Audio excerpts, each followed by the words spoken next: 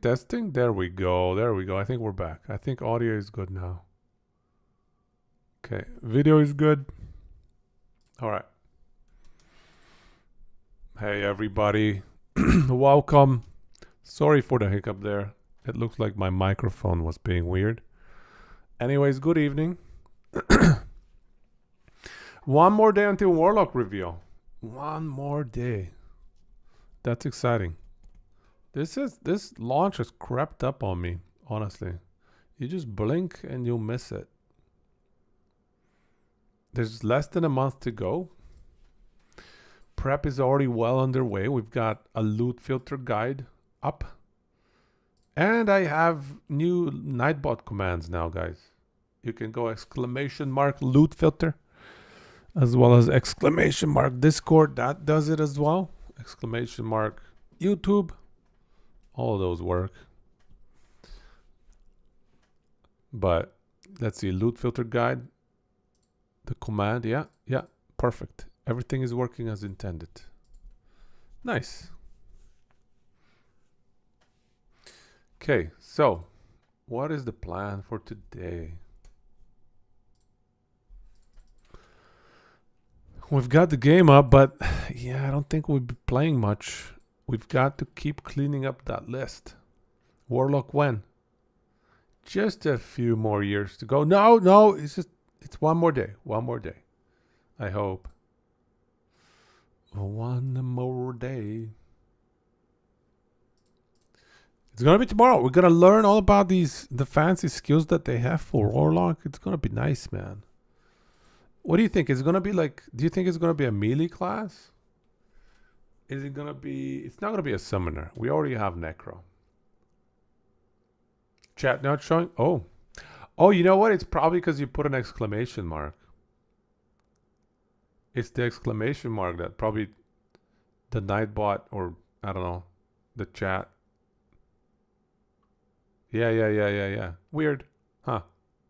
Interesting. Yeah, it must be recognizing it as a command. A command that is not registered. A not registered command just yet. All right, let's do this. A resub. Thank you, Spearsy. First. Nice. Founder 2-month subscriber. Thank you. Welcome. And irashaimase. Yeah, man. 1.0 is like less than a month to go. We're almost there. When did you resub it? Didn't give us a notification. You must have done it earlier. Sometimes I wonder how this Twitch stuff works. Because, I don't know. Yeah, see? It's not showing the notification. I'm on my stream manager. And I don't see, there's nothing on my activity feed. Yeah, sometimes I wonder how it works. Because sometimes it would tell me that somebody has resubbed. Yeah, I think I might do another stream tomorrow as well. Maybe we'll do tomorrow's stream. No, I think I'll definitely do a tomorrow stream. That's the way to do it. Is we do today and tomorrow. It's going to be sweet. I'm excited for Warlock, man. And honestly, yeah, they're not going to release all the info, so it's going to trickle in a little bit. Bit of a trickle in info. But yeah, I thought today we can spend some time cleaning up the proper build planners for all of these builds.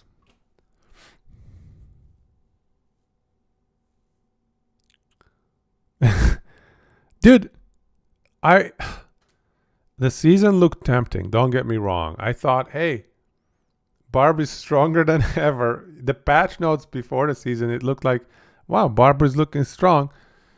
And I am a Barb kind of guy, but I just don't have time. Let's face it, with Last Epoch coming out, I really just don't have time. I want to spend my time planning for Last Epoch.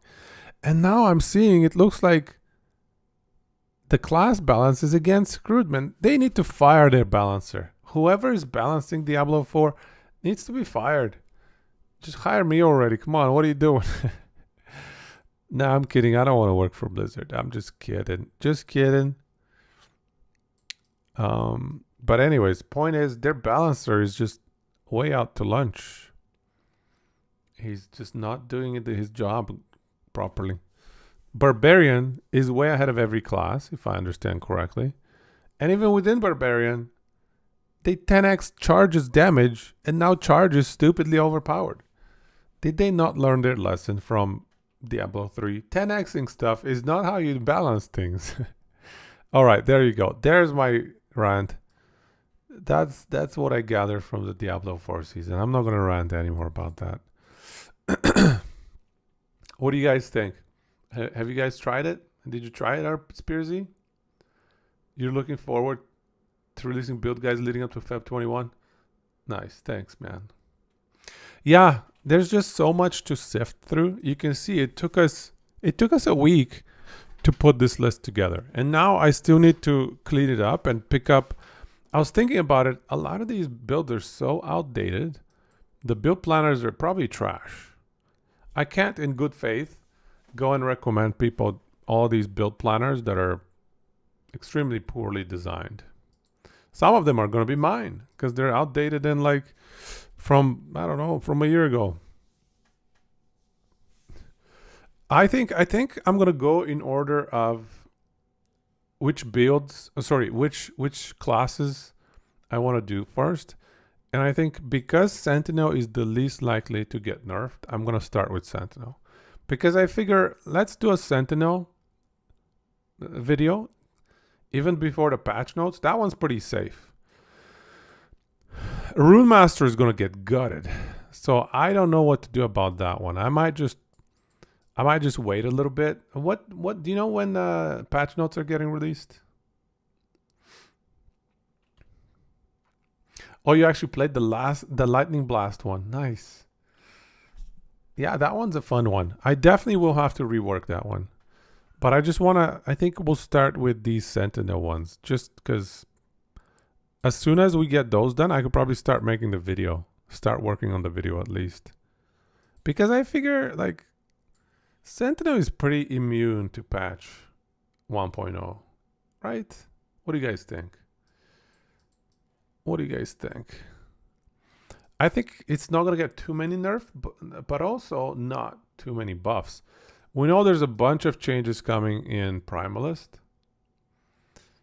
Like Shaman more specifically, there's one skill is getting deleted, one skill is getting reworked, a new skill is getting added. So those are significant changes that could change up the class balance altogether. Rune Master is incredibly broken. It needs to get gutted on the defensive side. And even on the damage side, I do believe that one chest piece is a little bit OP. And then, yeah, I think I would recommend Blade Dancer and Marksman get a bit of a shake-up. Necro and Lich are in a decent spot. Maybe a little bit of a buff on Lich. The Wu, you're saying Lightning Blast? Spark Charge, you mean, right? Spark Charge nerf gonna feel bad. You think did they confirm that they're gonna nerf Spark Charge? I think the Infinite Lightning Blast build could survive a nerf. It could. That's because it's a Sork build. Where is it? Where'd it go?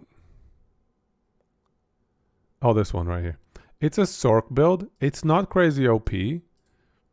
It's great for starting. But as soon as you start talking spark charges, yeah, I do agree it's going to get a bit of a nerf. Spears, you're saying you don't know what you're going to play? Well, it's got to be Warlock or what do you call the other one? Falconer, right? Pick a build based on something I post. No Sork. You want to play a Zoomer. Hey, Rune Master can be decently zoomy. Blade Dancer can be pretty zoomy. Thank you, Drew G. Thanks a lot, man. I appreciate you too. The Wu, yes, Spark Chargers. Not sure if it's getting nerfed, but that would suck. Yeah, I think I don't know if it's spark charges that requires a nerf, but definitely int stacking requires a nerf. There are far too many skills and passives and items that scale with intelligence, and spark charges is one of them, which I think is partially why it's so strong. It's just int stacking is kind of broken right now, too strong. Hey, Aweezy, we've got Spearsy and Aweezy in the house. Nice. Yo yo yo. Are we getting a season in February? You definitely keep all of your characters, Crystallion, but they're gonna be in the Forever realm, and we are getting a season. So you get both. You get to keep your characters, but you also get a season. It's just they're going to be in two different realms, right? In two different servers. It is broken, yeah. So what did you guys think of the build plan, or sorry, the loot filter? Also, I added Nightbot, so you can try out the Nightbot command. Exclamation mark loot filter to see the loot filter guide, and inside there you can see in the description the loot filter. But anyways, thanks again, Aweezy. That was a good one, man. I think the video turned out all right. Oh, sorry, it doesn't work in YouTube. I tested it in YouTube. I don't know how to do it in YouTube as well. Let me see. Does this thing join YouTube as well? No, it only joins Twitch, I think.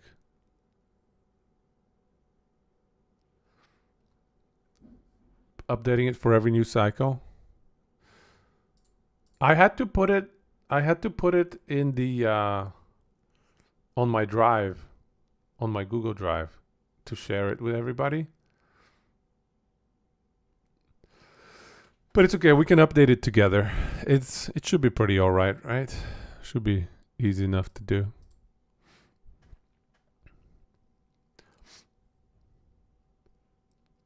Ed, thank you. Thanks for coming by and saying that, man. I appreciate it. I appreciate all you guys. We got a full house today. Okay, let's get started. We're gonna go through Sentinel. Not all of these, but the ones that we want to highlight. So, Judgment Mana Stacker, Hammer Throw Enos Technique, Physical Rive Void Knight, Devouring Orb Auto Bomber, Void Knight, and Manifest Armor Forge Guard, which is kind of a meme build. This should not even be a Forge Guard build. It should be a Paladin build. It's just, we wanted to put something on Forge Guard. Let's be honest, Forge Guard has no builds that are good. Forge Guard is probably the worst class in the game. Shaman at least has Thorn Totem. At least Shaman has something. Something that gives it an identity and a build that is decent. I feel like Spellblade has a few decent builds. I mean, it's not phenomenal. They're all rated pretty poorly. But even Marksman has some like alright stuff, like Arrow's Dot. But yeah, Forge Guard. I don't know what to tell you. So let's get started. The idea here is that a lot of these builds, the build guides are outdated and the build planners are very outdated. So we're going to have to review them and look into whether or not we need to update them. So let's start with Judgment Paladin. So this is from October 30th. Not too bad. Build planner and early game build planner. Okay, so I guess the idea is, yeah, he really is not using. This is a mana stacker, right? Yeah. He really is not using a weapon here. So they did patch up. There used to be a bug where you could wear a wand and that didn't count as a weapon for some reason. So why is he dodging the weapon, honestly? Because all you get is extra area. Like, do you care about the melee damage? We care about the spell damage, not the melee damage, right? Yeah, I kind of lean towards using a wand or a scepter here, Niche. What do you have? Let's see.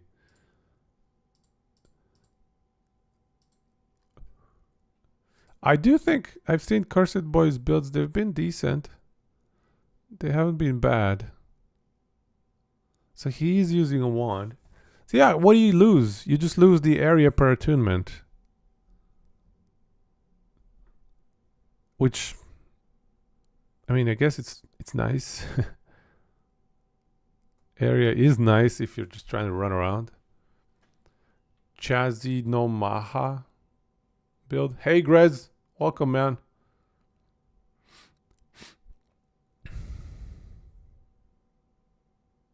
So this is your buddy? Your buddy is Chazi no Maha, or are you saying he copied somebody else? Not copied, but like he started and augmented somebody else's build?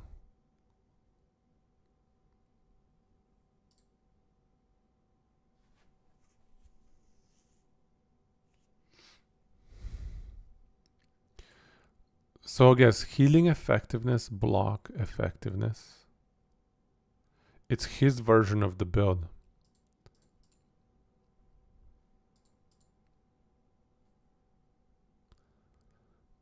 Damn, everybody's going with the tier 6s. Ouch. A lot of tier 6. I guess he's just doing tier 6s out of just lack of better items.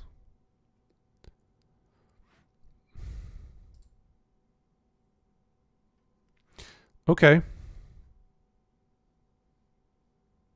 So what do you guys think? Weapon or no weapon? Do we care about the AoE? We certainly don't care about the melee damage. He builds more realistic. I think I want to bump it up to tier 7s. I'm tempted. Very tempted. I think I'm leaning towards a wand. I actually... Yeah, I'm not sure about Raye's Light. I think it's okay. I suppose Raye's Light is probably the offensive choice, whereas Credo is your defensive choice.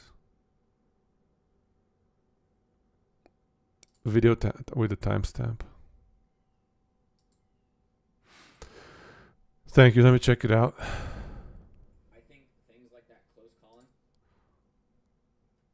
I just like to mute people just in case there's some music or something. I don't want to get, whatever striked. So this is a corruption 100 Hail Rod. That's pretty easy. I think things like that close calling.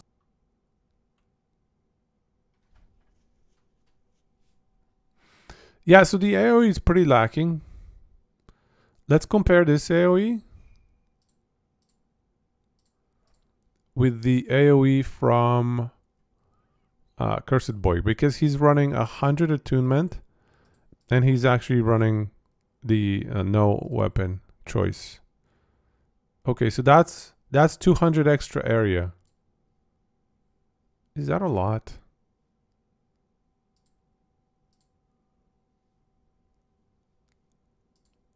All right, welcome. Do we have a boss fight? No boss fight.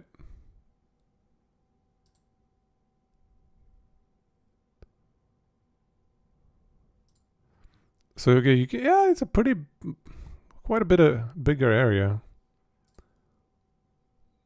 Yeah, significantly bigger area.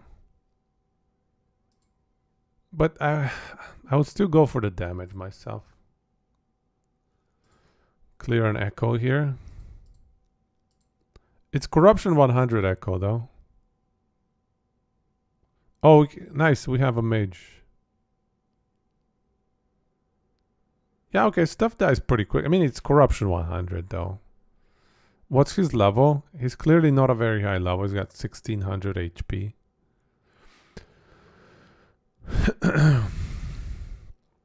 He's using the yo-yo mechanic.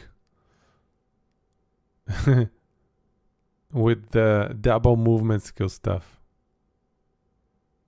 Why does he have this stuff on the bottom with these trucks and cars and whatnot? And the lawnmower?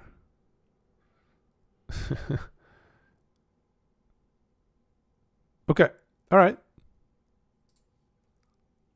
Honestly, okay, maybe it's the holy lawnmower build. I see. Ricky, you're saying go with the spoon. One sec. I think that's what you said, right? Silly YouTube hides part of this stuff. Go with spoon.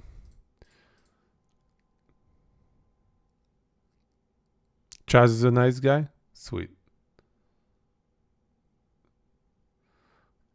How far did he push it? Did he get it up to 500 corruption is my question, Niche. So let's think. Is spoon valid? Do we have sources of spell damage? If we do, yes, we do. Healing effectiveness converts to spell damage. Yeah, okay, so yeah, we can go spoon. I think spoon is the best choice. I agree, Ricky. In the current meta, spoon is just too good.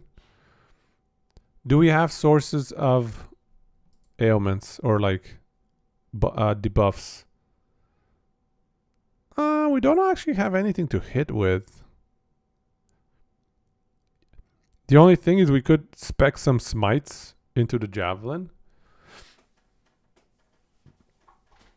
Yeah, we could spec smites into the javelin.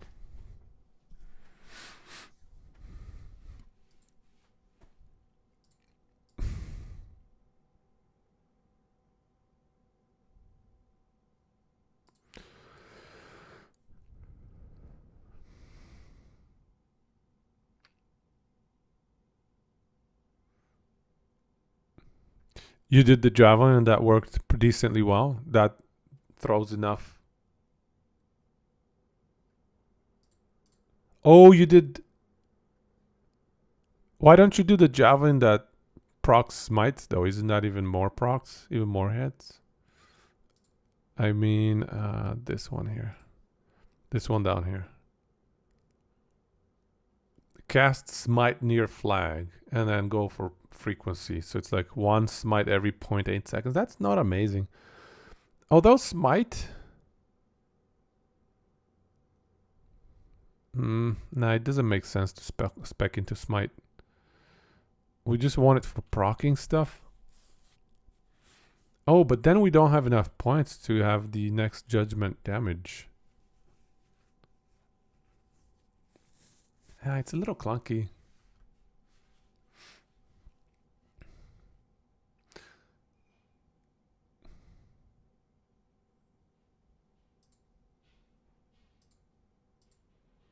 So he's not running the dash to flag. In his video, he's running dash to flag. Surprise initiative. Does he have surprise initiative? Yeah, surprise initiative should be best in slot here.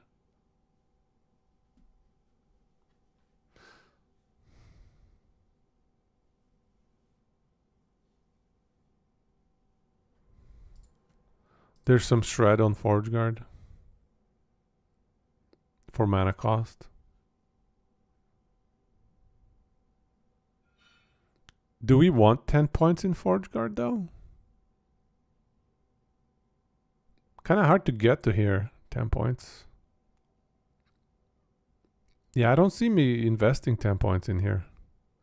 Forge Guard passives are so bad. I hate them. Oh, they're so bad. Hey, Chaz. Nice. Welcome, man. Welcome to the channel.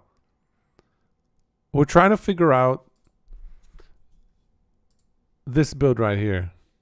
You know, whatever we want to call it. But basically, the AoE judgment with tons and tons of spell damage. And obviously, Hand of Judgment. So one question is, another build from Cursed Boy. He went with gloves and no weapon. I actually don't think that's the right play. Because weapon just gives you... Sorry, no weapon gives you a lot more area, but you lose a lot of damage. You're trading tons of area for tons of damage. I agree. I think damage is more important. So I'm leaning towards your build setup. Oh, you told him that? What did he say? What was his response? Did he have a good formulated answer to that? Or did you convert him? Did you manage to convert him? He thought okay, I mean, that's fair enough. There's a little bit of a playstyle thing. Honestly, if you're sticking to like lower corruption and you just want to zoom through, area is probably fine. But if you want to push corruption, you want the weapon. I definitely believe you want the weapon. Especially if you're killing bosses, you want the weapon. So I am the kind of guy that wants more damage, so I'm going to go with weapon. So let's just, we'll probably close this. Actually, let's keep it up just for some ideas. So, yeah, pretty much. In terms of shield, I think his choice is more defense oriented while your choice is more offense oriented. Correct? Right? That sounds about right. I think either one can work. Either one is, I think, viable.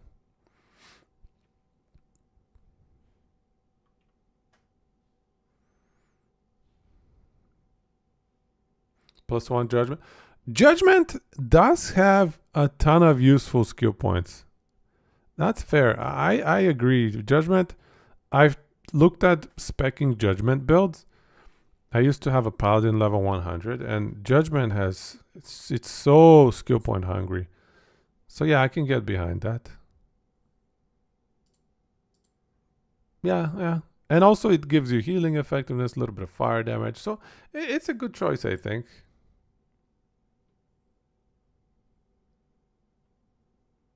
Album is getting buffed? Pot work? Is that what you're saying? Welcome to the channel, by the way. 5 stacks of shred. Oh, you're going 5 points into it, hey? 5 fire res. That's not bad, I guess. It's just getting there is so tough. You're basically investing 15 points for 5 fire res shred. We'll think about that as well. What about Spoon, Chaz? Did you try running Spoon? Spoon, I feel like if you had ways to proc debuffs on enemies, the problem is proccing them. Yeah. Volatile reverse. Volatile reverse? The thing about Spoon, though, is Spoon's biggest weakness is it lacks spell damage. And we've already gotten that taken care of in Judgment because you have spell damage from healing effectiveness. Volatile Reversal hits. These Void Rifts, the 2 Void Rifts hit.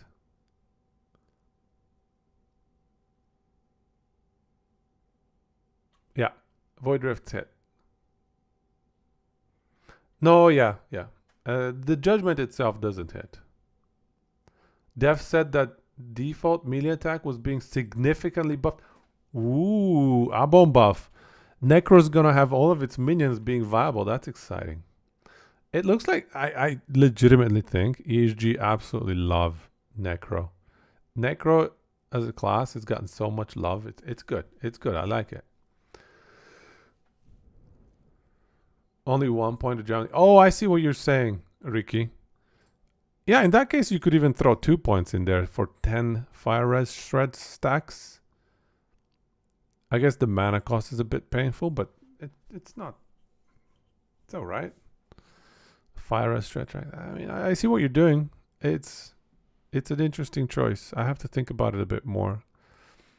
So Ricky is saying the only issue there is you can't do the surprise initiative. So your mobility is significantly hindered, especially when you use volatile reversal to get your mana back. You kind of need the javelin surprise initiative because you kind of yo-yo between them. Yeah, this build doesn't hit much. I agree with you. And you don't have the skill points to go into smite procs.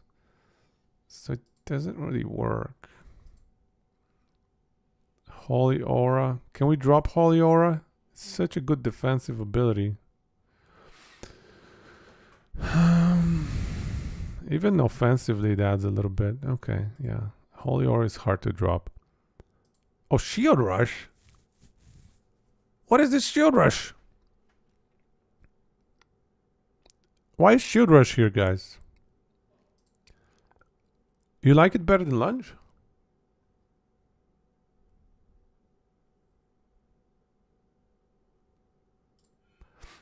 Is it better than Lunge?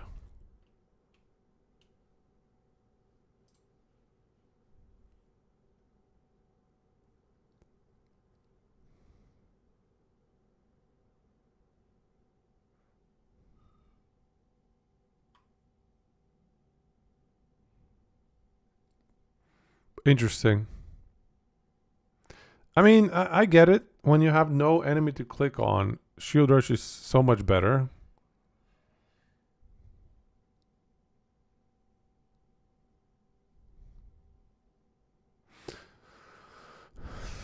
I think that one can be either or. Can we get them to proc a lot of hits though? One of those? I don't think so.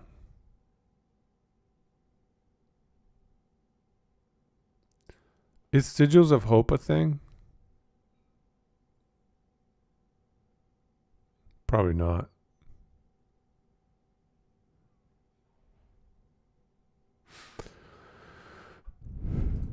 No, I don't think so.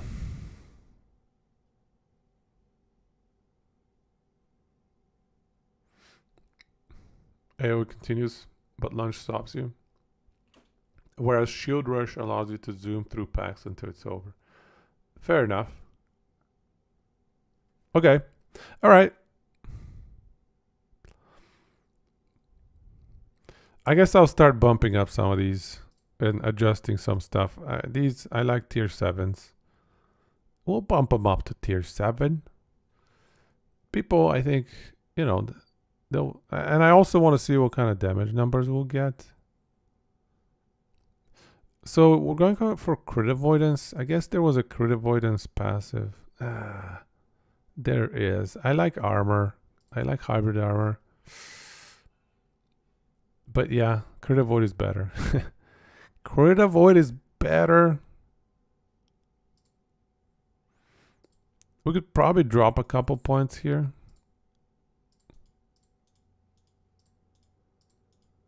Why does it drop 7? What is going on here?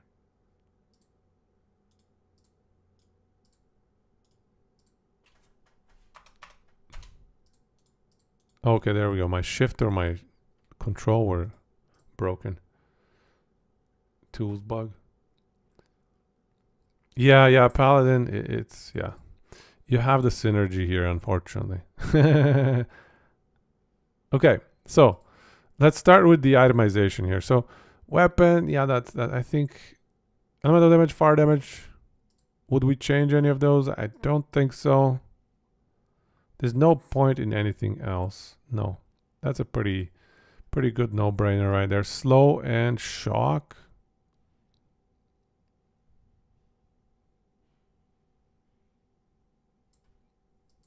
Yeah, honestly, these don't matter. The suffixes don't matter. Let's face it. Yeah, I agree with you. I agree with you. Absolutely nothing burgers right there. So helmet, best base type. There's this Mimi fire damage. I do think CDR is best though. What do we got for judgment? 4 cooldown, 4 seconds cooldown. This gives it 64 CDR at max. Yeah, a little bit of extra CDR doesn't hurt. Okay. This also has void res. Yeah, I can get behind this helmet. I like it. I like it. And then tier 7 attunement. Tier 5 mana.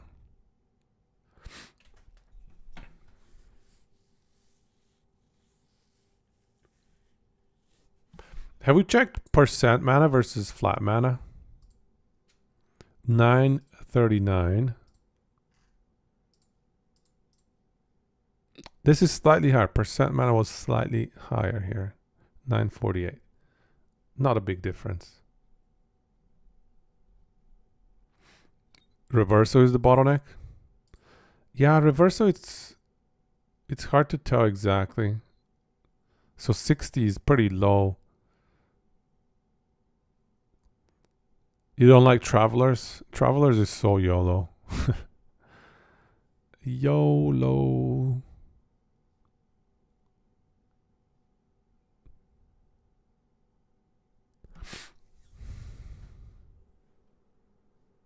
Yeah, the only other option is Travelers.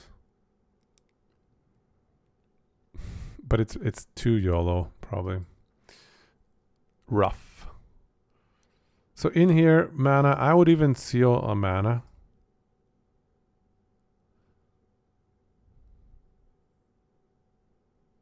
Tier 1 is fine. Where's our mana? LM. Actually, let's check. Let's see here. 4%. Actually, no. Yeah, we'll seal this mana and leave that alone there. Yeah, we'll go tier 5 here because this is 5x. This is only 2.5x. So tier 1 is better as a percent mana. Yeah, that's going to be the better setup. Okay. How about tier 7 mana versus tier 5 attunement? Why do we want attunement so badly? What's attunement give us? We don't benefit from the attunement bonuses in the Hand of Judgment. I don't think attunement's that good. It does give +2 mana per point.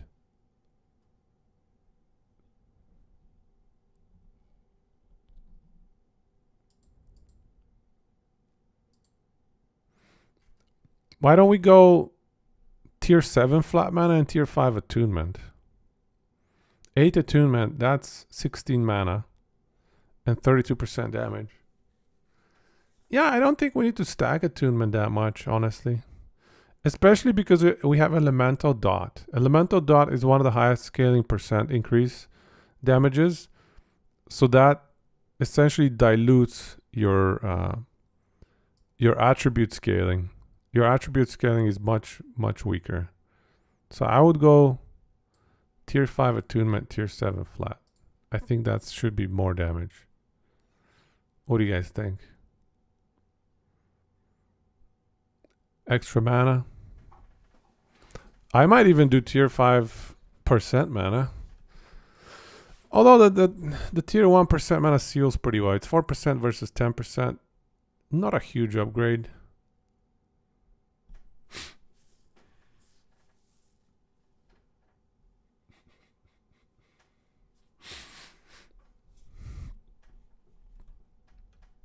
The other option is to just drop attunement and go mana. I actually think that might be a better option. Let's try mana. Double mana.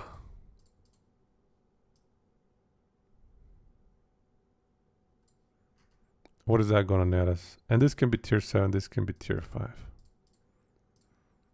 1044. Oh, that's actually not much better. Huh. Okay. Yeah, I guess the attunement tier 5 does give a little bit of mana. Okay. We'll go back to 1044. So we'll go that. And then the 4% mana actually I think makes a big difference. Tier 1 seals, some of them can be really high value. I think this is a high value tier 1 seal. Yeah, it's only 30 mana less. The chest piece maybe will go a bit YOLO. How about the suffixes? Armor, health armor.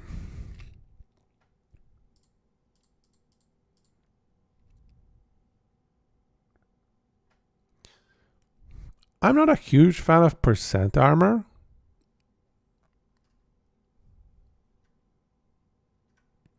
Just because we can just go strength.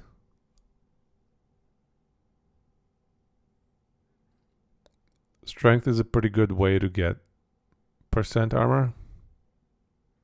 I mean, it's not awful or anything, but flat armor. Although we don't have slots to pick strength up because we need these to be elemental dot and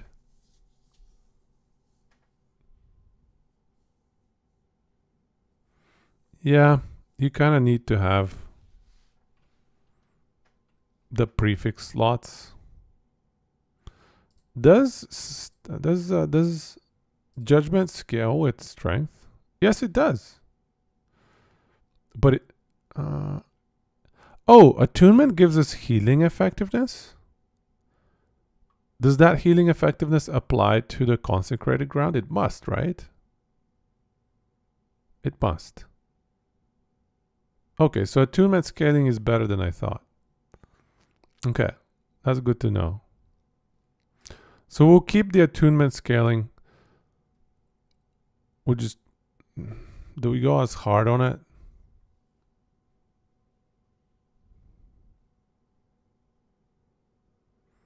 Now it makes more sense to stack attunement.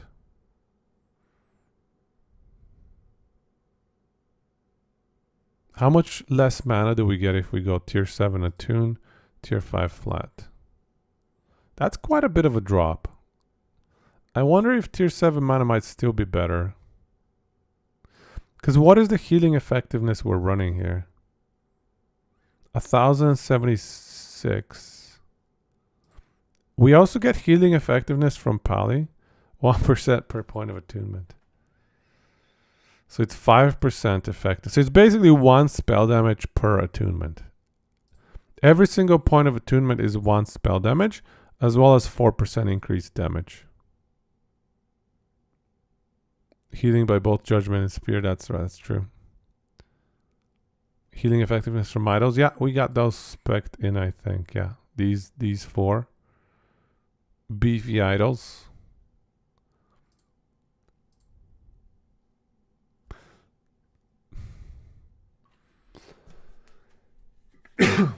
All right, okay.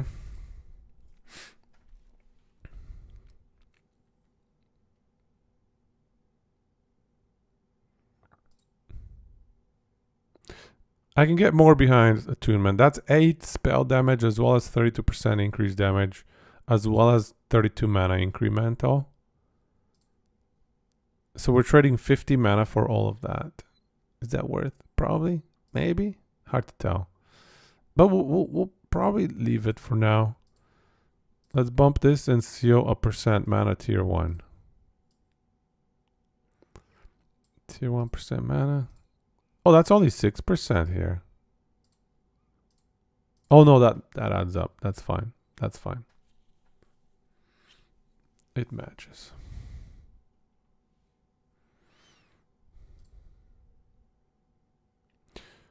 And then you got health.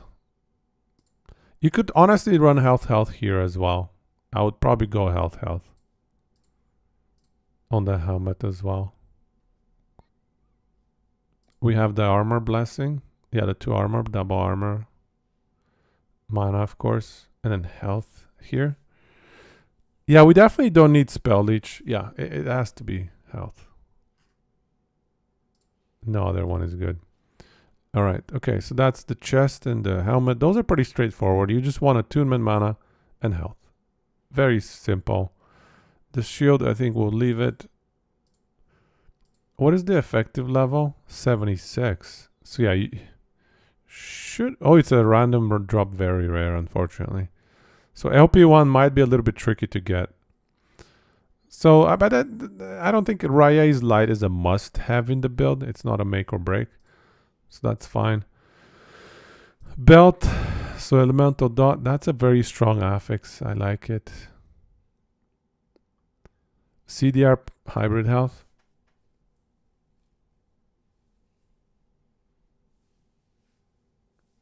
You actually have a tier 7 healing effect on that shield. Nice.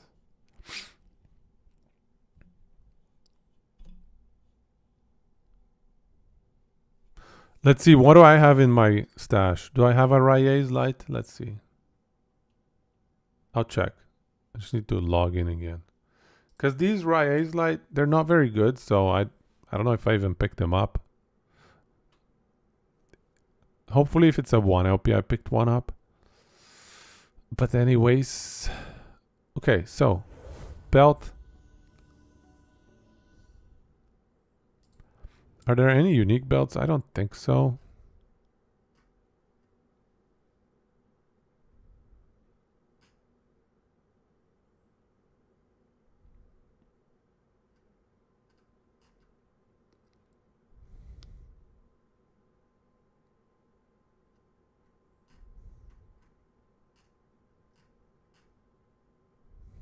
Yeah, none of these are good.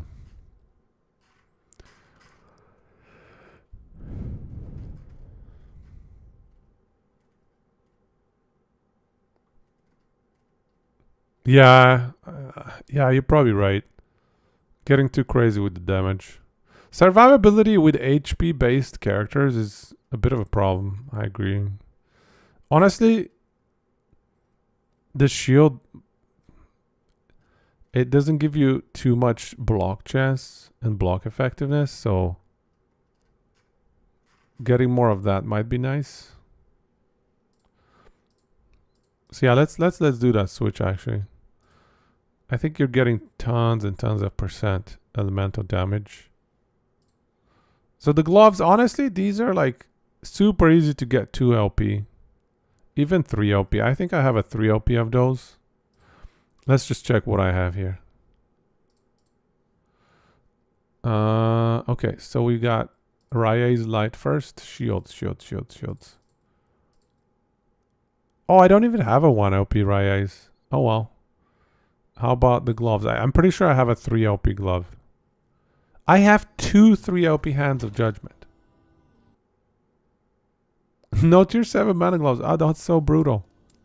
I might be on the same boat. I don't know. Okay.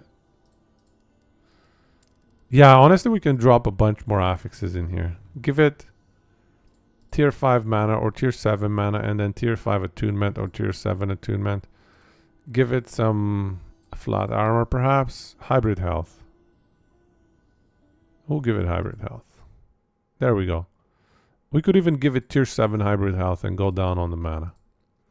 There you go. Greedy tier 7 hybrid health. 3 LP hand of judgment. We're up to 45k health. 4500 health. Hey, that's pretty good. Okay, so let's do this ring. CDR ring. I do think the Opal ring should be best. Sapphire? I don't think Sapphire is good. I think we'll switch that to an Opal. Because Opal gives you a little bit of strength too. Elemental dot. Some res. Some health. That should do the job. How are we doing on res actually?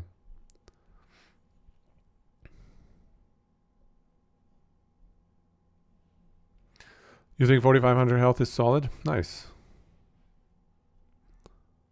A certain threshold for CDR.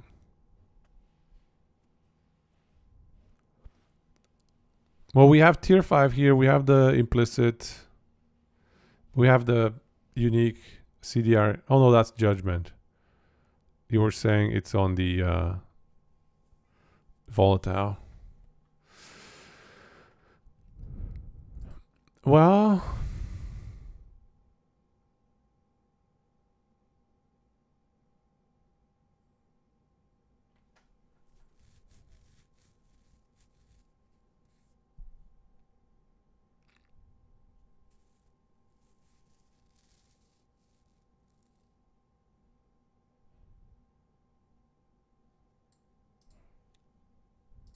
Opals, I don't mind the stats on them as well. So I don't see. I kind of like Opals. I'm biased.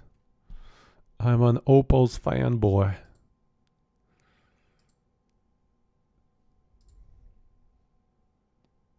And then we can hit plus 18 attunement. 56% ish. So 20, 20, 40. Oh yeah, this is way more than that. That's like 60, 80. Sorry, 70.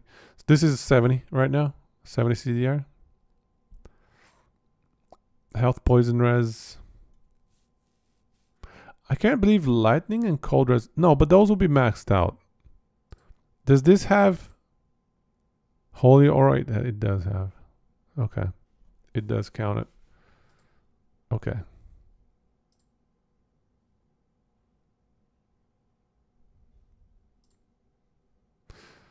Oh, no, I think this is fine. I think this is fine. Boots.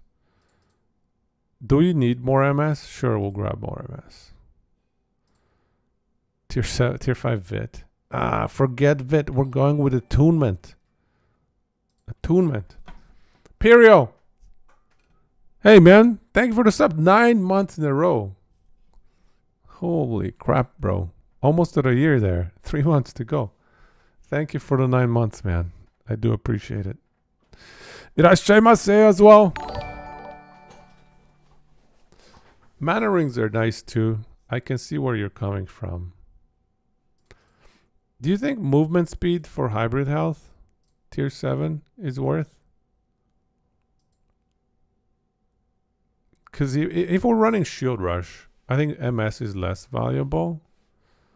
Wait, is shield rush on cooldown?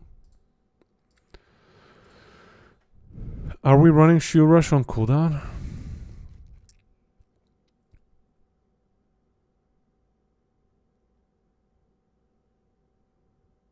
Okay, so you are running a shield rush on cooldown. So maybe we do want the MS. Let's bring the MS back. I like being zoomy.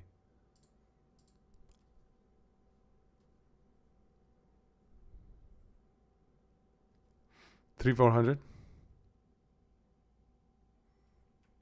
Right, but the bottleneck for the build is going to be survivability. I think the damage looks decent enough, strong enough, that your bottleneck is going to be survivability.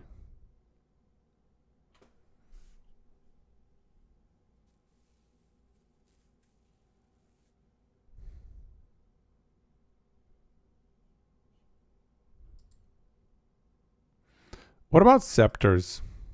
Do we have anything decent? Argent Scepter, 58 spell, 80% dot. Oh, this one gives mana. Never mind. Yeah. Mana is best. The reversal. That thing's so annoying, dude.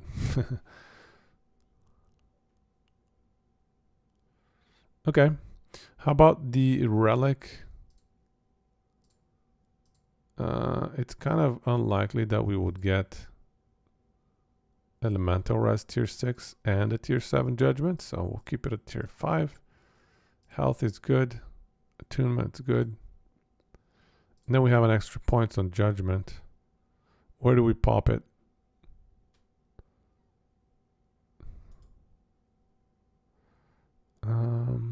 Area.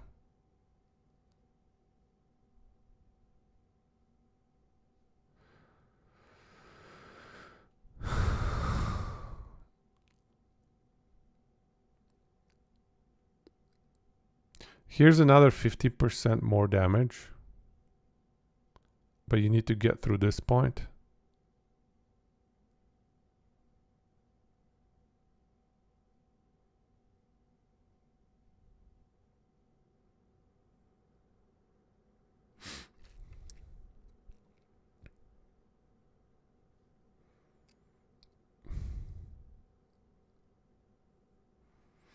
He's really got tier 6 judgment and tier 6 res. Not bad. No, I know. I know that you have that relic. It kind of looked like a real relic. It's just nobody else is going to have a relic like that. Yeah, I think the only one is like extra area here.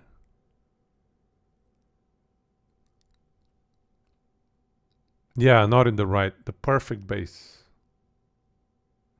You break all your crafts and Chaz gets 20 crafts on 140. Chaz is RNGesus. It sounds like. Yeah, that's where I would put the extra point. Any other options that are good?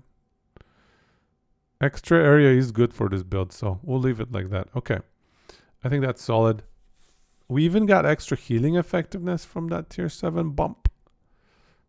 1175. Okay. How about idols? I think those are straightforward, right? Yeah, mana health, mana health, mana health. And then healing effectiveness health. Okay, those are fine. We don't need to bug those. Amulet? Actually, amulet. Healing effectiveness, mana? I think we go for... That's 20 spell damage.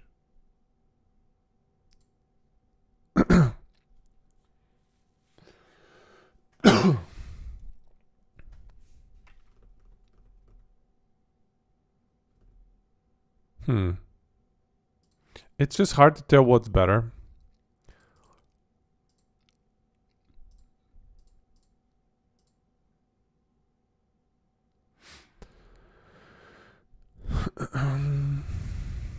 Oh, a little bit of vitality to bump up the poison res would be alright.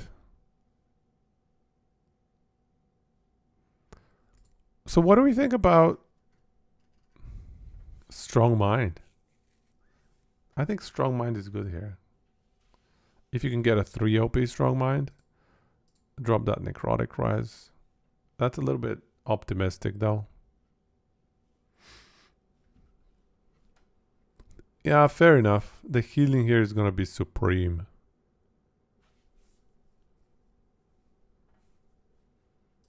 This bumps us to 1100 mana. Ooh, Necrotic Rise got deleted. Hey, fine, okay, fine. We'll go back.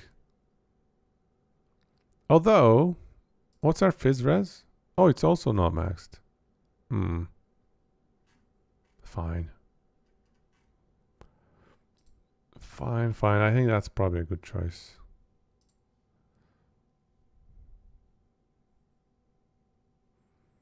Honestly, some of these you could take care by just sealing stuff. You know, seal an elemental res in here.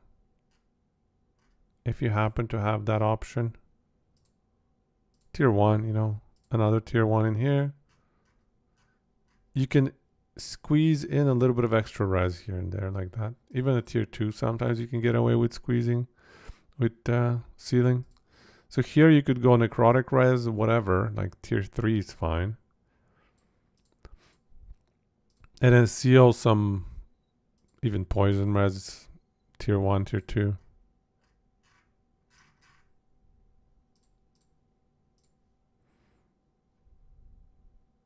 Poison damage. Poison res. Poison res. Okay, there we go. Something like that. Anyway.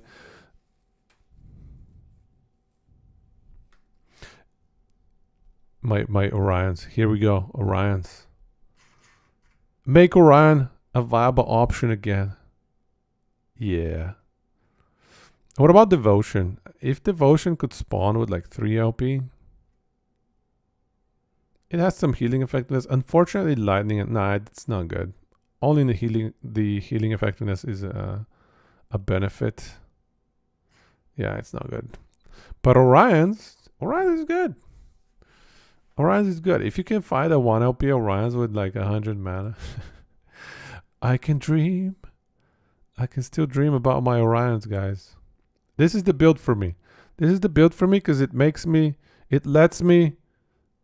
you know, dream for my Orions one day. I'll have to make this build one day. Mana stacking is fun, I have to say. I like mana stacking. So, I think, okay, this is it for the items. I think these are solid. Let me just double check. Everything's tier 7. Everything's tier 7. Tier 7, tier 7, tier 7. Yeah, everything's tier 7. These are good. Blessings are good. Passives. Vitality and block effect. I would put this at 1 point. And go to strength. Yeah. And we don't need 2 points here. These are good. These are great.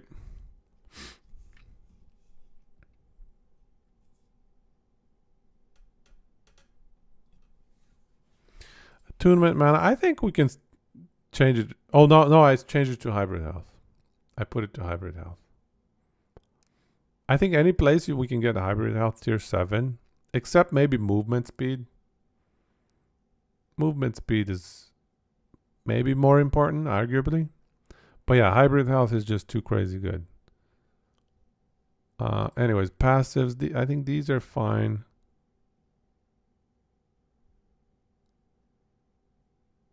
Okay. VK. Volatile reversal unlock. Fair enough. Honestly, this is not a bad one to bump even more points into.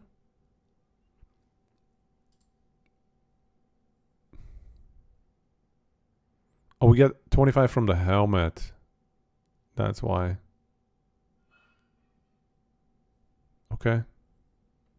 Gloves. Oh, okay, gloves. Implicit. Why do we have 1 point? Okay, the block chance. Fair enough. 1 point here. Good. Attunement. That's a good one. This is a great one. This one is not very good though.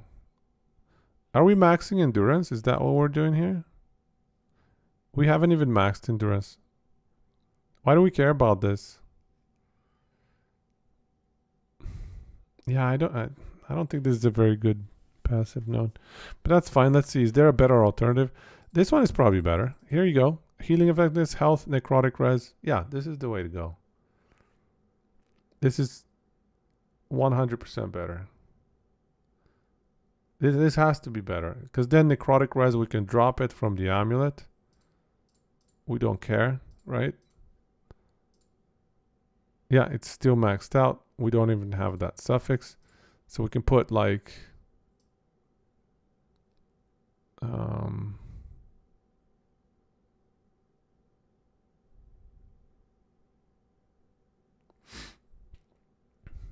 I don't know, we could put the poison res or whatever. Yeah, like that.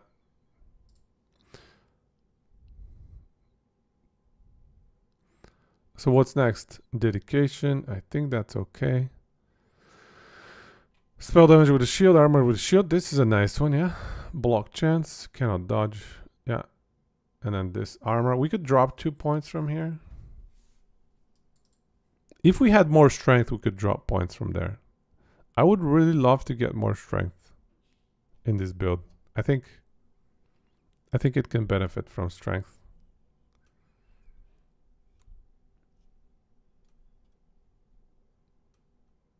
I wish we could spec into more endurance, but endurance is just so bad right now.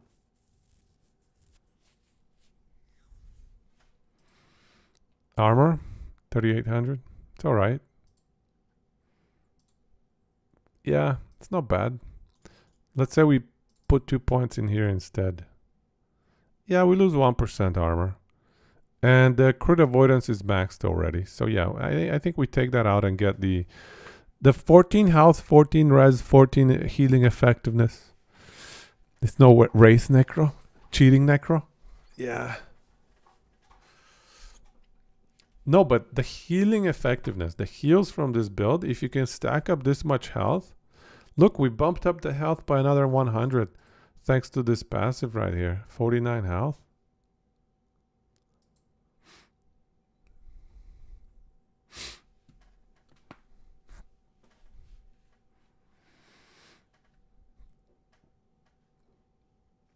These idols are going to be also extremely rare. So I don't know how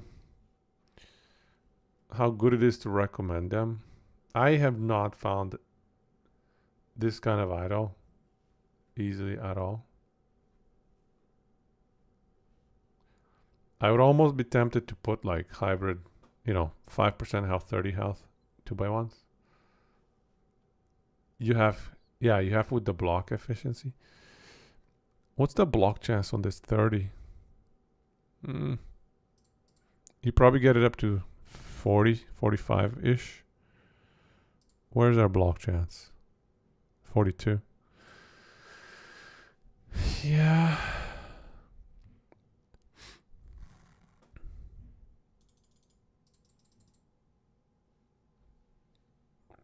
And then we have this one. This is solid. Oh, this is a must-have. And then the MS, one with fire damage. Okay.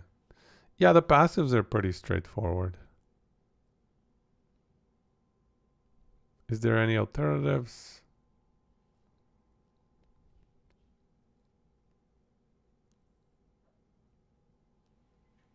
I don't believe so.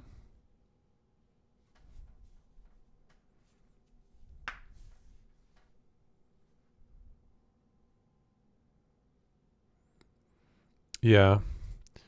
This would be good maybe for like if we could run the spoon, but yeah, I think this setup is pretty solid. How does spoon fit in the build? Does it have mana on it? It has 30 mana. Honestly, spoon is so tempting. It's just, can we proc hits? Can we proc hits? Is there any item we can equip to proc hits? The yo-yos can get you a bit dizzy. Yeah, I've seen that. I've played this Something similar to this build. Long time ago.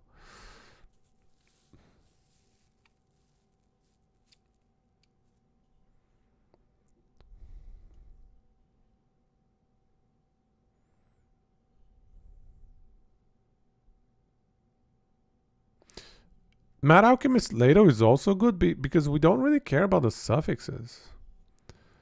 The two prefixes are just basically what we truly care about here.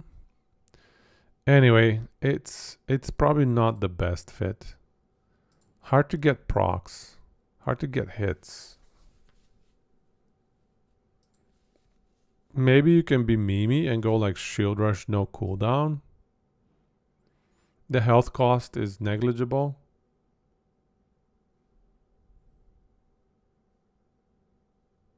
The mana cost is annoying though. Oh. Oh, okay. Mana is not a problem. Never mind.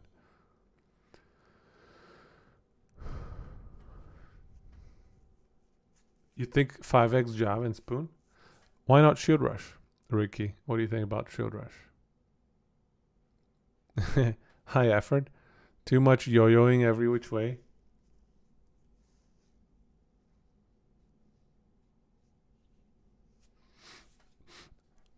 I can see what you're saying. It's just the Jav. If you go 5 Jav, then you cannot do Battle Standard and Surprise Initiative. And I think Surprise Initiative is really good for the build.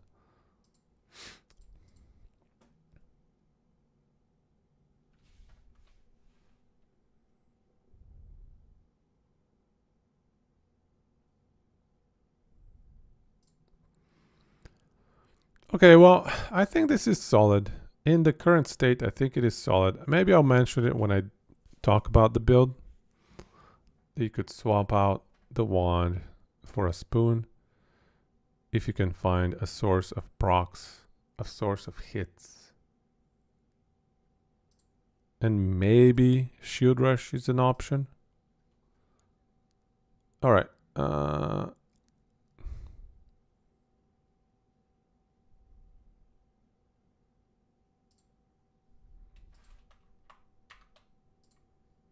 This is it, right? This is it for the build. We got the passives allocated. Oh, I didn't look at the skills. That's fine. This one. Cleanse, okay.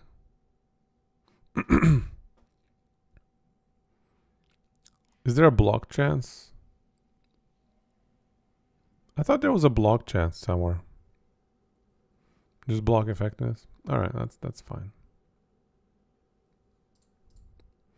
The Java. So the Java, I would definitely go Surprise Initiative though.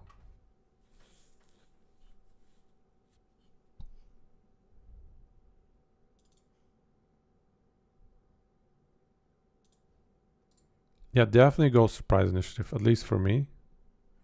I like that playstyle. Yeah, Anish, I have been thinking this exact same thing for the last 20 minutes. At the back of my head, I'm like, how am I this slow? Okay, we're gonna wrap this up, and we're gonna next build we're gonna go faster. Okay, guys. Next build we're gonna be faster. Let me just save this. I'm gonna save it.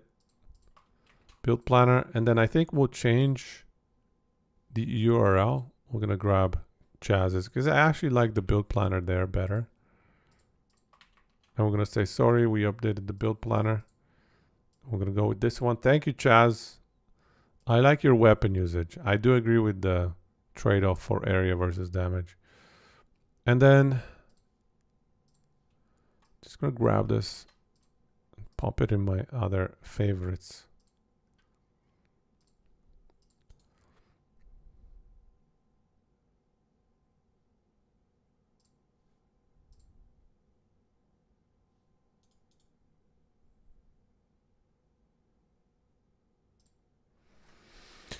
So we're gonna go like that.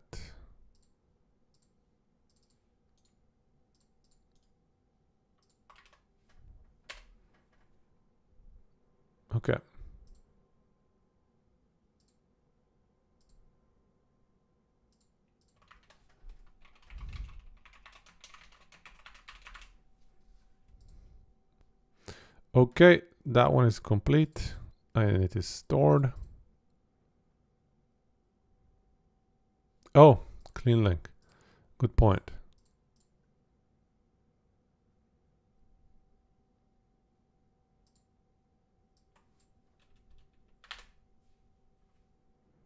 Oh, that still has the timestamp. Does it? Huh, it does. Okay. Let's find it in here.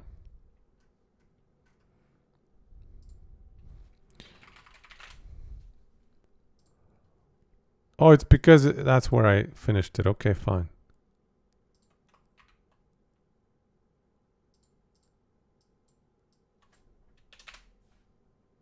No, stop it. I don't want you to send me there. Which part in the URL sends it there? It's the cookies. Okay. Share button. Thank you. Okay, here we go. Copy. Perfect. Thank you. I thought I deleted it from the URL, but it was being very finicky. But that's perfect. We got it now. Okay, let's close these down. I don't like the clutter. I make too much clutter as it is already. And then... Okay, that is done. Guys, we did it. One build. Cleaned up. Why am I so slow? Okay. NRUS technique. This one has to be... This one's going to be more straightforward, I feel like. We're just going to pretty much copy Volka's. Unfortunately, he doesn't use the build planner. He's cheating with these max row things. Oh, that's annoying. Do we give... I guess we got to give max row some traffic. That's okay. Last Epoch Tools also has ads, so... But these guys are like the ARPG mafia over here. I like Volka though. I like his builds. His builds are clean.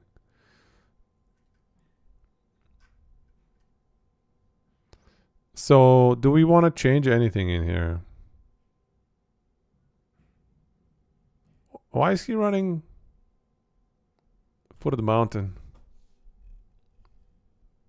Does he stay in one place? What's the mana cost on this? 3? But you have auto mana cost 0.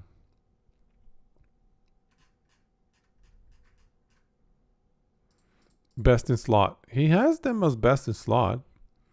He has max block with endurance best in slot. Alright, well... I think this is fine. I suppose we just drop the max roll link in here.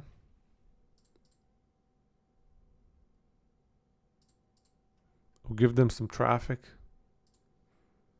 These guys, I mean, Volka has thought about the build. You can see really well. Yeah, this is not happening. 4 LP Lirakas. Good luck with that.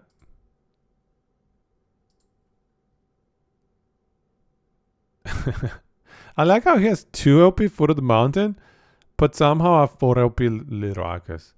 Maybe it actually dropped for him or something crazy like that. But certainly you can easily get a 3 LP Foot of the Mountain, right? Like 3 LP Foot is not bad.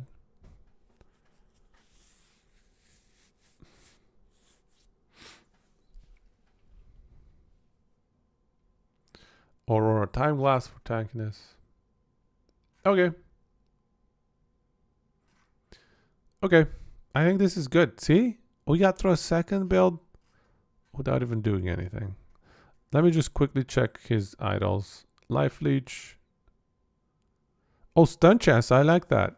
Stun Chance is surprisingly good. Crit Avoid because we're running Paladin, yeah? Where's your passes? Where's the passes? Oh, wow. He has 30 points for the cast. Sorry, for the attack speed. Sword and axe. What are you running? You're running an axe.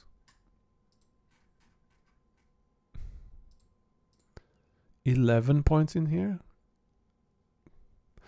I can get behind that actually. This is a really, really strong passive. 8 health, 4% res, 4% res. So 8 health, 8% res is pretty great. Forge Guard though? Oh, plus 12 mana cost. Okay. Okay. I suppose this is why he's running Foot of the Mountain.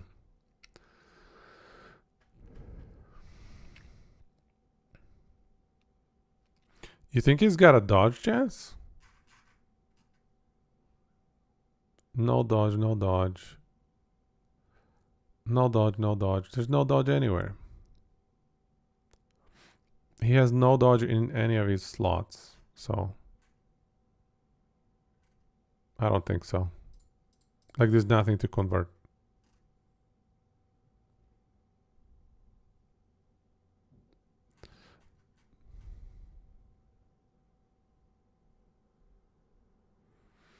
Oh, he's running strength and increased throwing attack damage here. No, that's fair. I understand what you're saying. I think he's just saying from the stats. The stats are pretty good survivability. 12 to all attributes is pretty phenomenal. Like, it's amazing. Then if you can slam a hybrid health, yeah, legit.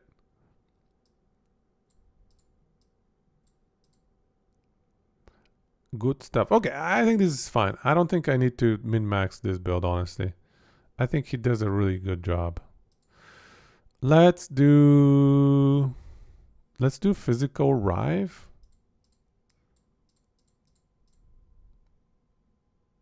Probably SMK has the best idea here.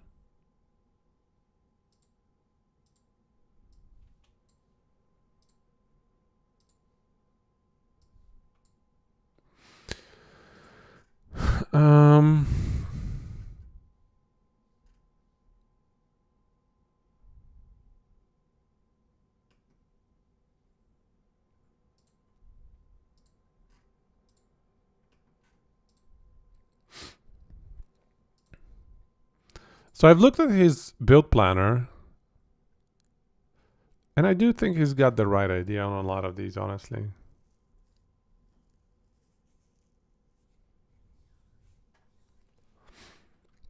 So certainly the weapon.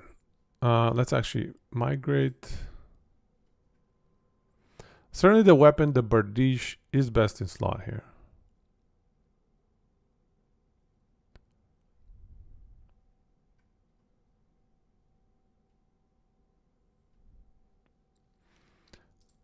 So effective damage stats on a two-handed weapon.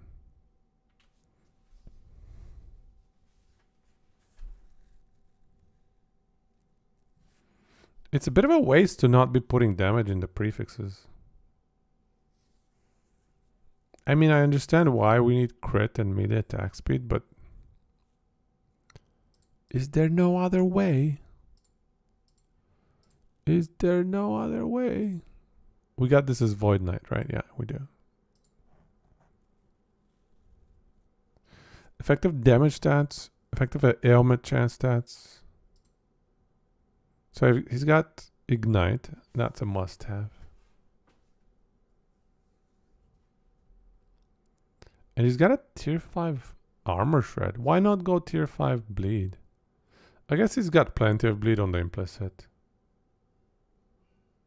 And he must have the Forge Guard. Oh, he's not running the Forge Guard passive? Huh. That's crazy. Oh, he's running this 12%. This is a 28% per point. This is a 12% per point. This is more than double. Sure, the Paladin passives are better overall. I don't know, man. I would trade him off. Fizzpen is nice. We don't need Fizzpen, actually. Forget it. This is a bad investment. We stack crazy Fizzpen through Rive. Like, we get the stupidest amounts of Fizzpen right here. You don't need more fizz pen.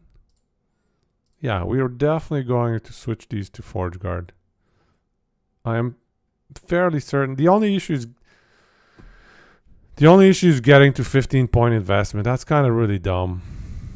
15 points is a lot. So basically we're investing 25 points just to get 280 ignite. Is that worth 25 points for 280 ignite? Do the other points give us anything? Can we get anything out of them? Next melee attack, a little bit of damage. Hey, strength is all right. And increased melee damage. I mean, that's okay. It pains me, but I suppose we can make an argument and put 10 points in here. The other issue is we're gonna have to scrounge an extra 8 points out of VK skill tree, and that's not easy. VK skill tree is pretty phenomenal.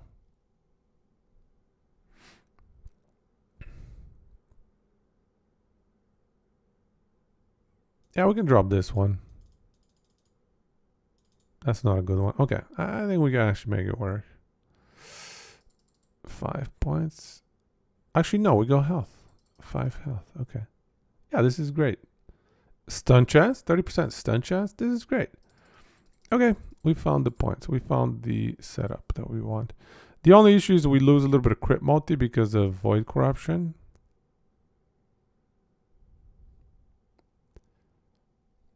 What else do we need in here?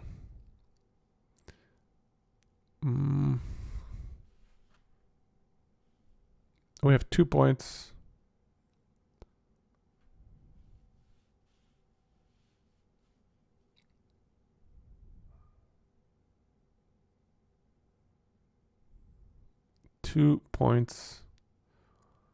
I don't see anything crazy value. Melee damage, fizz and void damage.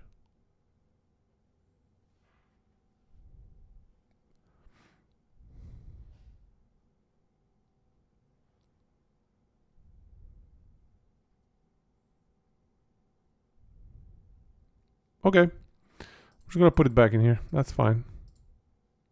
The other option was extra health and stun chance. That's not bad.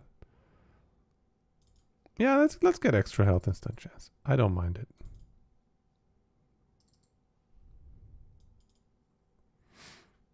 It's those 2 points, probably not a big deal. 2% crit multi is nice, but whatever.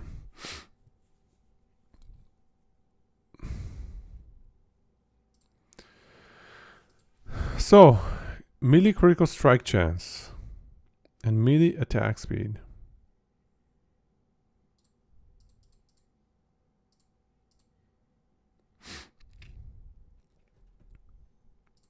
Do we have other sources of melee attack speed? We have this one.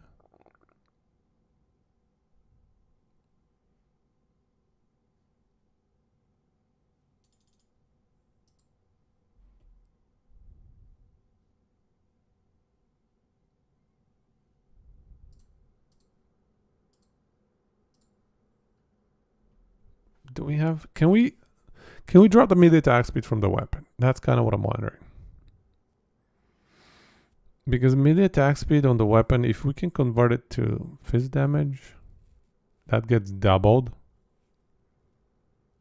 by the skill bonus. This one, Foe Cleaver.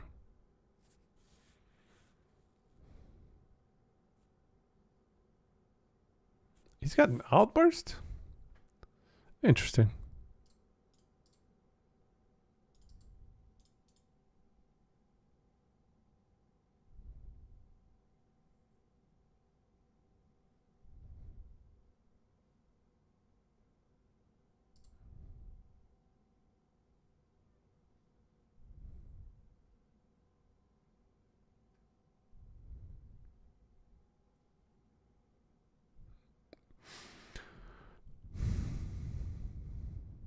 Yeah, okay.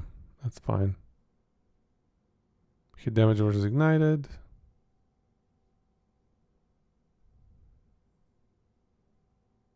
Okay.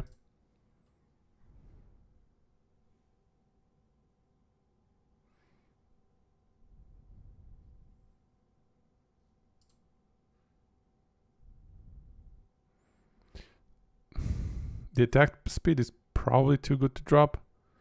Can we drop the melee critical strike chance to tier 5? Oof. That's a big drop. I was hoping to bump this up to tier 7.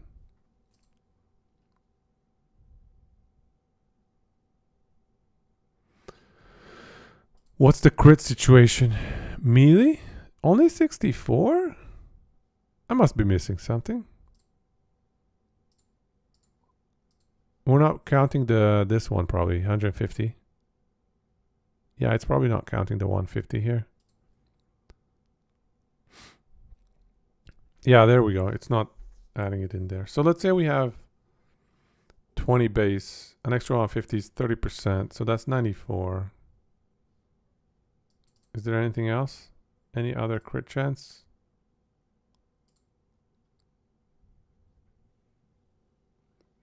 Hey, Rays. I'm good, man. Thank you. Welcome to the channel. How you doing? We're trying to upgrade, or rather update, the build planners for some of the builds that we're going to be showcasing. Starting with Sentinel. I think this one is pretty solid.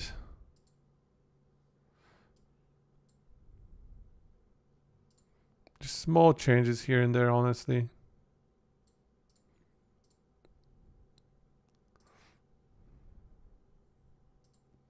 I think we'll leave it at 2 OP for Titanheart. 3 OP is kind of rough.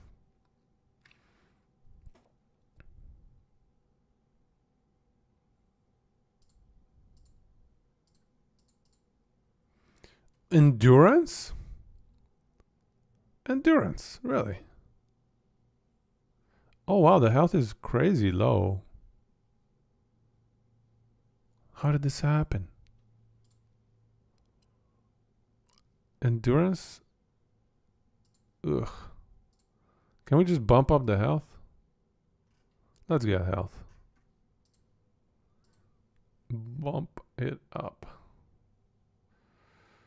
Crit strike avoidance. We're definitely going to do hybrid armor here, actually. Hybrid armor, let's go.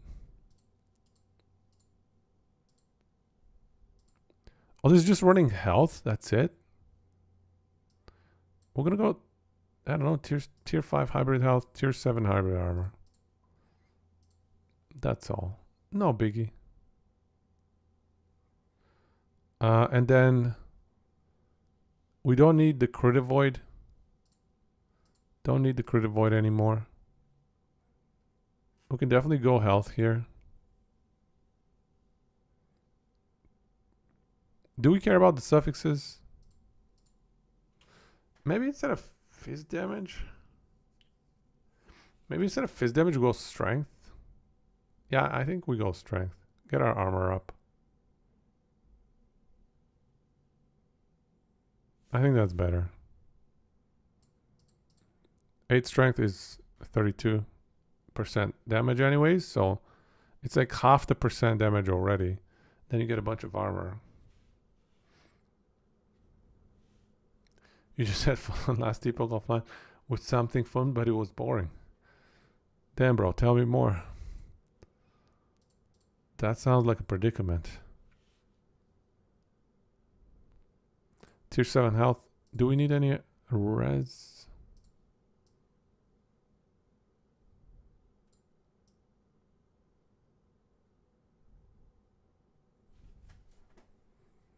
I suppose we could do a bit of endurance if we have the slot and we don't need res. Oh, he's going bleed on hit here? Oh, that's bold, man. Do we need the mana? I don't think we need the mana on this build. Rive is 0 mana cost. It has tons and tons of mana. Sigils of Hope and Anomaly. Those are the only... Yeah, I'm dropping the mana for Stun Chance. Stun Chance is so good, guys. You gotta trust me.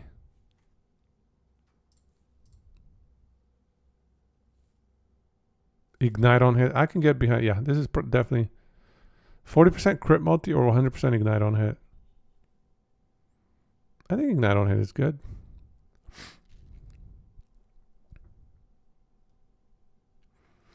Have I heard of Wii mod? No, I have not. What's that?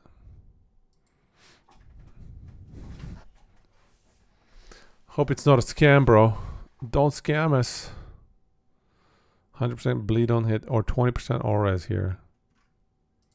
Where's he getting all this res from? Passives, I guess.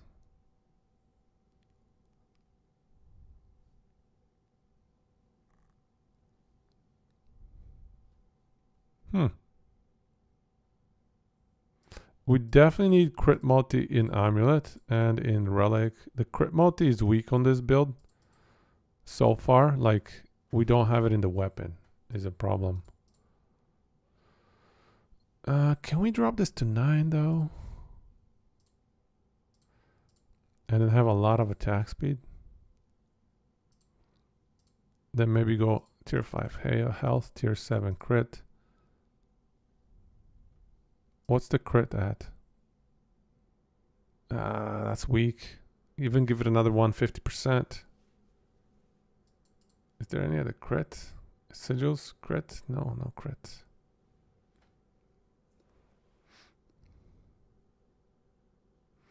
What is the Wii mod? Is that like that's a mod on the game? On Last Epoch? I've never heard of that one. Is it good? 14% times over 5. So that's a 21 extra. So it would be 78% crit. That's a bit weak.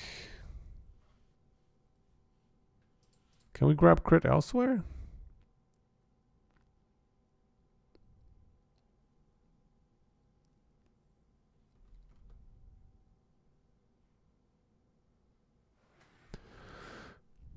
I wonder if we can drop one of these ornate idols as well. Because we're losing a lot of HP. Oh, he's getting bleed on hit through these idols. Interesting. He's losing so much HP though. Flat HP and percent HP. The ignite, it's just the fizz pen. Yeah, ignite gets converted to fizz pen. That's it. Is this node right here. You know it.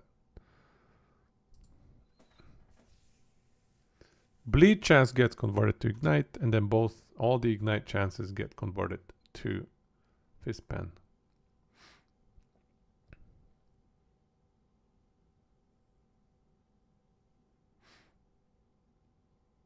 Mod your games like stamp health and all your money. Haven't heard of it. Weird.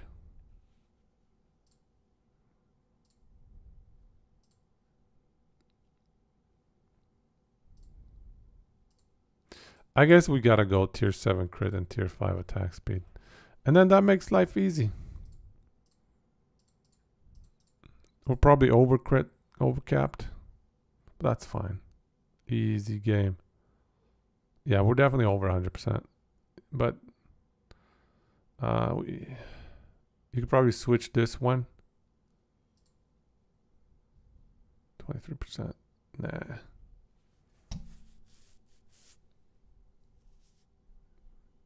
It's gotta be pretty close. We could consider switching this 100% to like a tier 7 strength. Oh, parry! Oh man, nice. That's a massive raid, 58. How are you doing, man? Are you ready for 1.0? So good to see you. It's been a while.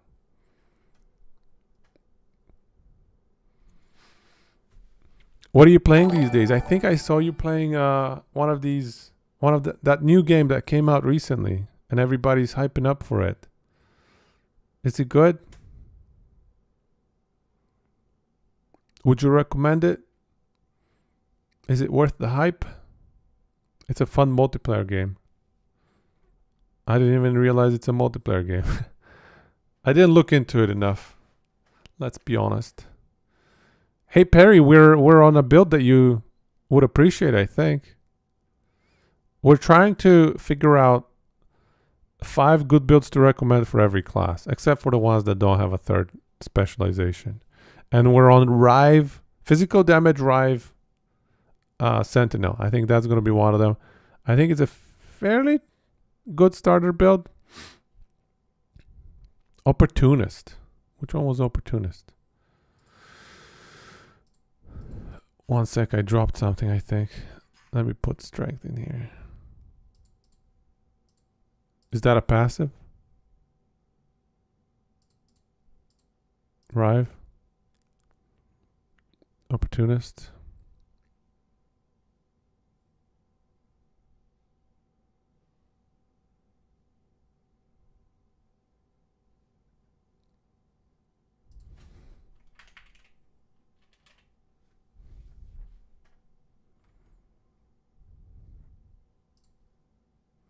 More critical strike chance.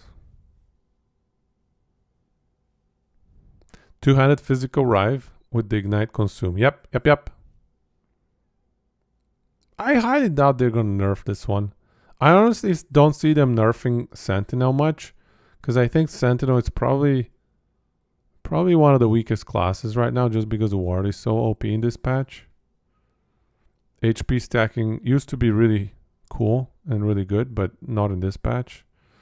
But once they nerf ward, I think Sentinel is going to be back, pretty high up there. Well, I mean, Ignite is converted, but only on the third hit. Does the third hit convert after the damage is applied? So, like after Savagery proc? Or before? I wonder.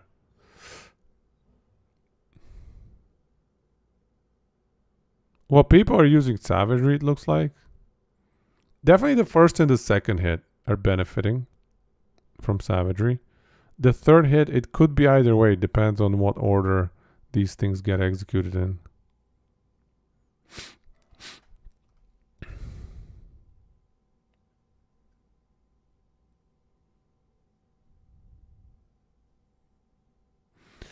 But 10% more critical strike chance.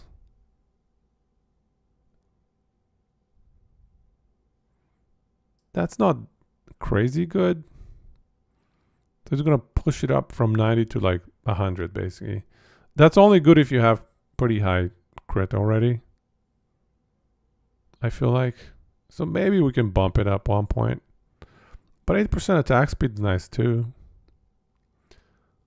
Maybe I could take this out and put that there. I think at that point it's not too relevant. But I think with this setup we have 23, so it's 30, let's say 34% crit chance-ish. So yeah, we're just about 91. So 10% more crit chance is going to hit that at 100% exactly. So I think this is good. Because this does not include the 150 from Anomaly. So yeah, okay. So I think that is a good upgrade for the build. The idle choice though, man. I really like 2x1s. I understand what he's doing here with like chance to bleed, but it's so puny. It's such a small number.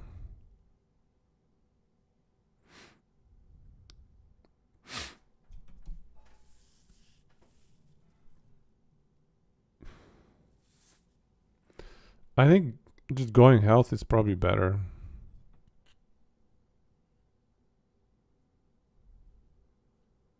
Dropping one of these big ones. He's getting it for the area as well though. The problem is these big ones block so many 2x1s. They prevent all the 2x1s from being utilized.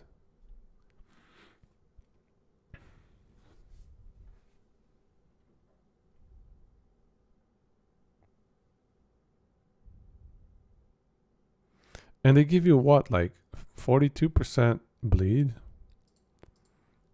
That's so tiny. Where's the bleed chance? 416 ignite. Oh, that's it's already converted the bleed.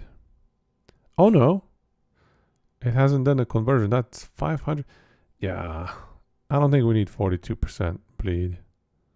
And then another 40% ignite. I think we can drop that 80% and get a bunch more HP. I don't think these are high value.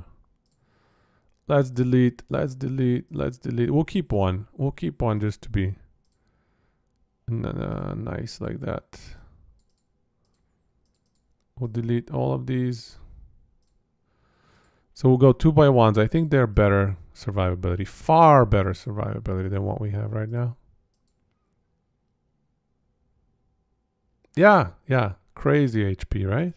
How about 3x1s? Is there anything useful? Why is it only 20% ignite on here? I feel like this should be 30%.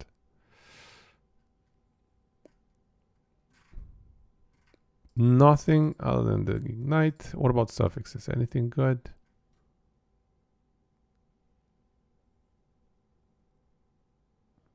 Armor shred is okay, but overall not worth. Health, 54 health. Maybe instead of a 530 and a 1x1, we got a 20 ignite and a 54 health. It's okay.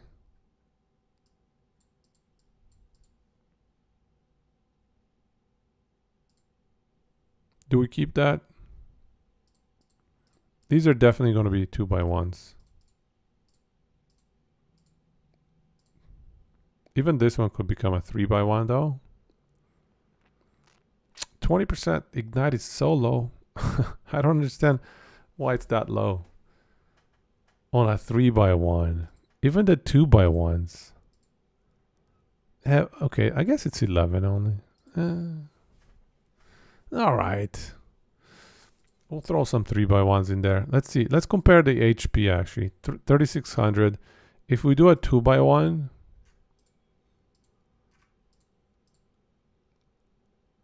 it goes up by 157 health. Oh my god, that's crazy. And if we do a 3x1,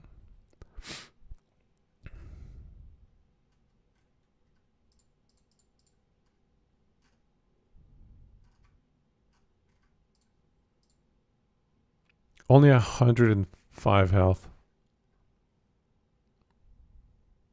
2x1s is so good, dude. Oh my goodness. I think we got to go with 2x1s all around. Let's drop these. We're going 2x1s. Easy game. Why did I ever doubt the 2x1s? The greatest technology ever invented. Look at this HP, guys. Look how we're going to bump it. Armor health, I guess. What does this 1x1 do for us? Dot? No, we don't do dot. Yeah, these are all garbage. Stun chance and a res. Nah, we'll do this. Armor health. Armor health here as well. Okay, so we got it up to 4k HP. That's pretty solid. Pretty damn good. Really? Yeah, you're probably right.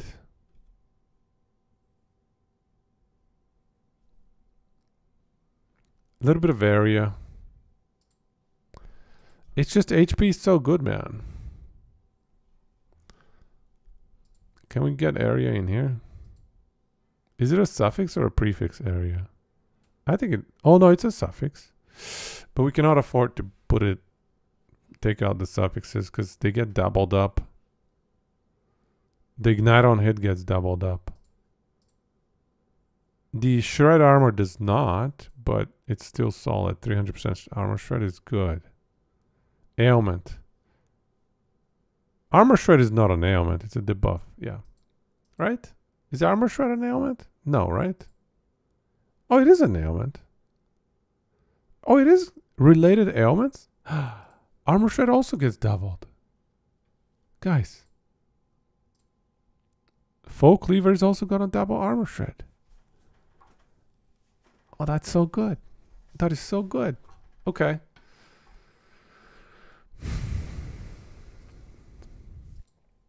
Could you run it with a two-handed sword? I think you definitely could, but I think Bardiche, the implicits are too strong. 190% chance to bleed on melee hit. That gets doubled. It becomes 380% bleed. And that becomes 380% ignite. It's just too good. I think Bardiche is by far best in slot. What do swords give us?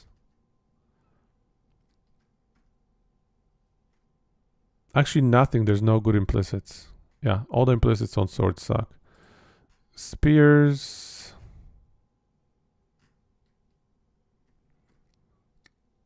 I mean,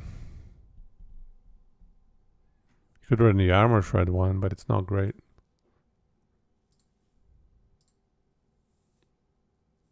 Also, the flat damage on the Bardiche is pretty damn good, 130. Staff? Is there an interesting staff? Probably not. No, no staff. Mace? Now we just want bleed or like ignite or something like that. No, I don't see it. Don't see it. You could. Yeah, no, that's it. This is the setup. It has to be Bardiche. Bardiche is just too good. Bardiche is just too good, I think, for this build. It's a really good item choice. I like that item choice by SMK here. So you think drop this one as well? I already dropped one of these area thing, but this is only for third strike.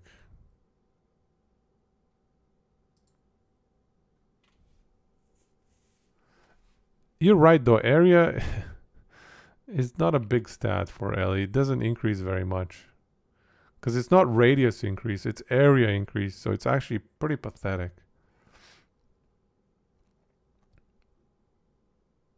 You like two-handed axe warrior? Me too, man. My favorite is dual wielding two one-handed axes. That has been my favorite ever since like Diablo 1 days. Sorry, Diablo 2 days. I was always a Diablo 2 Frenzy Barbarian, one-handed axes on each side. And I was really bummed out that one-handed swords were better. They were straight up better, man. It wasn't fair. It wasn't even fair. Why they gotta be so good? Alright, so I think we will switch to health. It's just health idols are too good. Who knows? Maybe they nerf the health idols, guys. If they watch my videos, they'll probably nerf them. I'm such a big fan. Health idols all around. Yeah. We might need to fix some of the resistances. Hey, they're not bad. Alright. Where are you getting all these res, bro? How are you doing it? How are you doing it? 530 nerf risk is a 5. I just increased the nerf risk on the build, guys. I'm sorry. Look at that HP though, 4,500. This was like, when we started changing this build, wasn't it at like 2,700 HP?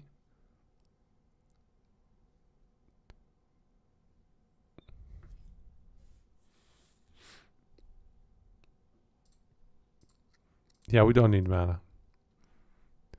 100 mana. The only issue is like casting 5 of these stupid sigils. Yeah, okay. So he wants to be able to cast 5 sigils, I guess. But do we really need to cast them all one at a time next to each other? We can just cast 2. Sometimes it's going to be like 3 of them cast on kill. Hey, let's get the cast on kill. Oh, he doesn't even have max duration. Why are you doing endurance threshold? I mean, 4 sigils? 240? No, that's... Yeah, I don't think so. I think endurance is just a weak stat. We can just bump up health. Get endurance that way.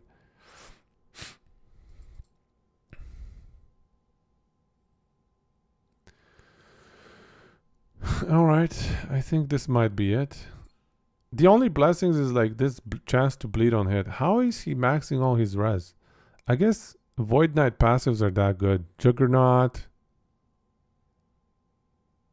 And then Abysso Endurance. 40% Fizz res. Pretty great. We have 10% all res from Vion's Chariot, I guess. So we're missing a little bit of Necrotic, a little bit of Poison. Can we get Vitality somewhere?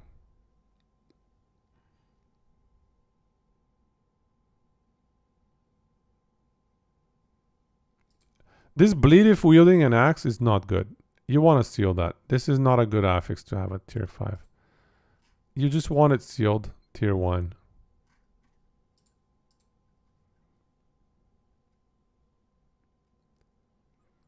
I usually like to pop him on max rolls. Like, it doesn't really matter what you click on, but max rolls makes it easier to see what the stats are doing.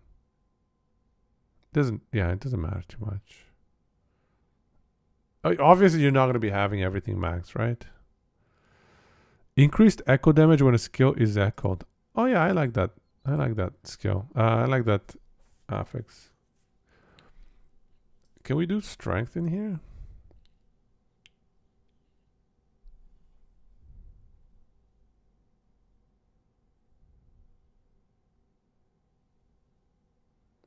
Tier 5 strength.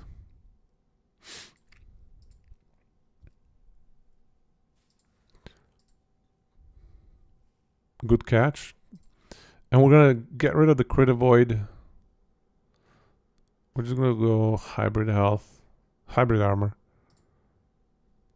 So what are we running now? Hybrid armor. Tier 5. Tier 7. That's a 90%. That's pretty close. 90% crit damage reduction. Probably enough.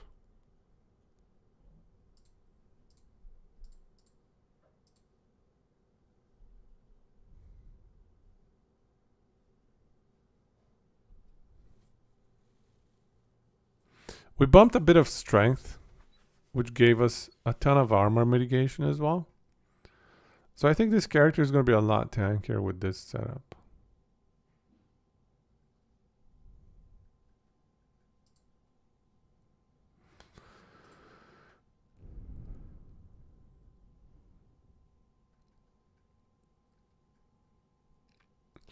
Yeah, fair enough.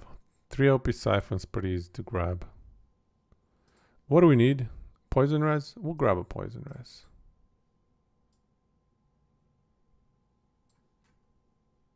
That's not even a greedy choice. What did you send me? Let's see.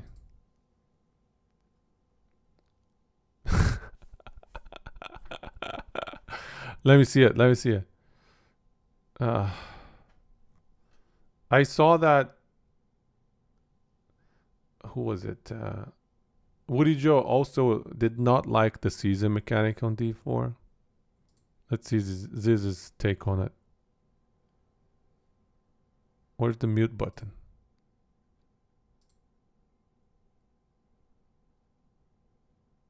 Yeah, I'm actually gonna quit playing D4. I think we're gonna jump on Torchlight. Yeah, we are back to PoE tomorrow. I'm gonna switch over. Yeah, I'll play and switch over Wednesday on the 2nd of February. But yeah, I'll be right back. But yeah, we're done with D4 for this season already. It sounds like whale sounds. Yeah, I'm actually gonna quit playing D4. I think we're gonna that's jump so on brutal, guys. Torchlight. Yeah, we are back to PoE tomorrow. I'm gonna switch over. Yeah, I'll play and switch over Wednesday on the 2nd of February. And the But yeah, sad I'll be thing right is he's also I'll be running right back, Barb, but yeah, man. We're done. Every with single D4 for this content season creator is already. running Barb this season It in sounds like Diablo. whale sounds. Pretty much. Like a huge Yeah. percentage of them. It's definitely not 20%. I can tell you that much. It's not the 20% distribution of classes. Yeah, we are back to PoE So tomorrow. definitely the balancing is just, it's just not there, man. I don't know what they're doing with balancing. And it sounds like the seasonal mechanic is not great. It's a bit of a bummer.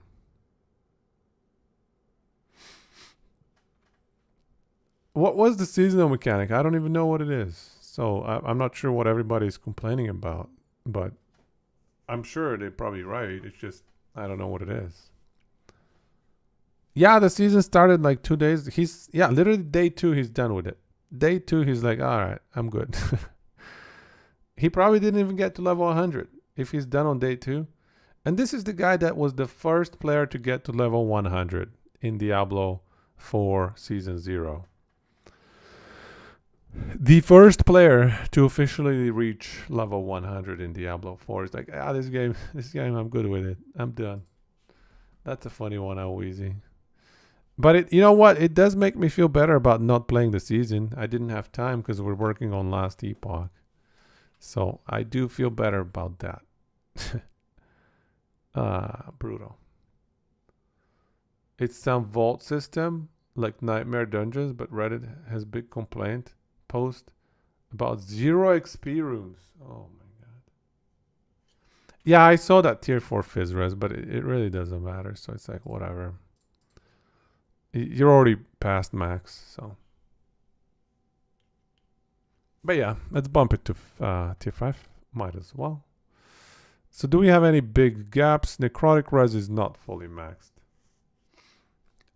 Necrotic res is not fully maxed. So let's give it a necrotic res in here. We'll switch it to necrotic res.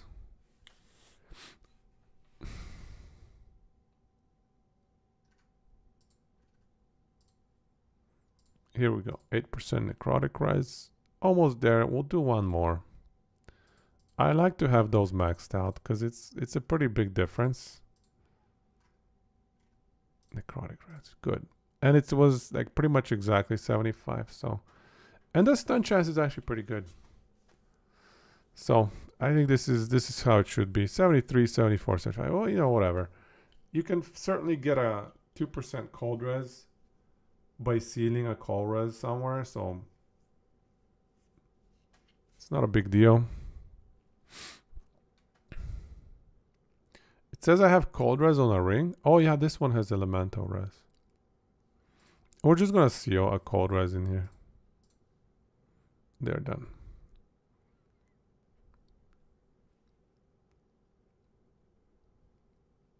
Hey, did anybody here in chat try out Diablo 4 Season 3?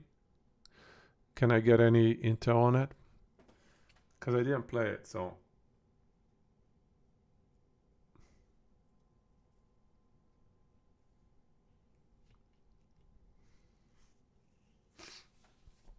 And this is like playing Torchlight and PoE. Which one did he go with? Torchlight or PoE? Anoni, what did you think, Anoni? What did you think of Season 3? Balance changes were good. League mechanics suck. Magnite, I thought balance changes were very Barb favorable. And even in the Barb class, I heard charge is kind of crazy good. Really, really good. At least for leveling. I don't think charge is going to be like the end build for like bossing and stuff. But for leveling, charge is just so strong.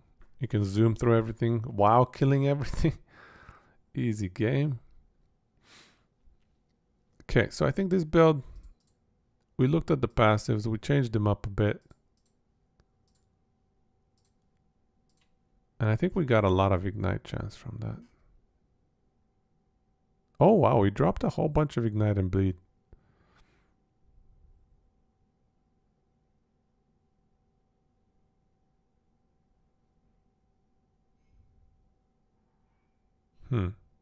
I think that's okay.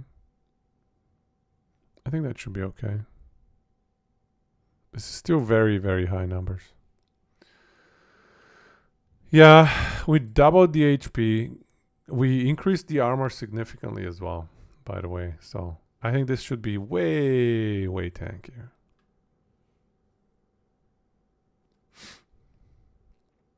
Charge is good all around. Druid changes were decent. Top end meta hasn't really shaken out. It kind of seems like all the content creators are steering towards Barb. It kind of seems like Barb is really, really strong, almost maybe too strong. And this is coming from a Barb player. I like Barb. Season 3 is pretty much just a normal base game. They fixed some OP builds. Oh, you're talking about the lightning, probably the lightning mage thingy, sword thingy. The season mechanic is very punishing and few people find it fun.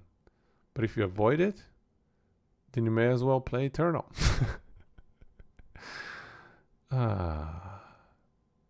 Watch, they're gonna release like 1 week in, they're gonna patch the season mechanic to make it easier.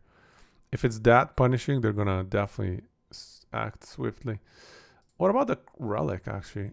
Is this good? Cold lightning res? I see what he's doing. He's getting a bunch of res here. Nothing else seems good. 10 milli void. It doesn't get the fizz pen bonus. Yeah, none of these are good. 30 mana. No good. A little bit of armor, void rest. Yeah, these are worse. Maybe health and health gain on melee hit. Chance to ignite 16 only. Not good enough. Yeah, this is the best choice for implicits. So we have endurance threshold in this thing. I guess we change it to flat endurance. So we get 60%. Actually, 900 of our health is endurance threshold because we have such a high HP pool. Yeah, we actually do benefit from a maxed out endurance. This is not bad. This multiplies 900 health here by 2.5. So we get quite a bit of extra EHP. I think this is a good improvement. I think EHP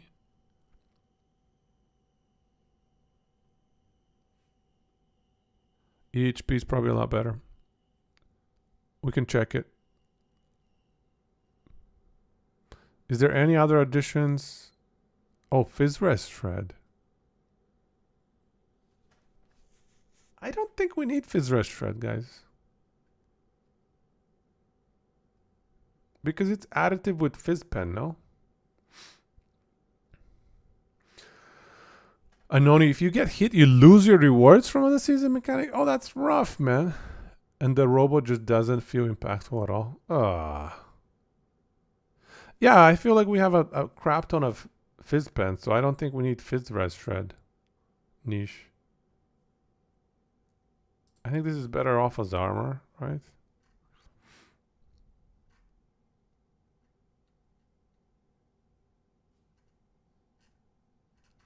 Percent armor, where is it? Armor. 70% armor. Boom. It didn't give us too much mitigation, but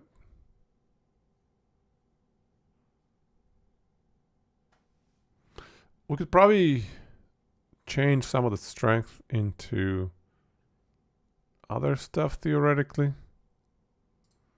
We could even drop this strength to tier 5 and bump up health. Even more health. But yeah, I don't think we need the Fizz Rush Shred here. It's additive. The traps are kind of a pain because hit detection in the always online game, especially with move skills being a little weird with your exact player location, makes rough to not get hit. So it sounds like some very legitimate complaints about the new season mechanics. Well, better luck with season 4, I guess. Season 4, if it's 3 months from now, I'm still going to be playing Last Epoch, damn it. Maybe season 5. I might be better, like it might fit my schedule better to play season 5. We'll see. So let's hope season 5 is better. That'll be pretty much like 1 year after season 0. So it kind of lines up nicely. 1 year later, let's see what they've done. Anyways. So I think this is it. I think this is it for this build. I think we've got it in a good place. You feel like D4 is bumbling at a bad time. Last Epoch and the PoE 2. PoE 2 is going to take a while still. PoE 2 beta is coming out in the summer. So the actual game is going to take a while still. And I think GGG are going to make sure they don't make the same mistakes like Diablo 4. And they're not going to release prematurely. So I do feel like GGG are going to take their time and polish at a really high level and get a really clean product out there. I at least hope so. So we'll see. So for this build, what is our recovery method actually? How are we leeching life?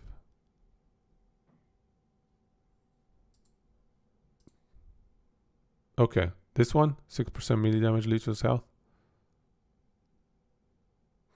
It'd be refreshing to see more a more finished product in this market. Yes, I know exactly what you mean. Diablo 4 was so polished for the first 10 hours of the game. Maybe even the first 30 hours of the game. Those were pretty damn polished. But then afterwards, it just falls off a cliff. Just a cliff nosedive. All right. Yeah, I agree. The campaign was great. I wish I took more time to view the cinematics. That's something I'm going to do next time around when I play through. I was rushing so much. I skipped every cinematic. I did not follow the story at all. So when I do it next time around, I'm definitely going to take my time, enjoy everything, and just observe what is going on. Learn about the characters a little more. Watch the cinematics. I still haven't watched them, by the way. I purposefully avoided them so that, I don't spoil them because I haven't played through the entire campaign. So I purposely avoided watching them on YouTube and stuff. Anyways. So I think this is what we've got for the build. I get the attack speed here.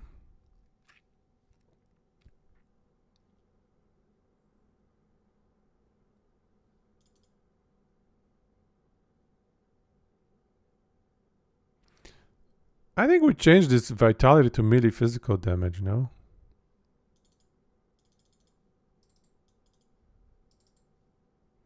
To vitality. We were so close.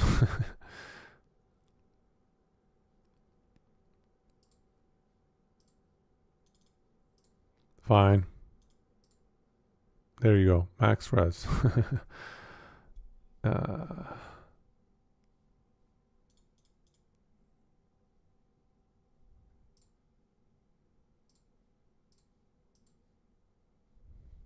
Okay, that's fine.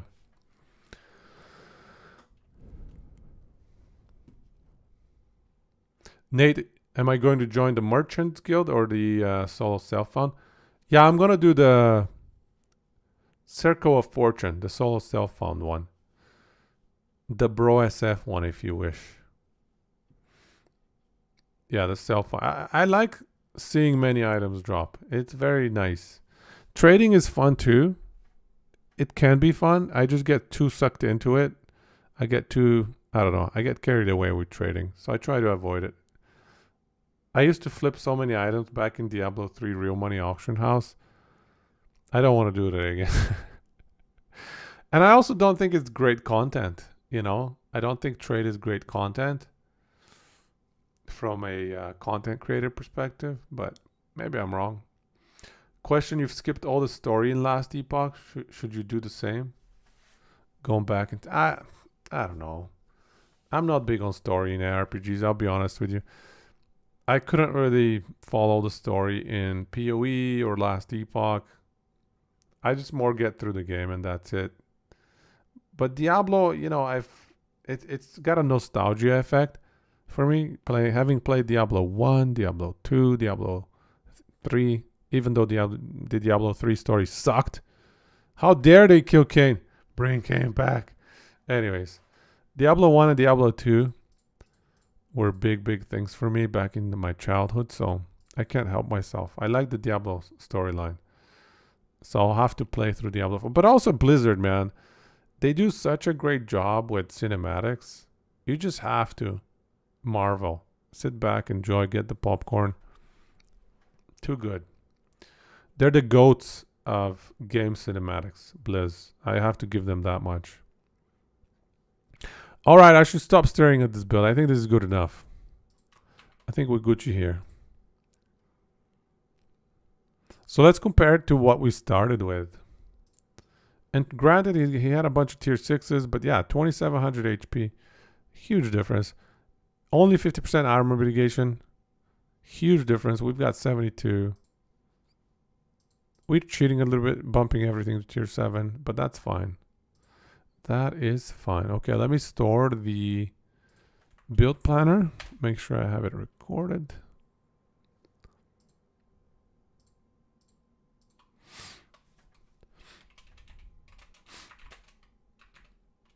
Fizzrive VK. Done. All right. And we'll store it over here as well.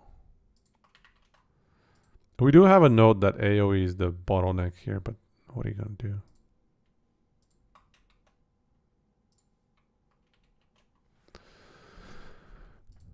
Okay, so there you go. Fizzrive is done. Diablo 1 into Atmosphere best in slot. Completely agree. I could not agree more. Sometimes I just put on the Diablo 1 soundtrack and just chill. You can't beat that, man. That is #1 best soundtrack of all games. Anoni, thanks, man. Thanks for coming by. Take it easy. Okay, so we've got 3 builds out of the way. Let's do 2 more. I did not think I would be this slow, guys. I don't even know what's going on. I'm too, I guess, too heavy on the details here. I just need to chill out and zoom it through a little bit faster.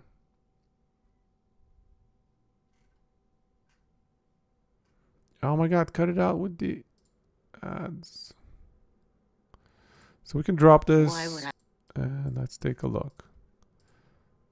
So we've got a VK. Okay, so this is the classical VK, sorry, the classical Sentinel Smite from Hammers, but also running those the Devouring Orbs as well.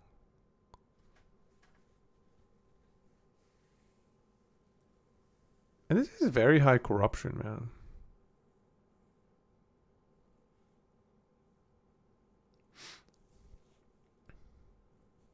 Thanks, Nate. I have a hard time leaving things unpolished. Because I'm like, if I'm recommending the build to somebody, I want to make sure it's polished, you know? I want to make sure the polish is there. Even if I'm going to be recommending somebody else's build, if I can see something that's a straight up improvement, then why not? Sometimes it's hard to tell. And sometimes maybe I get things wrong as well. You can see the impact of the damage here in these high corruption. If he gets hit, his health yo-yos quite a bit. He must have a lot of spell damage leech. Or not a lot, but just like the blessing. Interesting.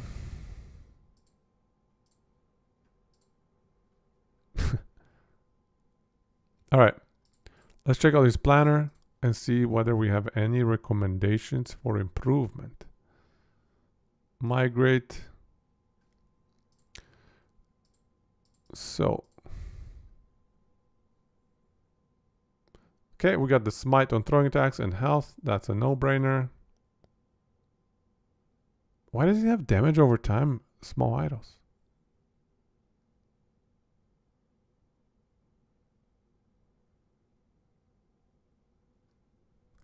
I think this is a Void Knight build, so I don't think he has healed on a Smite. Smite doesn't heal if it's a Void spell, right? Here. Here. Smite no longer heals. This one.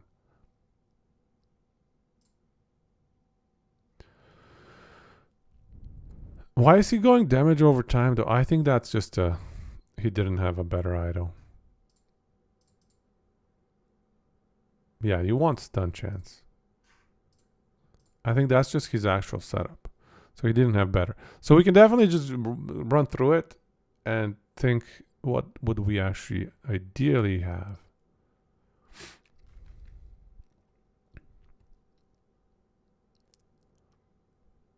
Wow, this scepter does not look good at all. Do we not have spell crit?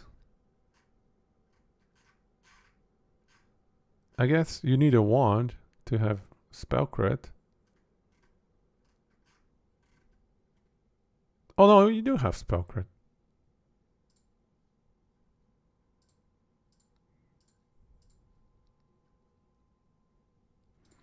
Stun chance tier 5 is great. Slow.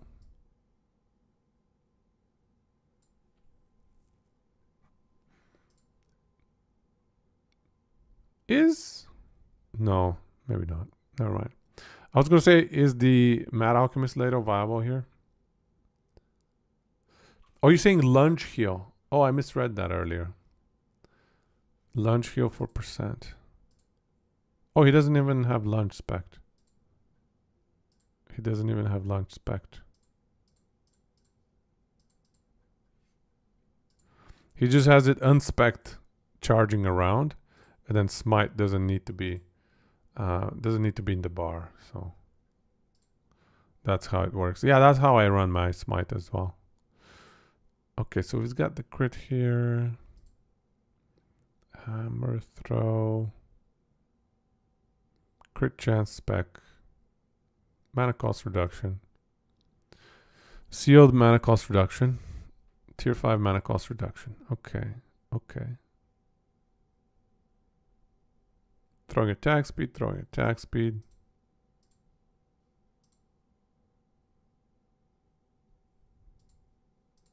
Probably want throwing attack speed here as well. What about the mana cost? I wonder what the mana cost is for hammer throw. I don't think this calculates it properly. How was his mana looking?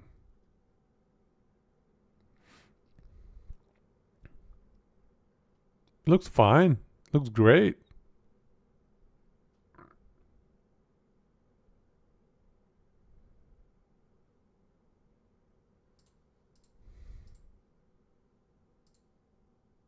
Only 18 mana? Okay. Is he running mana regen? Yeah, he's running mana regen. That makes more sense. 2 mana regen slots. Okay. Interesting. Yeah, I like that. I can dig it.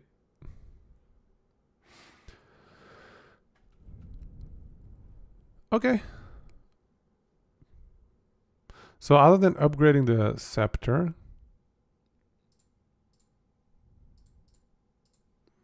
so this we want crit multi and probably spell crit chance. What is the spell crit chance at? 60.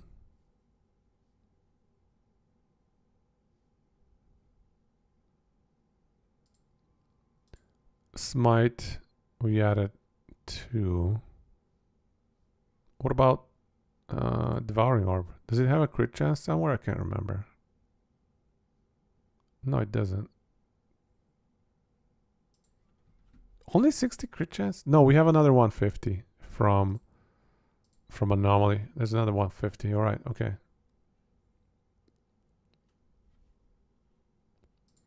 So 150 times 11. So that's another, let's say 16. So that's 76 though. So that's still not maxed. Any of these give crit chance? No.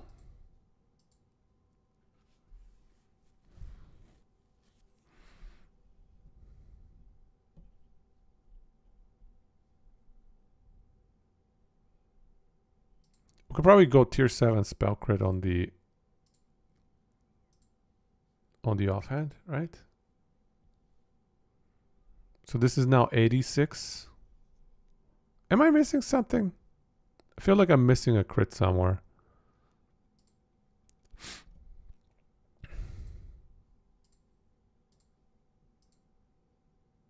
If this is 150.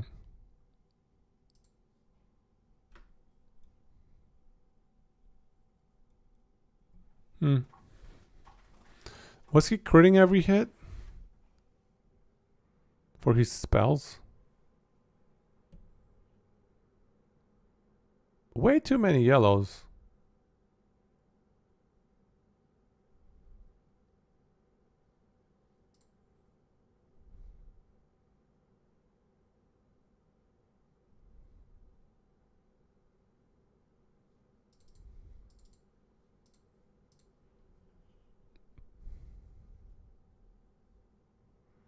I wonder if I'm missing something here.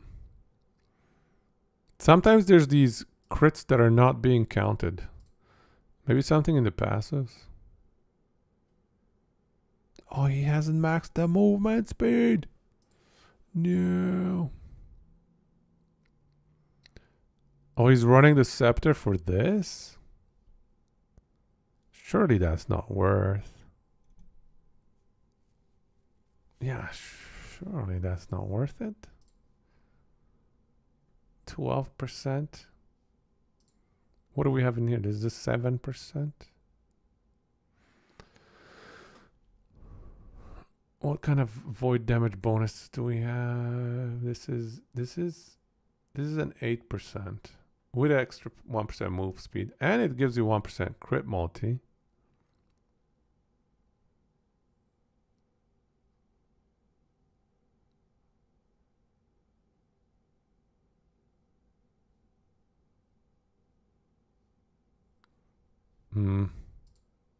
What else do we have? Nothing is void.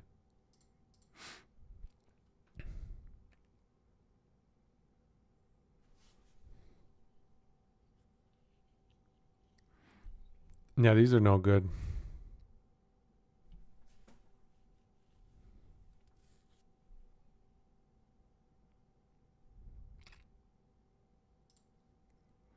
Yeah, if you move things out of here, you will have to put them into Void Knight. And there's actually not very many things left to invest in.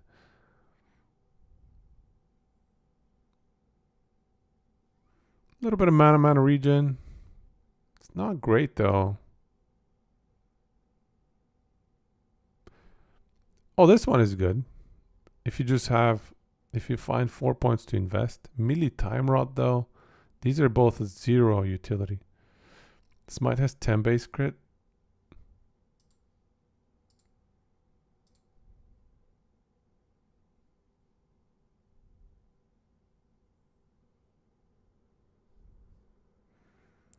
Where are you getting Smite 10 base crit? I want to remove this 1 point here actually.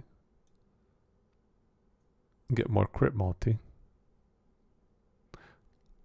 Smite has 10 base crit.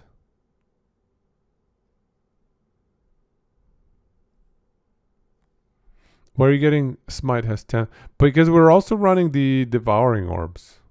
They don't have any base crit.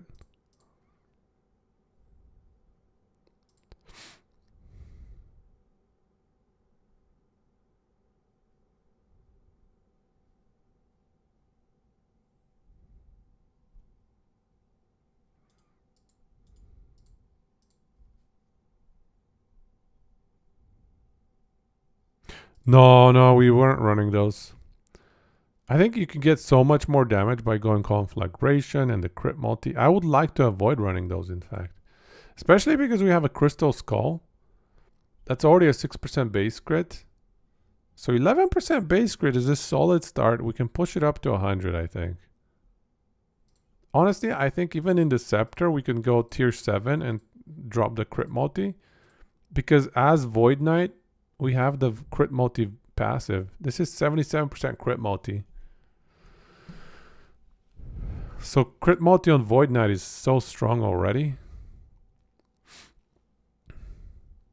So here we go. This is pretty much 100% crit. Yeah, this is exactly 100% crit on all spells.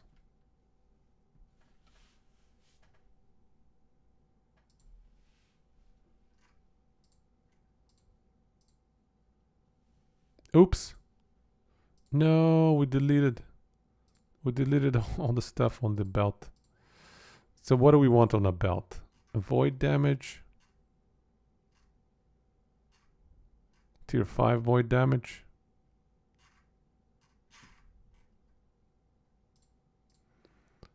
And we could do are the experimentals any good? Traversal CDR on potion use. No. No. Okay. So we'll just do the cleanse. Yeah, whatever.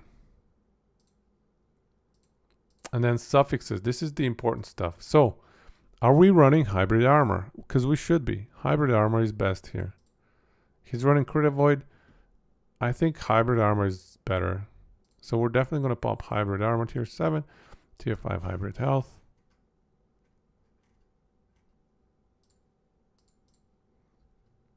And then blessings. This can go all res. Oh my god, the res are crazy. The res are crazy. We'll have to drop some necrotic res. Oh, why do we have so much vit? Never mind. We have vit because it gives us spell damage. That's right. Spell damage from vit.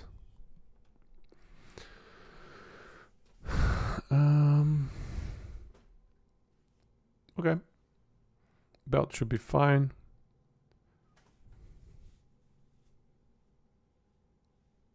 I think they should be stun again.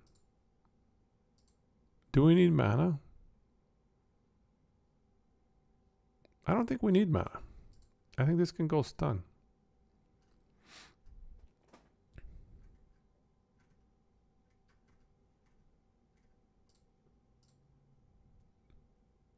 Shred Void Res over Crit Multi. Yeah. I can get behind that. How about Spell Damage Leech though?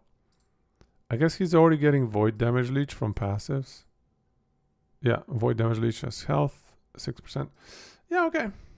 Yeah, we do need a source of Void Res Shred. And then we have Void Pen. That's a good extra bump in damage. So he's running tier 7 hybrid void here. Probably tier 7. Oh, tier 7 Vit here. Okay. And then health. I think we want to switch one of the endurance thresholds definitely to a hybrid armor node. Tier 5. Boom, done. So now we have 90% mitigation. We don't need crit avoid anymore. Where was he getting his crit avoid anyways? Crit avoid should be 0. Yeah, 0. Okay, good. So this, we can even bump it to tier 7 for extra mana sustain and throwing damage. It's not bad at all. Tier 7 throwing. And then we can change strength. I don't think strength adds that much. We can go throwing attack speed again. I think that's probably best. And then tier 5 health. I don't know about the endurance threshold. What is our endurance percent? 60. Interesting. Yeah, this maxes it. Okay. So maybe endurance threshold is okay. Just because we have endurance maxed out for free from this.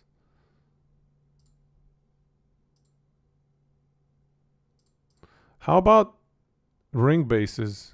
Do we care about cooldown reduction? Void...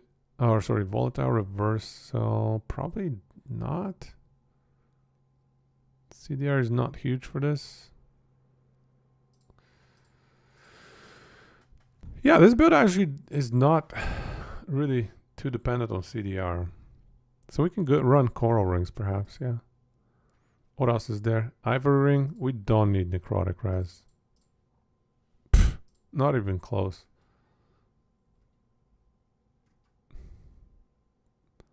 Mana regen, not really. Crit chance, honestly crit chance. Can we, if we run 2 of these copper rings. Oh, we already have a copper ring. I think this is fine. Coral ring is fine. Solarum bracers. That actually I don't like.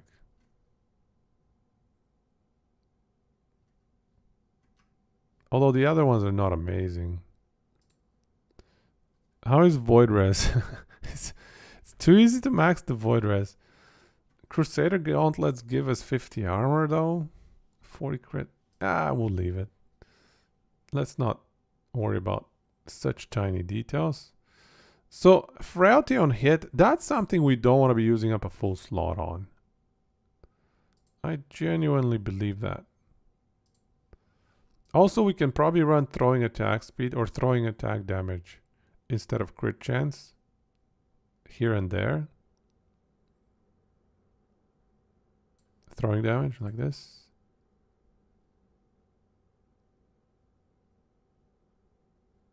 And then we can drop frailty for a sealed frailty. Where is the frailty? Or is it under chance? This one. Yeah, okay. And then what would we want? What would we want?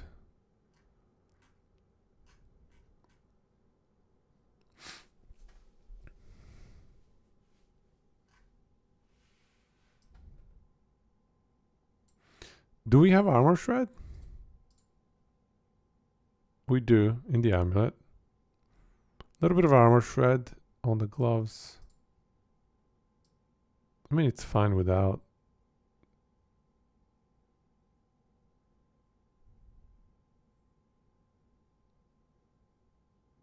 Honestly, this can be like a flex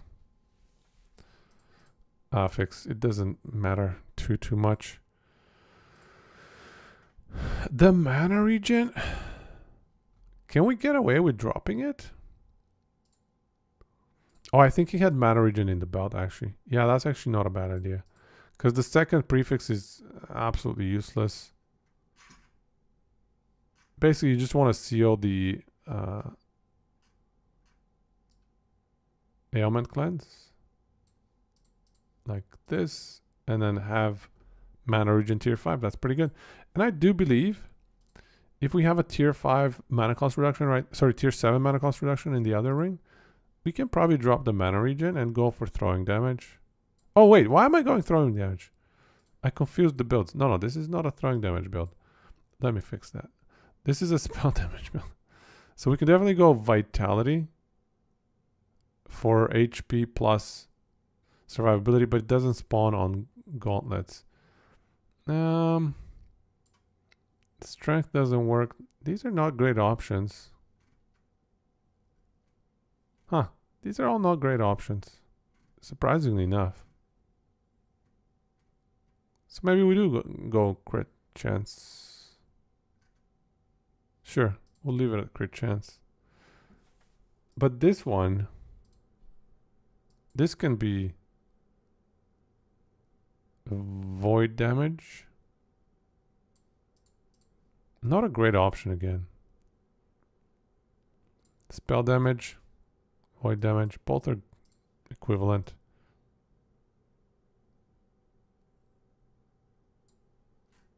Alright, we'll leave it at that. Alright. So throwing attack speed is the only thing we need, and that's to proc the spells. I don't know why I went to throwing damage for some reason. Are we still at 100% spell crit? Yes. Defense, max endurance, 1000 endurance threshold. Very nice. We cannot run our favorite idols, unfortunately, but that's okay. That is totally okay. Can we get rid of these idols? Do we need Fizz Res? No, we don't. We are now maxed on Fizz Res. We just run this with armor. Armor health. Boom. Armor health. Oh wait, some of these do what? Poison and poison. Yeah, we have way too much poison. Armor health. Armor. Okay, that's fixed. Still way too much Fizz Res, Necrotic Res. But with that much Vit, it's not a problem.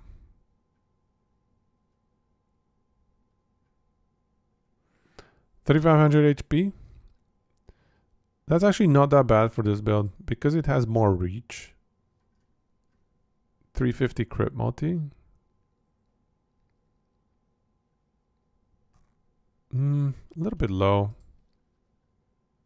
I would like it to be higher.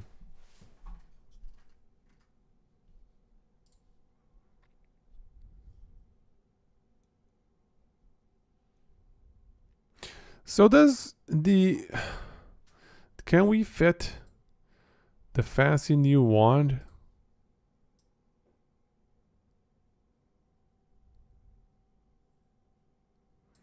Mad Alchemist Lado. Because we do have spell damage from Vitality. So I actually think, yeah, we should be running a Lado, and then we can drop one of these. We can probably drop both of these. Keep it realistic. This is a very realistic Lado. Spell crit multi. Very realistic and very applicable to multiple builds. Lado. And given that they can spawn with 3 LP, I think this is very doable.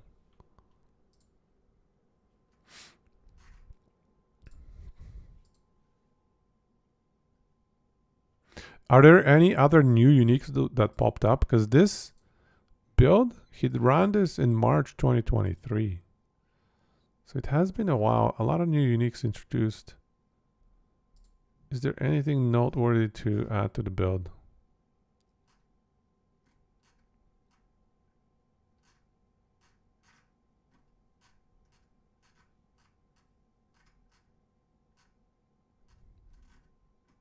What about Ravenous Void?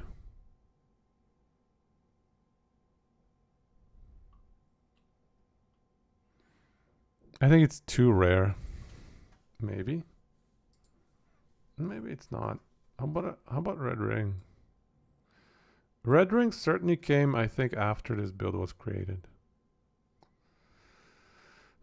It doesn't actually need the all res. So maybe it's okay. I don't know. No biggie.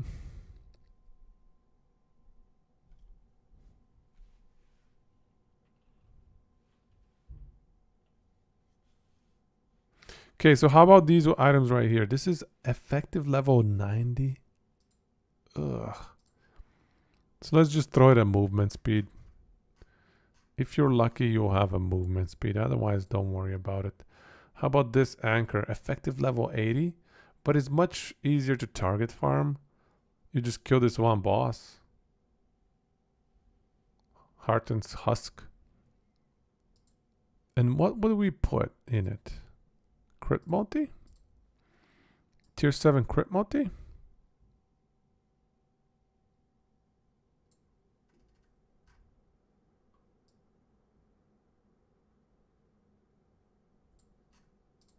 Sure, let's do that. 400%. Okay. I think this is it. 3,500 health. Health, endurance. Hybrid health here. Hybrid health here. Good.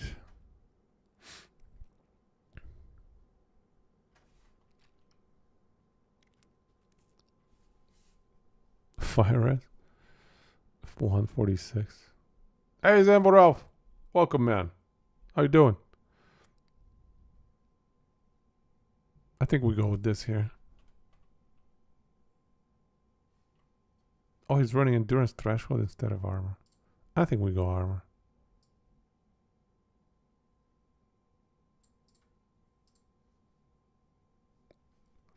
There we go. I think this is done. I think this build is good. Oh, actually, I didn't check. Winged Helm. I think this is not the right choice, actually. Because this used to give throwing attack speed, but it does not anymore. We switch it to crit multi. A little bit low armor, but that's fine. Implicit Dawn Plate.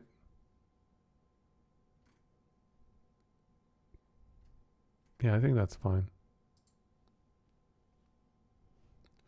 First SSF journey in PoE. No hardcore though, right? Just SSF. You gotta let me know how that goes. I considered trying that at some point, but I mean, I just don't have time right now. And it's crazy. Yeah, even just SSF sounds crazy. The SSF hardcore is even crazier. Even crazier.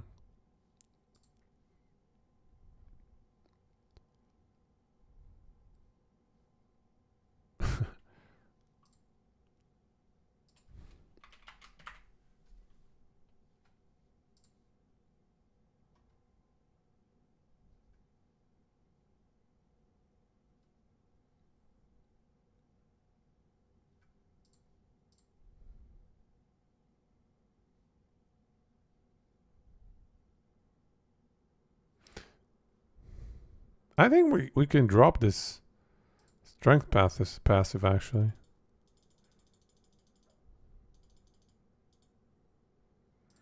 Yeah, I don't like that strength passive.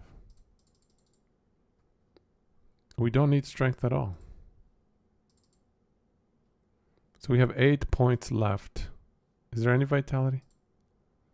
No vitality.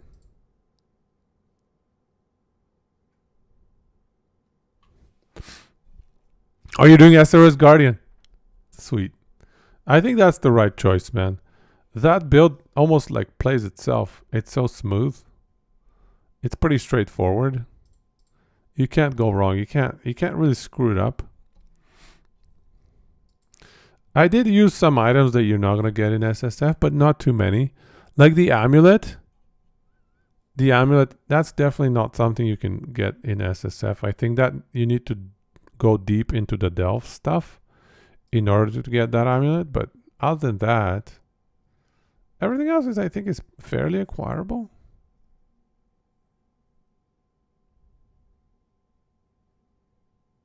I think we just put 8 points in this void damage. And just because I don't know where else to put the 8 extra points in.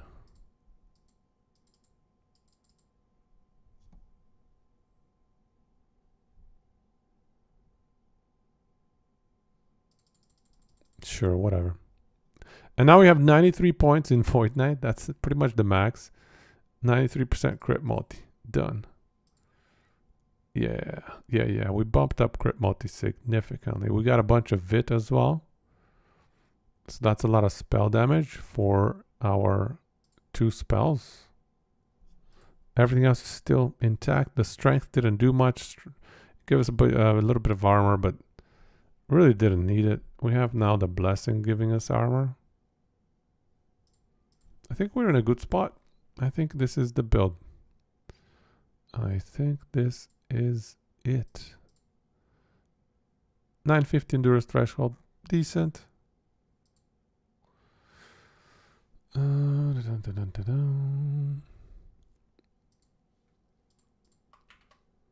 Okay. Done. That one is complete as well.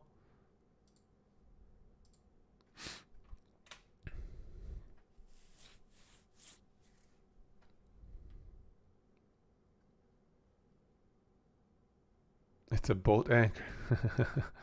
Yep. I haven't seen many builds use this item, and it's okay. If they buff endurance, this item will be phenomenal for Void Knight, especially. But yeah, they just need to buff endurance a little bit. It's a crappy skill. Please buff endurance.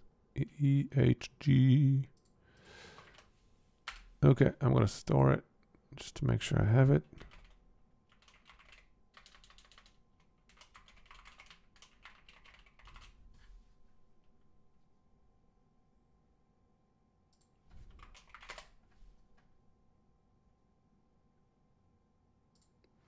Okay.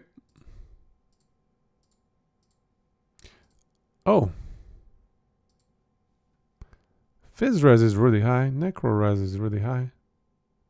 Maybe we can switch out the amulet. Can we switch out the amulet? I mean, 20% damage over time taken reduction is really nice. 35 crit. Oh, throwing attack speed. Jade amulet. That's it. We're going to go with Jade amulet, actually. Okay, so we just need a little bit of Fizz res. Easy fix right here. Stun chance. Fizz res. Done. Fixed it up. Okay. Let me try that one more time.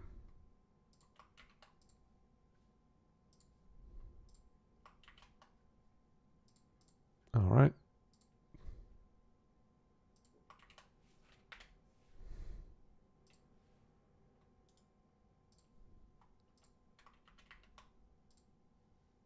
Okay. Excellent. So last one here. Oh no.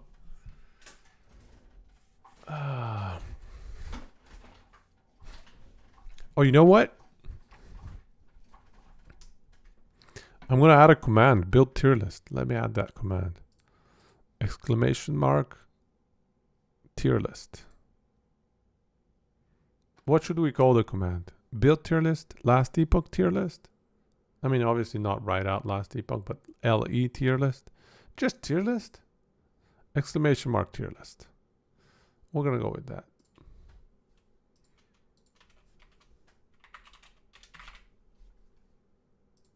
And then it's going to go to this exact website.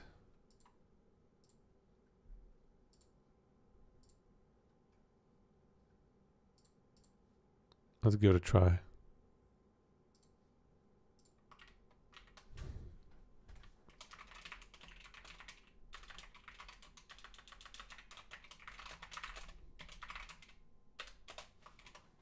Let's give it a try.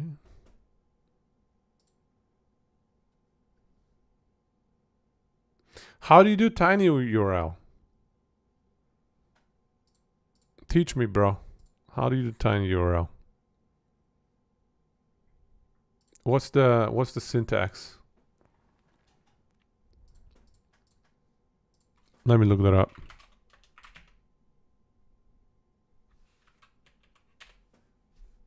Is that just a...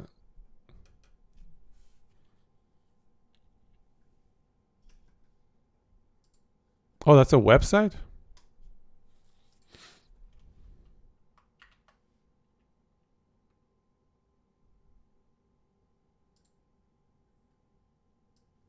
Huh. Oh, interesting. So it's a rerouter. Redirector. Huh. Aren't people going to be sketched out by that, though? I wish I could embed hyperlinks. Can you do that? Probably not. Probably too many viruses got passed down. But even a tiny URL, isn't that sketchy? AF? Fair enough.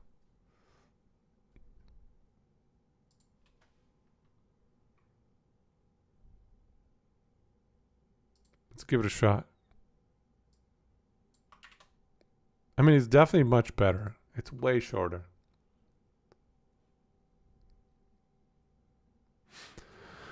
Okay, let's give it a try. So, what do I call it? Tier list? There you go. It worked. There's the tiny URL. Let me check the link. Yeah, link is good. All right, thanks, man. That's helpful. Tiny URL. I remember that. That's easy to remember.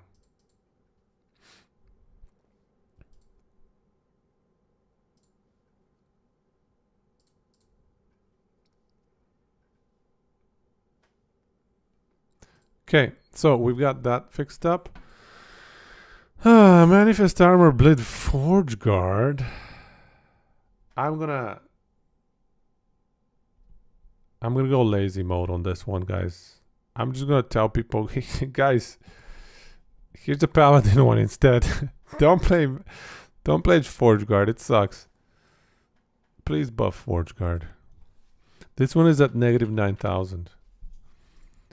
This is the likelihood of this getting nerfed is like, okay, fine. It is a manifest armor. Maybe it does get nerfed, but I'm just saying Forge Guard is definitely getting buffed.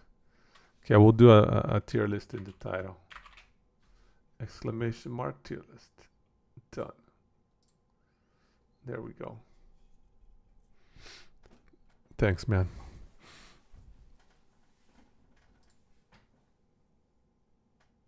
Okay, so yeah, what do we do with this one? Honestly, I don't feel like making a Forge Guard build planner because Forge Guard is kind of dumb. Forge Guard sucks, all right? Let's close these down. And let's open up the Paladin one. Manifest Armor Bleed. Do we have a better option, guys? Honestly, Manifest Armor Bleed, it also has a few limitations. In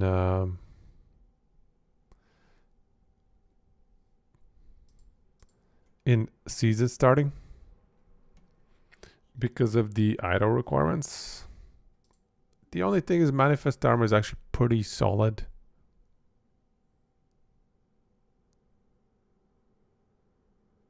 Oh, that's so chunky, dude. Chunky.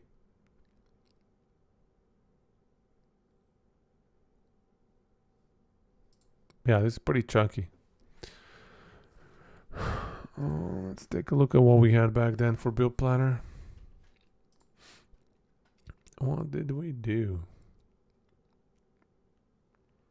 Oh, I have 4.8k HP? How? I'm cheating here, aren't I? Oh, okay, tier 7 minion damage in the Omnis. Sure, bro. Who is this guy coming up with nonsense like this? Another Bardiche build. Bardiches are so lovely. I like them. That bleed chance. This one is absolutely guaranteed Bardiche is best in slot. How do I get like 4.5k HP? Am I cheating? Tier 7 hybrid health. Hey, that can help. Tier 7 hybrid health. Honestly, one of the things I'll switch out here is crit avoidance. Although it is paladin. Oh, but if we go forge guard, it's no longer paladin. And actually, it has more synergy with forge guard because of this smelter's might. Can we switch a Ruit like this? Boom. Oh, it will reset everything. No. New. Do I want to bother? I think I'm just going to link it. I'm just going to link it like this.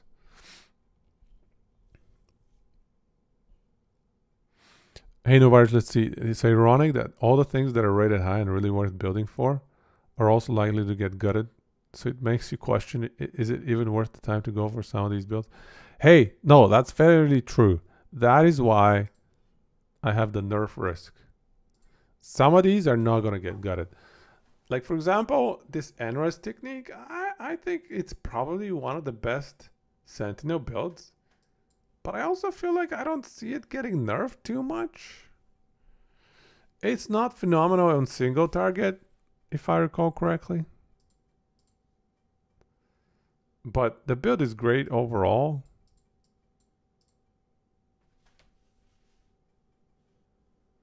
I gotta rebuild it as 4 guard if I... Fair enough. That is true. That is true. Alexander, what do you think? Can you start Necrozoo into Flame Wraith at 1.0? Or what variant of Acolyte can you spec into Flame Wraith? Early on, so early game. Let's see, Necro. Yeah, I think Zoo is a decent start, honestly.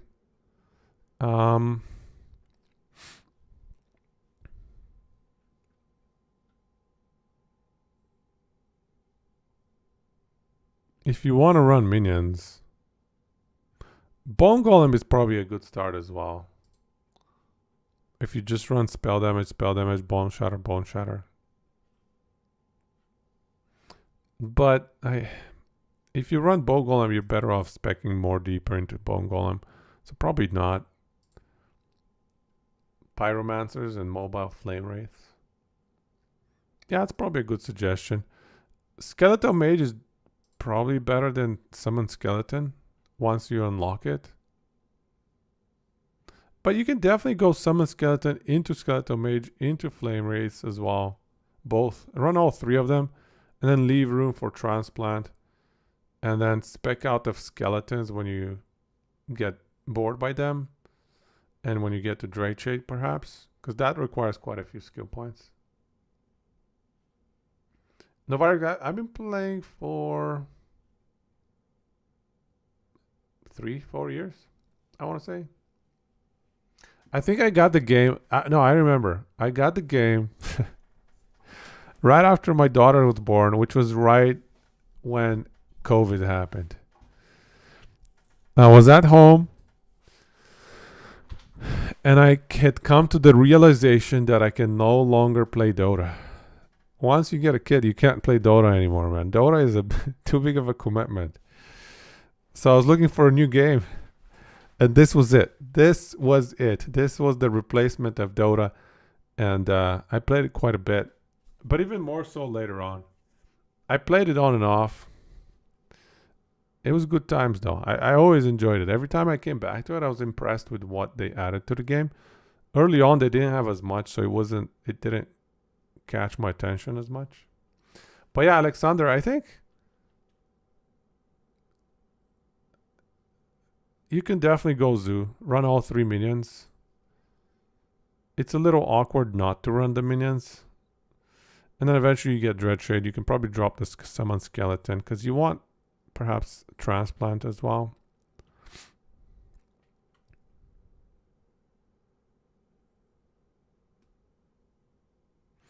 One really fun leveling build that I tried one time is if you go Summon Bone Golem, get maxed Fire Res, and then get Inferno Shade. It's super easy to make Inferno Shade infinite. Unlimited duration on minions. And then you cast it on your Bone Golem because it's got a lot of fire res. And your Bone Golem is just running around, everything's dying around it. You don't even need to worry about minion damage because this is your spell damage. So it's kind of fun early on. It's pretty good early on. Eventually, your Bone Golems start dying too quickly when your spell damage goes up. And it's not a good build overall, but it's kind of fun to try. But what else? Yeah, just triple minion into Dreadshade and then clean it up for late game. I think that's solid. And I don't think flame rates will get hit too hard by nerfs. What did we have here? Yeah, I don't see them getting hit too hard. But okay, let's go through the daunting process of rebuilding this, respecking this as a Forge Guard. God damn. So let me just take a quick look at passives. Yeah, VK, that's straightforward. Okay, Vitality. So Vitality is not as good as it was before. So that might be a question mark. Does Manifest Armor benefit from Strength? Yes, it... Oh no, it doesn't get damage. It doesn't get minion damage from Strength. Ooh. So we don't want to be speccing into Strength passives. Okay, good to know. Not too much anyway. It's just there's nothing better in here. So we have to put that there. Okay. So the Vitality is not great, but there's nothing better. I see what's going on. Also skills. Let me just double check. Yeah, Smite, Full Heal, Shield Throw. Yeah, okay. Manifest Armor, that's pretty straightforward.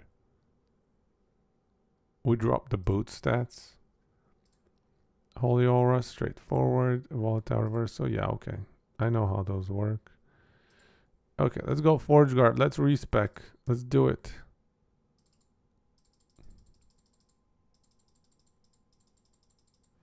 Okay, that's done. That's done. These are going to be quite different. So we want attunement here. I think that's solid. New tab and just copy stuff over. I think we're going to change out some of these passives. Because Forge Guard has totally different passives. Like this one is actually pretty solid, I think.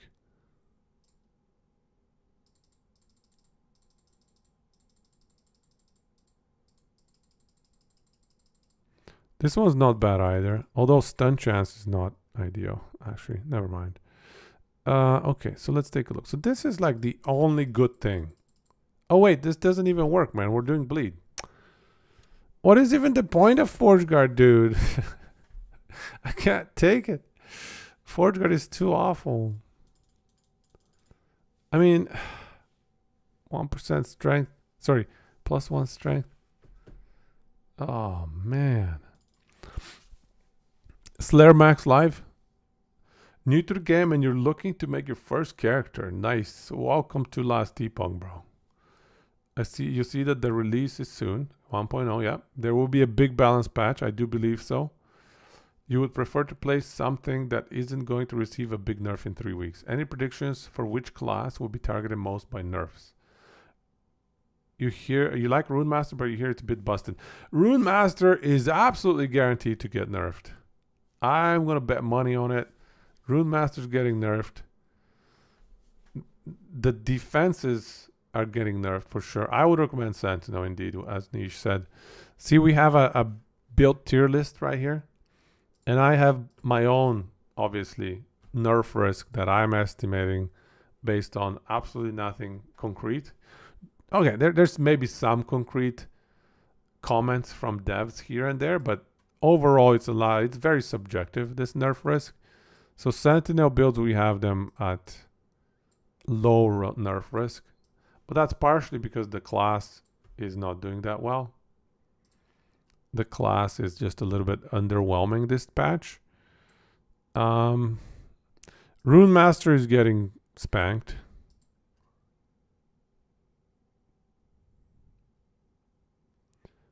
I think Necro and Lich should be okay. I don't see them getting touched too much. They're in a good spot. They're strong but not OP. They don't have anything OP going for them. So if you want Necro, I also think EHG are massive fans of Necro. So I don't see that getting nerfed. They're too big of fans. I think Beastmaster has a bunch of strong stuff, and I cannot gauge. I made a really strong build on Beastmaster, or on Primalist recently. And that, I think, attracted maybe some unwanted EHG attention. So I feel like they're going to hit my build. They like to hit my builds. It makes me sad. But anyways, yeah, I would avoid Rune Master. Sorcerer is fine, except for all that Rune Master passives that you pick up. But yeah, overall Sentinel or Necro is what I would recommend. So let's go back to this Forge Guard thing that we're doing here. I don't know what to do with these passive points, guys. Forge Guard is just too awful.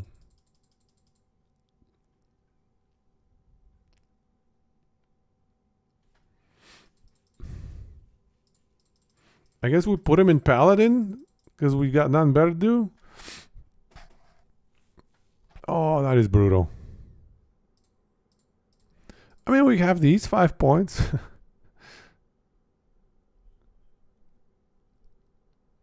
Yeah, the sacrifice zombies, they're a little bit bugged right now. I guess we'll put 10 points in here because I don't know what else to do.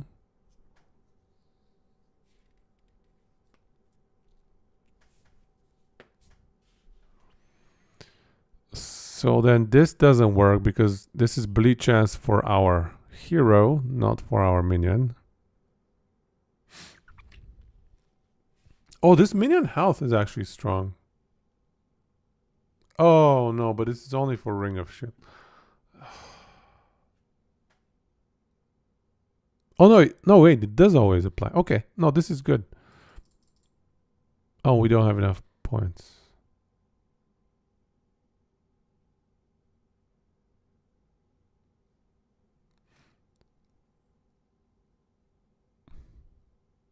This applies even if we don't have a shield, right? It should.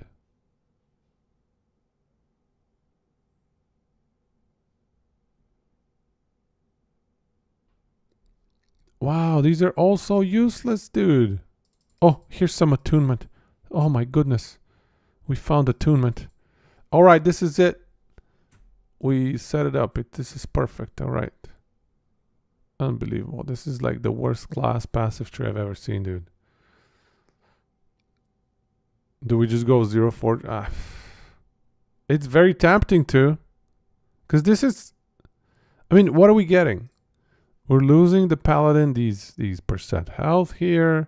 Bit of move speed I think I had. Just armor, crit avoid. And we're losing Holy Aura. Healing effectiveness for Smite. And we're gaining a little bit of res. Some stupid armor. And 150% health, 150% armor for minions?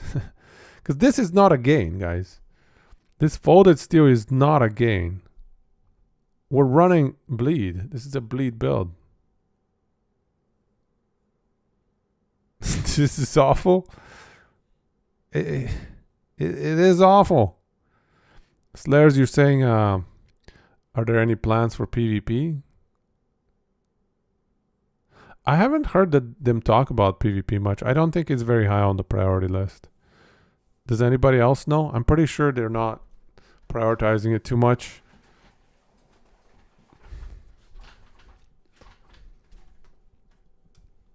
As far as I've heard. All right.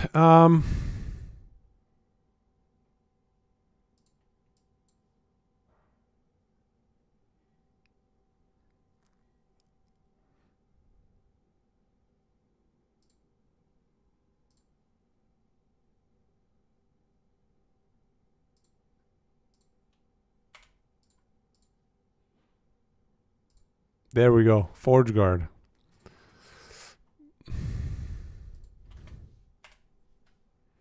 It's going to be a secret Forge Guard, aka Paladin. Oh, man. I don't know what to do here, man.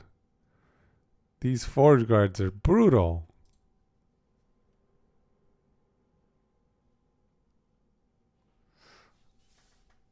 Novarix is saying, you're pretty sure they mentioned it in the 1.0 major post? That it's in their line of sight, but yeah, def not for a while. Yeah, that's what I hear as well. The game as well is really not balanced around PvP at all. Yeah, I don't mind if they have PvP. I don't really play it too much, to be honest. Don't care if they have it or not. It's all good for me. So let's see. So if we run it as Paladin, what would we change? The resistances are ridiculous, dude. The fact that it's not balanced for PvP is what you like about it. Unstoppable force me is a movable object kind of thing. Yeah, you never know what you're gonna get out of it. Things can get real messy. So in here we have, wow, a lot of HP, surprisingly.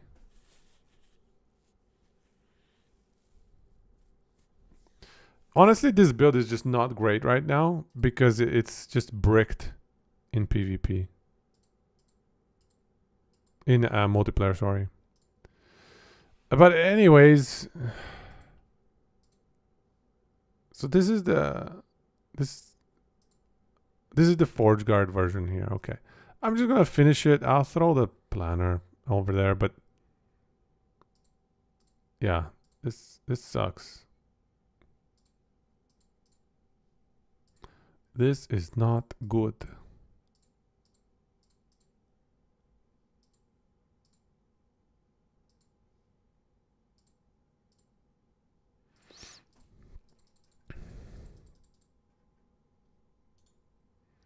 Well, we have 4 points. Okay, minus that one, that one.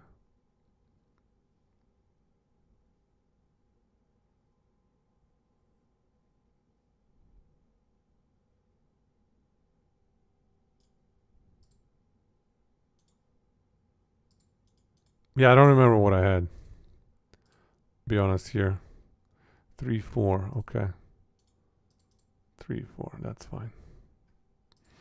Okay, manifest armor. I had it like this.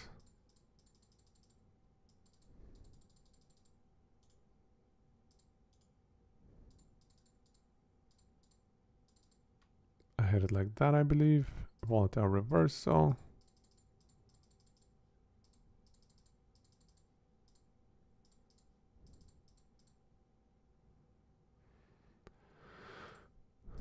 Something like that. And then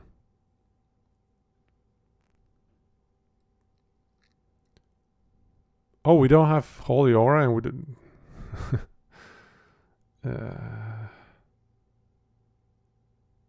Ring of Shields? What do we do instead of Holy Aura?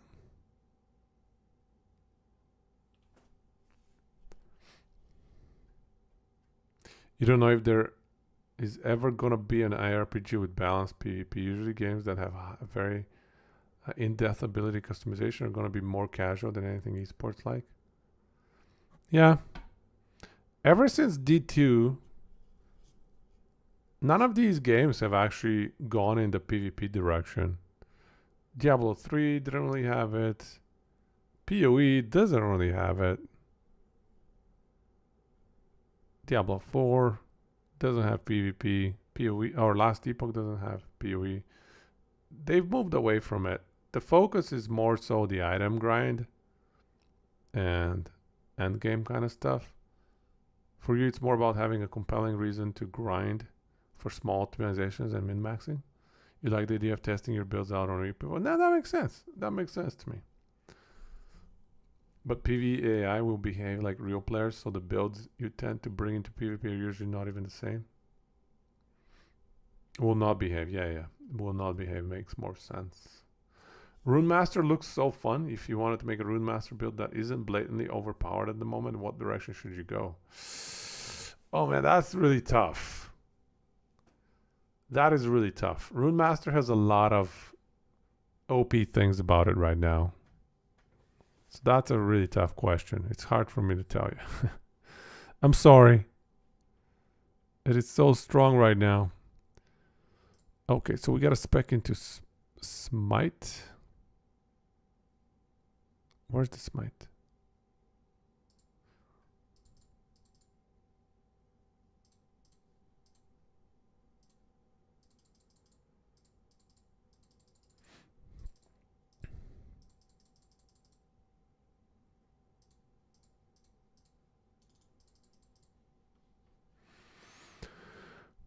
Okay, there's Smite and now Holy Aura. That's something that we don't have anymore. So we can go these shields. A manifest ring of shields. What? Infinite Lightning Blast Rune Master Edition. Yeah, I mean that's probably a good suggestion. And make sure to avoid Raewind's Guard. Raewind's Frost Guard. That's a runic invocation that is just way too strong. I 100% guarantee it's getting nerfed. Has anybody ever played with this Ring of Shields thing? How do you even spec it? I've never used this skill. I don't have a Forge Guard. No, you're welcome, Slayers. You're welcome, man.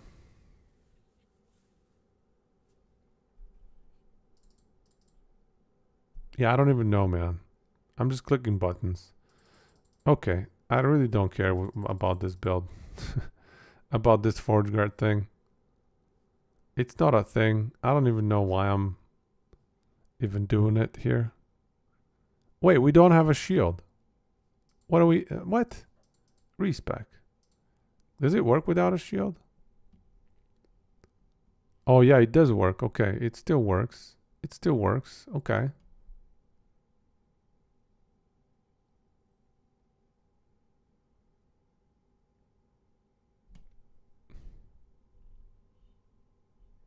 Wild Magic Rune Master. Looks awesome, but it doesn't deliver that much, actually.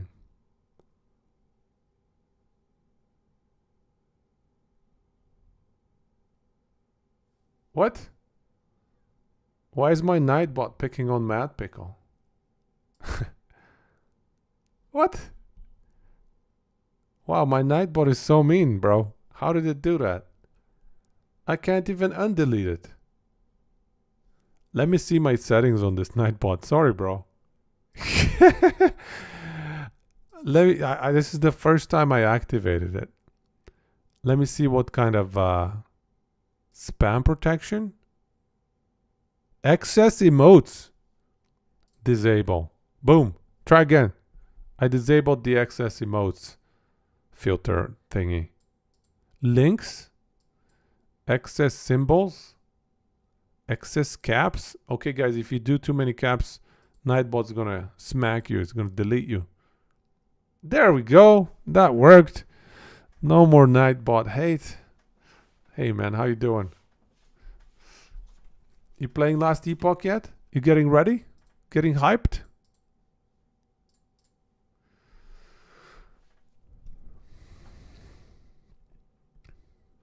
It's your first emotes. Oh, those are your own. You made your own. Nice. How did you do those? How did you create them? Those are really neat. Teach me.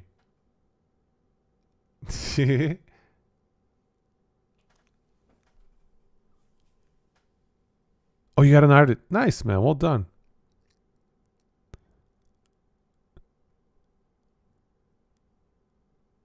Those are the first two. Nice. Like it. I like it.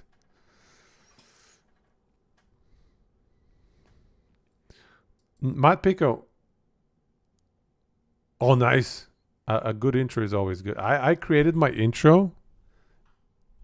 I mean, come on. It's not a very good one, but I did use an AI tool. I would just put Deckard Cain and a barbarian sitting around the fireplace. That was one of my first procs or whatever, my first queries into it. And then I tinkered with it a bunch and eventually got what I got. But yeah, that's, if you look at my intro, two weird looking dark figures around the fireplace, those are supposed to be Deckard Cain and that barbarian, alright? That's what the AI gives me when I ask for a Deckard Cain and a barbarian.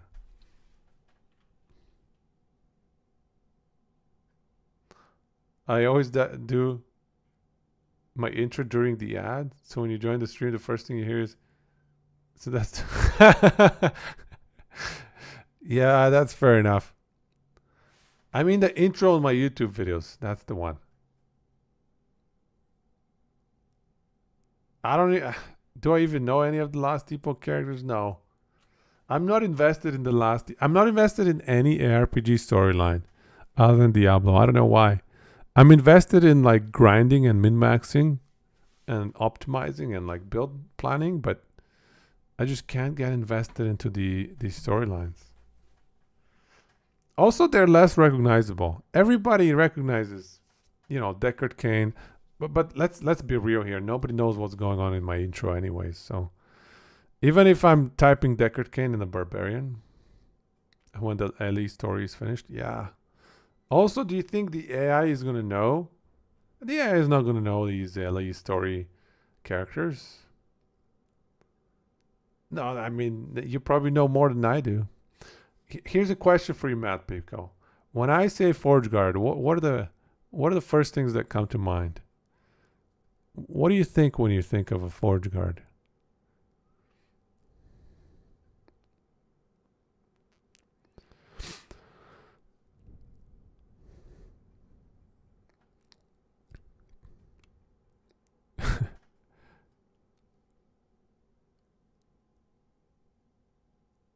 Yeah, I don't know what to do with this skill, guys.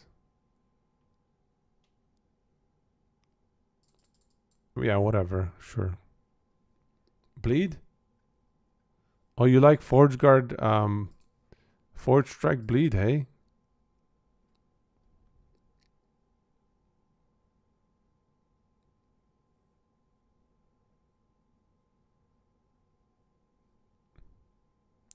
All right.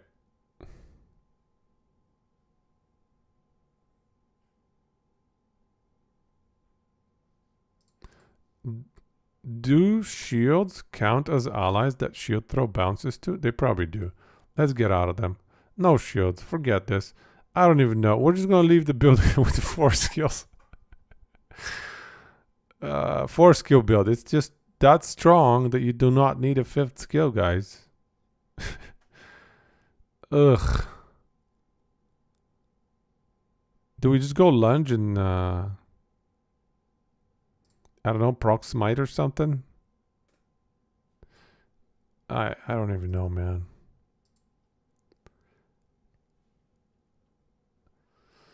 I just feel like Forge Guard, it doesn't do anything very well.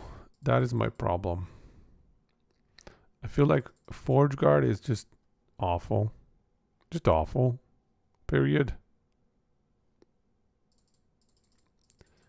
We're just gonna do some YOLO stuff here. No big deal. Just whatever. Honestly, yeah, let's just wrap this up with the Forge Guard thing. It's a waste of our time here. Waste of our time. Yeah, I don't even want to invest any further into this. Let's just go with it.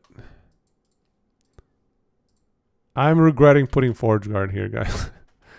I have great regrets. Shield Rush, maybe Shield Rush was a thing. I have a great many regrets. 0 mana, 0 cooldown, Shield Rush. But then the percent here is actually annoying. Anyway, I think whatever. We'll just leave it like this. So the Forge Strike one, right? Summon Forge Weapon. Forge Weapon. Forge Weapon. No. Do you mean Manifest Armor? So that's kind of what we're doing, is a Manifest Armor build. But it's just not very good.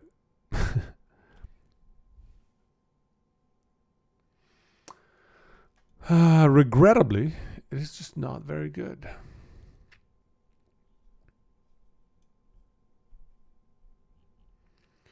Animated weapon is more like Forge Strike. Yeah. Honestly, I think we should not invest any more time on this. I feel like Forge Guard is such a waste of time. I'm just going to throw my Paladin build guide and go like, you know what? You can kind of adapt this to Forge Guard. Here's a build planner we just kind of put together. Go nuts. Just be aware that it's not going to be amazing. It will not be amazing. Sentinel done. Hey, no, MA is okay. The problem that I have with MA, my problem is more with Forge Guard. I wanted to have one build be Forge Guard so that we can have representation from all the classes, right? People that want a Forge Guard want to see a build that they can run, right? So I wanted to have one Forge Guard build. I went with Manifest Armor because really there's no real Forge Guard builds. The problem is you're better off running Paladin. Manifest Armor is just better as Paladin. And then the second issue that I have with Manifest Armor is that if you're playing multiplayer with friends, your shield is going to bounce onto your friends and you're not going to deal any damage. You think Ignite Shield Rush is good? Does it run high corruption?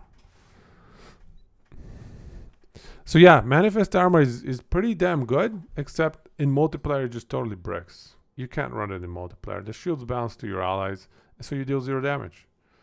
Why is Forge Guard a waste of time? I don't think it deals great damage. The passive skill tree is awful. So if you look at the passive skill tree, beyond this line, which is Forge Guard specific and unattainable by other classes, all of these passives just don't fit very well. 5-600 viable is just not many people play it since they don't want to deal with Shield Rush bugging sometimes. Yeah, I don't know. Is it something I can recommend to people though? Shield Rush's main skill. Can you drop link on Discord, Matt Pickle? There's no links in here. I have the links disabled in Twitch. If you drop it in Discord, I'll check it. Check it out.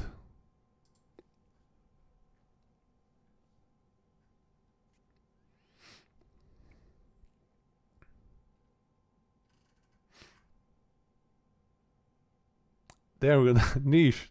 Thanks, man. I should have done that. That's smart. Well done. Well done. Well played. Only if you spam button like a madman. You can run without bugging out. So it takes some skill to avoid the bugging out.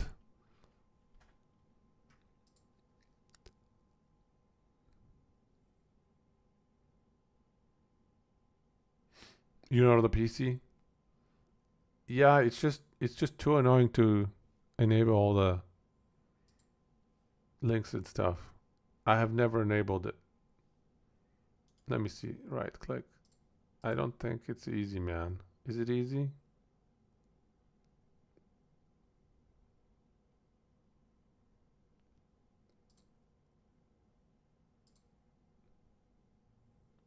I don't see a button that tells me, hey, enable links.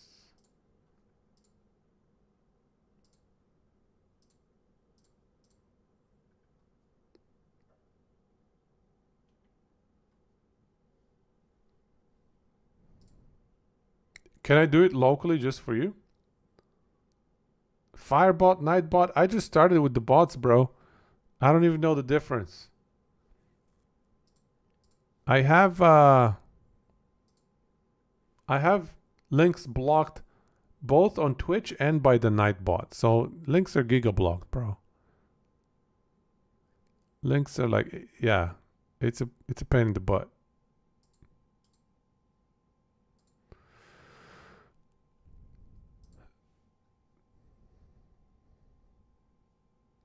Oh, you tried a bunch of them, hey?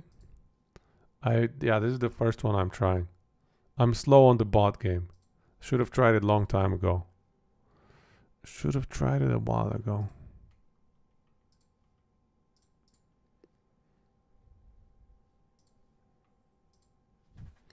Okay, I'm gonna drop my YouTube for Manifest Armor Bleed.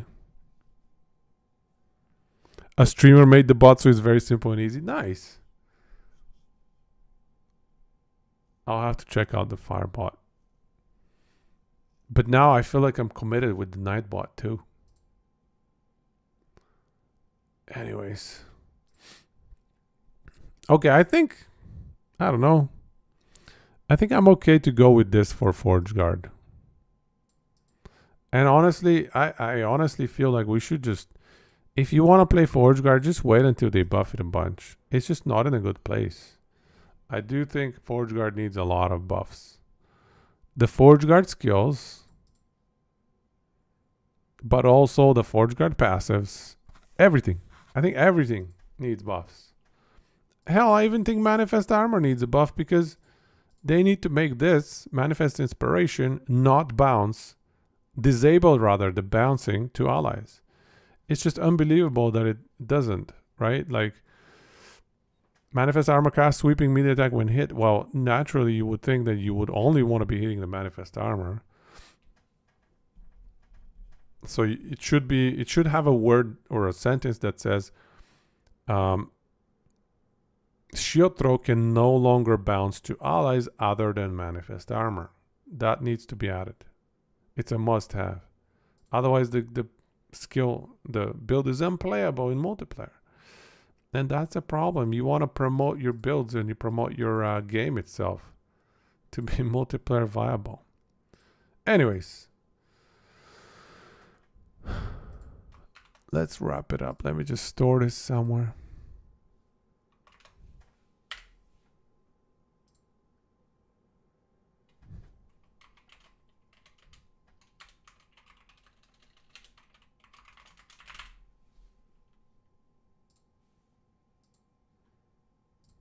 Okay.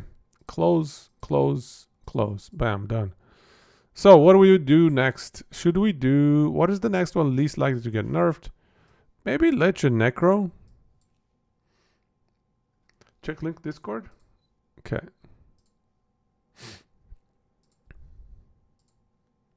Let's check it out. I think I probably have seen this. Forge Guard, Bleed, Shield Rush, Tier 4 Joro. I have probably seen this video. Let's check it again. Let's check it again.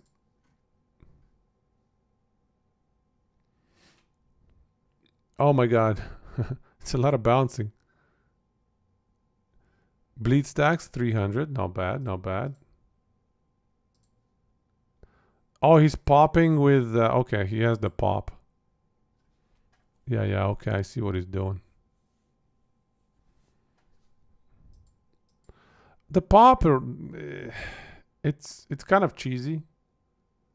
The what do you call it?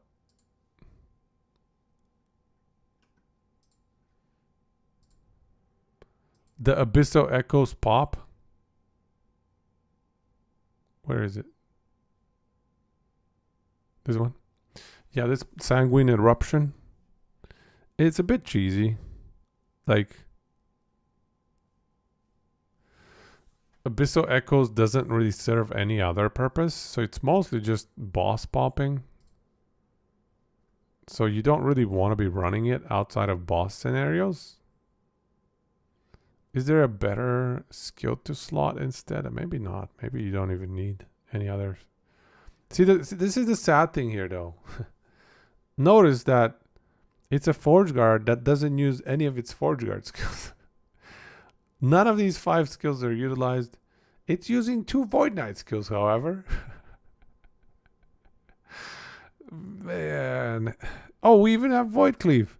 Look at that. Another Void Knight skill, kind of. We have it for mobility, I suppose. But damn, dude. It's so sad. Forge Guard needs some loving. It's like, here's the best Forge Guard build ever. 0 Forge Guard skills used. That's pure gold. Even the Forge Guard passive.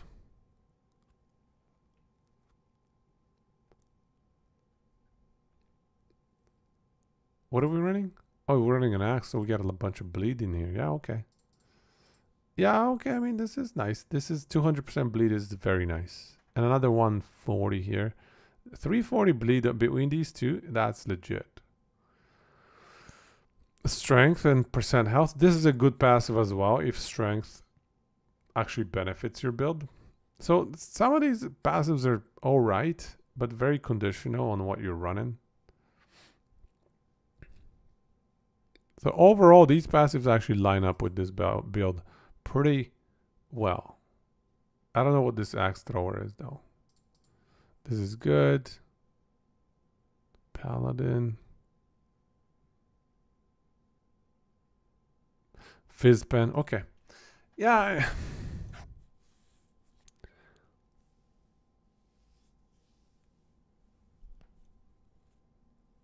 Is this build monolith viable as well? Probably a lot of clicking. How is it shield rush spec? No cooldown. No longer requires shield, of course.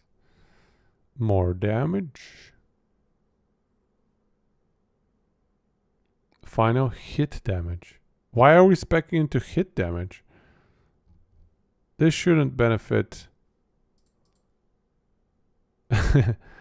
That's a nice helmet. Hey. That's a budget helmet right there.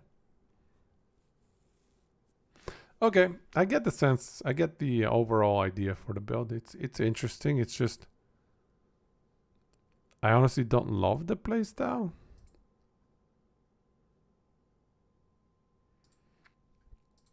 Really? That's very rare. Usually they're pretty good at wording it and oh, okay, I see what you're saying. It's because final hit. I guess they just generally use the hit wording to mean no hit, no ailment damage. But in this case, I guess they just forgot that, and final hit means something else. It's a sub skill. Right. It's referring to the skill. Yeah, I hear you. I hear you. That makes more sense. I wish they would reword it though. I wish they would reword it so it's more clear. Final strike. Final strike. Call it a final strike, not a final hit. But then, yeah, I don't know. That's going to confuse something else probably. Final hit echo damage? Oh, this strike twice. Okay. All right. You did a lot of testing. What was your conclusion on this?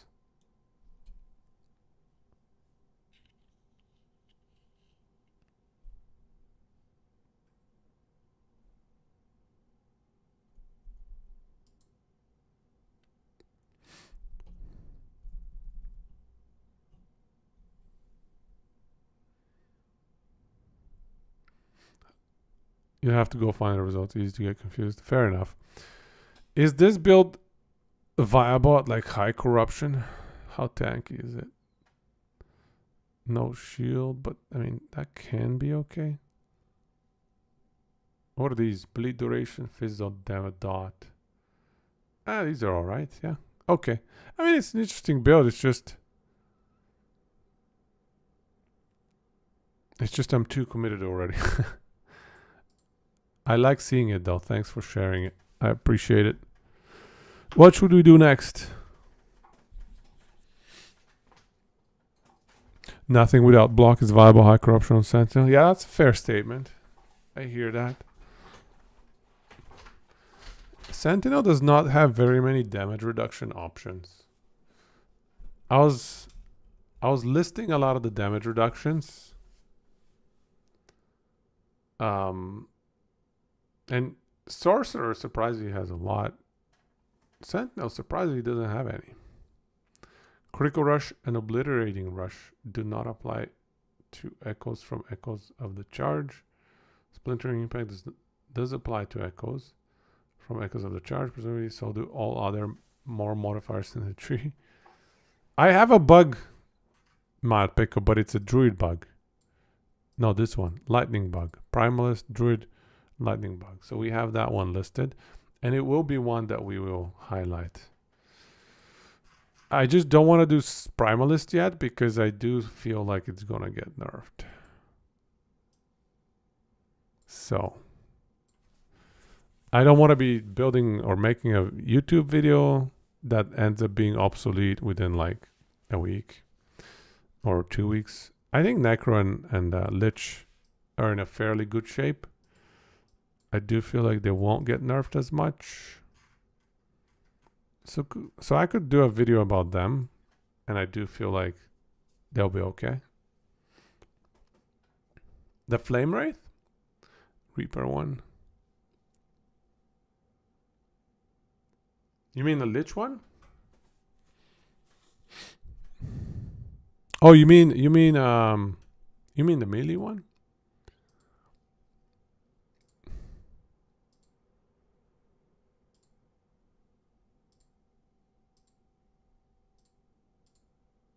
The Harvest. This one? Inferno Shade infinite damage. Yeah, I purposefully avoided Inferno Shade damage right now for the same reasons, Misha. So I agree with your assessment. Totally agree. Oh, Reaper form. Yeah, Reaper form. So that's Lich one. That's the Lich one, not the Necro one. But yeah, I have a few builds with Lich as well. But yeah, let's do Necro. So Flame Wraiths, I actually have a build guide on that. Let's just check how current it is. Flame Wraiths.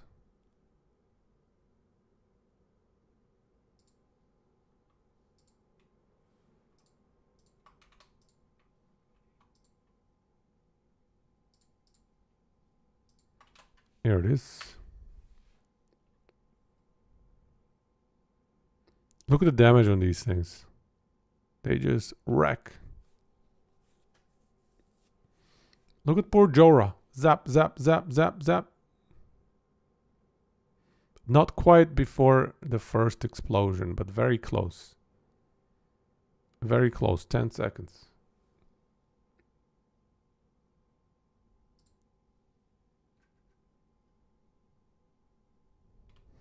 You mean I should make a video about riskiest classes? By the time the patch comes out, we'll know it. We'll know the actual impact, right? When is patch getting announced?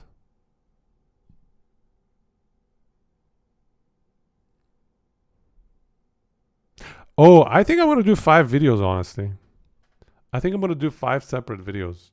It's just too much. It's too much to try and fit into one. Too many builds. Especially if I want to add a little bit more context about each build. That has to be 5 different videos. So I could even start on the Sentinel video now that we've cleaned things up. I might start working on that video. Because that one I feel like should be fairly clean. Okay, so this is the YouTube video. We can pop it in here. 1 week is when the patches come out. Patch notes, rather. Do they have it anywhere? 1 week. Is that enough for me to build all these videos? Once I see patch notes, that's sketchy, guys. I probably will want to have Sentinel video prepared. Maybe even released by that point. Same with Necro Lich. And then for Mage and Primalist, I feel like I have to wait for the patch notes. Marksman and Rogue might be alright. Especially Marksman. It's just this flurry stuff. Flurry is just nonsense. So if we focus on Hail of Arrows, that's fine. That's safe. Blade Dancer, Shadow Daggers, and just Blade Dancer defensive layers maybe need to get nerfed. And Low Life as well. But I can caveat the video in a way where even if Low Life gets nerfed, these builds should still be viable. And these are very strong builds in general. We'll see. But anyways, I think for Necro and for Lich and for Sentinel, I think I should definitely be able to make the video and get away with it without too much patch impact. So let's take a look at how outdated my planner is. I think my planner on this is probably going to be okay. Do you guys know? Do you guys remember? Or rather, do you see any glaring mistakes in this build planner?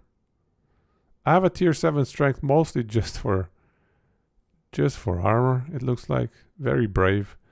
Okay, so the only thing is we're probably going to go with hybrid armor instead of crit avoid. Yeah, crit avoid is just inferior. So here we're gonna replace. We're gonna go tier 5 hybrid health and tier 7 hybrid armor. And then here we're gonna go tier 5 hybrid armor. Easy game.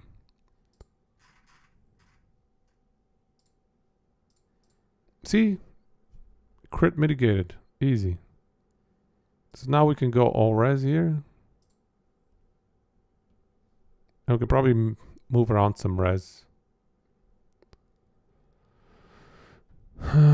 Crit avoid again.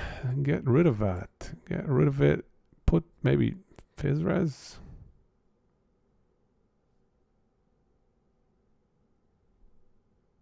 Oh yeah, the minion spell damage graphics.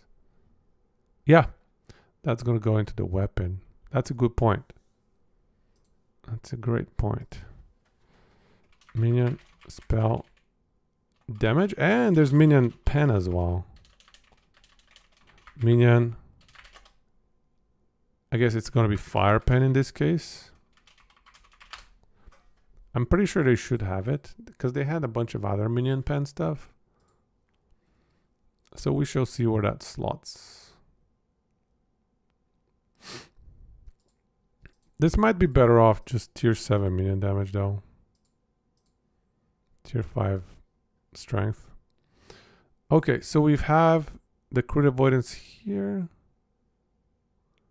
That can move to fizz res, I guess.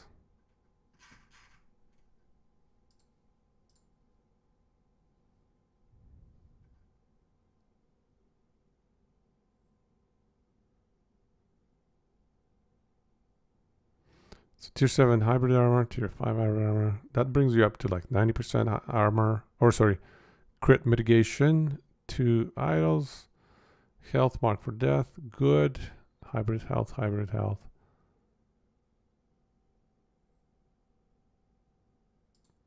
So this is going to become, but sure, whatever.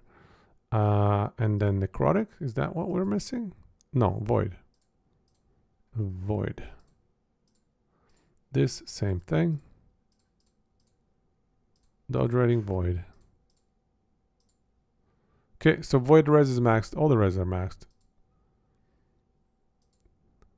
Much better.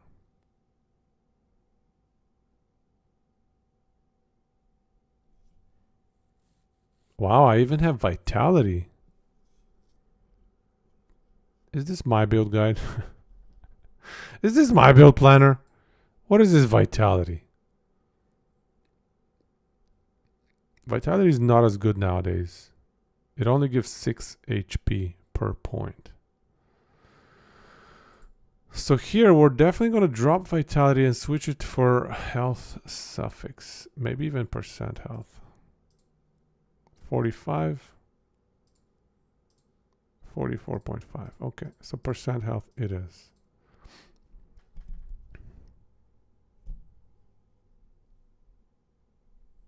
Minion crit, minion crit.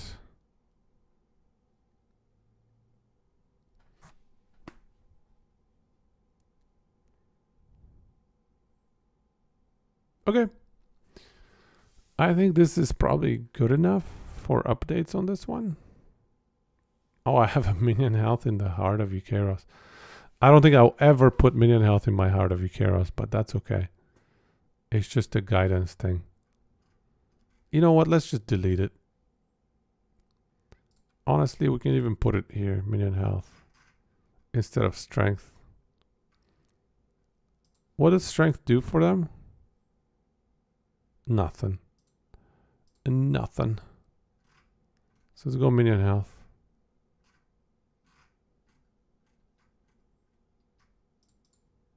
Okay, that's fine. All right. Strength instead of vitality.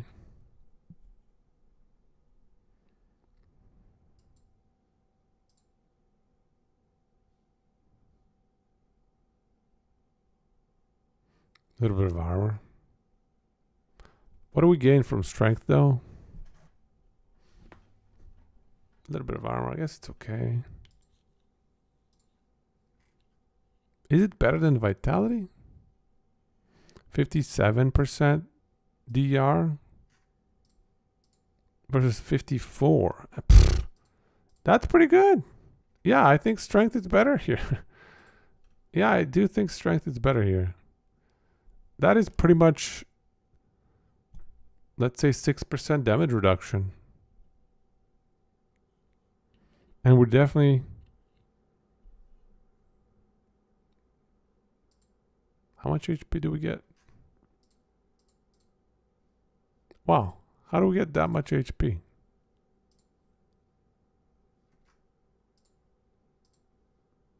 We get 130 HP? How? 8 vitality? How? That does not up. I mean, we have over 100%. Okay, we do have like 140% HP increase. Maybe 150 even. Okay, okay. Fair enough. That makes sense. Helm? I mean, we could. Let's see, 57? No, we can't. We can't. Can we? No, we cannot. Yeah, Acolyte is not a strong person. Acolyte is meek. Has dexterity though, I think. Dexterity and int, I think. Or maybe just int. I don't know. Anyway, I think that's fine. That is probably fine. And we got a lot of armor from these hybrid armor nodes.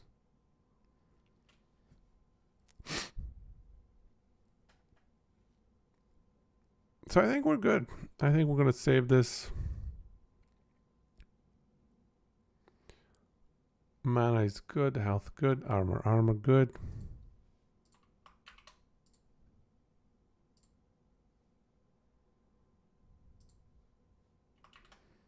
I'm just going to store this one.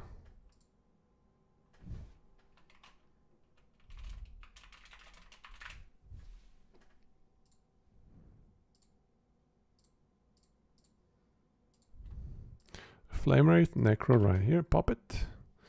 Should I maybe even update my video description? Maybe I should. I think this is superior.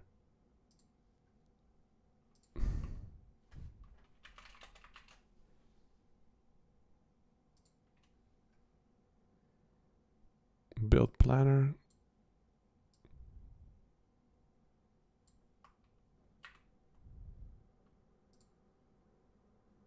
Done. All right. Okay, so this is done. Let's do Bone Golem. Haven't looked at Bone Golem in so long.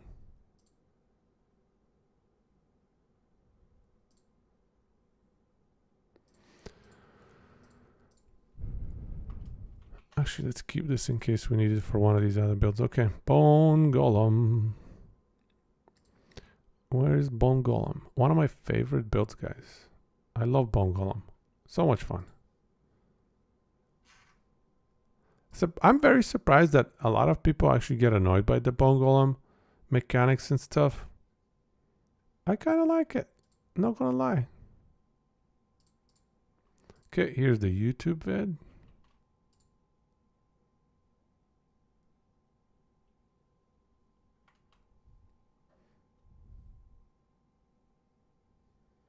Build planner. Here we go.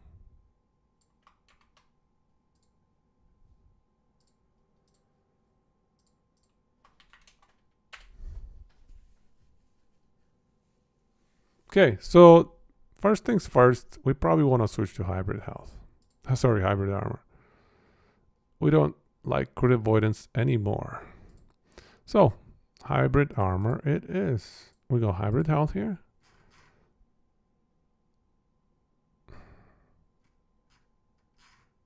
What? I thought it's up high. Oh, okay. Migrate. Sure, there we go. No, it's a suffix. I just needed to migrate. There we go. Min health, min damage, alright. So crit strike avoidance, we can drop. Crit strike avoidance, we can drop. 3 suffixes. Here, however, instead of percent armor, we are certainly going with hybrid armor. Yes. Otherwise, we're good. I think we're good otherwise. What do we want for suffixes? I mean, health, obviously, right? No brainer right here.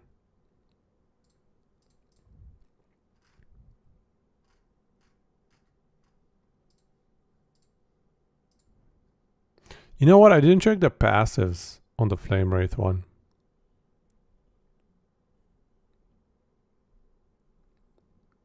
Sealed healing effect. Yeah, it's because it works for Rip Blood. Rip Blood heals you. See, it says return 10 health for each enemy hit. Scales with increased healing effectiveness. So it's not something you want to invest in heavily, but a little bit here and there. You also get a lot of extra healing effectiveness from your intelligence, and we're already stacking intelligence like crazy. So, you know, it's not a massive increase in heal, but a little bit is all right. It helps. It allows you to stack higher HP pool, which then translates to a lot more ward with Twisted Heart because we're spamming, very actively spamming. But yeah, tier 7 int, tier 7 int, tier 5 int, tier 7 cast speed, tier 5 int, Tier 7 cast speed. Tier 7 cast speed. Oh, I remember this build. So smooth. Such a smooth build, guys. Absolutely lovely. Let's see here. So you know what we could do actually was we could pop Fizz Res in here. And switch out the Fizz Res on the suffix on the chest to a hybrid armor instead. And now we're actually capped on bonus damage reduction from crit strikes. And we get a little bit of extra armor. Fizz Res is still maxed out. Perfect. I think this ward reduction should be health.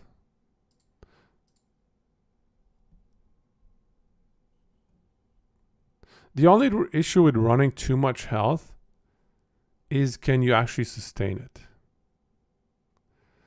So basically with every cast, you can see here every cast is going to be 13% of our max health is going to be converted into ward. And so 13% here is 500 roughly. So the question is, do we have enough intelligence and healing effectiveness for Rip Blood to heal us 500 per pop? So what's the math here? 10 health. Oh, my video is different though. This is like aspirational. My video is very well optimized because I constantly adjust these things. When I get more int, I bump my health up, or I try to adjust them. So in the video, it's going to be different because here is like fully crazy geared out. But we can do a rough math here. So 20 health plus 10 health, 30 health. And then double 60 health. And then that 60 health gets scaled by intelligence. So if we have 145 int,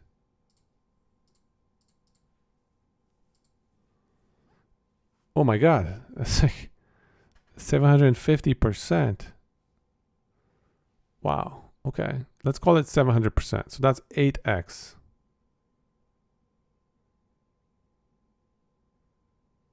So we said we had 60 times 8. All right, that's 480 already. And presumably intelligence also gives healing effectiveness. I don't know, man. It looks like it might be fine. With this one, it's kind of better to just test it out. Unfortunately, with this kind of crazy gear, we don't have the option to test it out. And that's fine. I think this is a good setup. The chest, yeah, definitely the all-res chest is pretty sweet. Why do we have so much necrotic and poison res? Oh, I have a lot of vitality. Why am I running so much vitality? Do we have alternatives?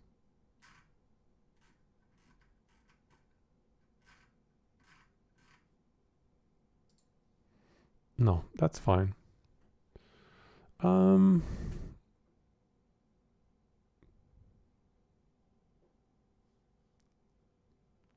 think that's okay.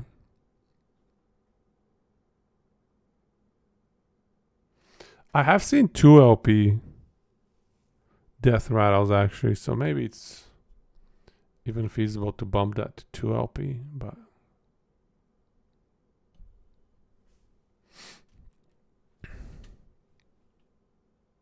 okay, I think this is probably it for the changes we want to apply to this build. 105% bonus damage reduction from crits. 200% cast speed. How about skills? Is there anything to adjust here? I thought I had... No, never mind. I don't need Mark for Death. We have an idol to do that. This looks updated. Updated.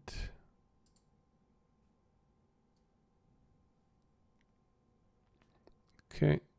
All right. Dread Shade. All right. These look good.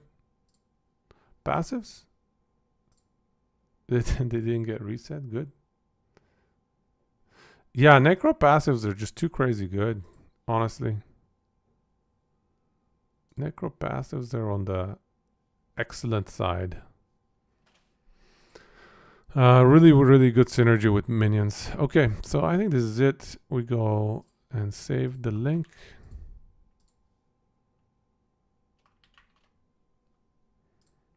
And I just need to save it here as well.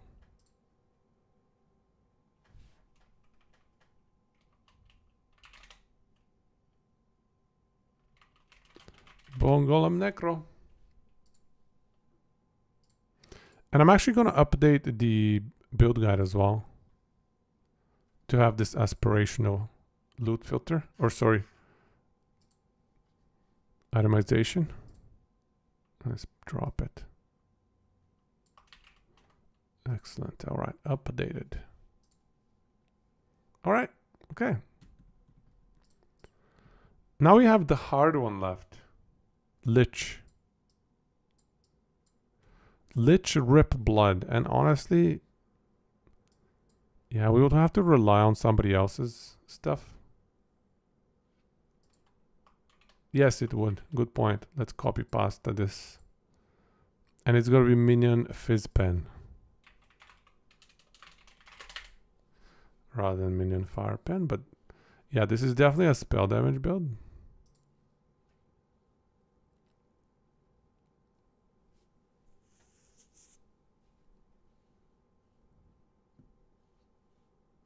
All right.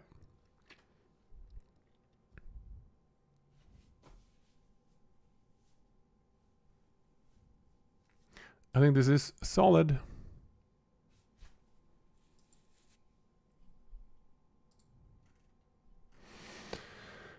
We just need to do the Lich one.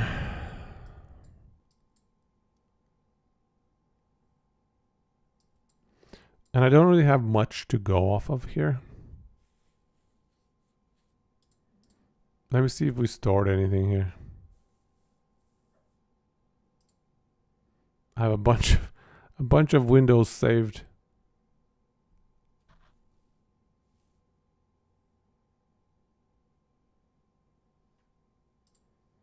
Bunch of tabs rather.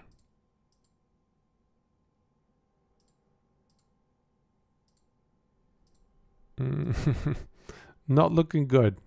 Here's a necromancer. No, that's a necromancer. Not correct.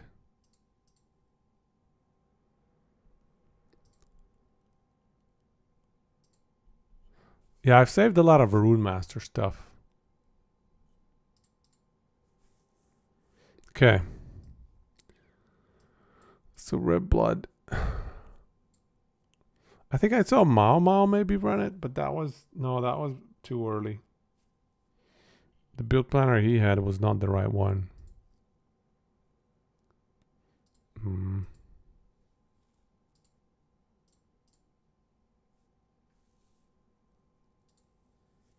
So we go builds, we go Lich, Rip Blood.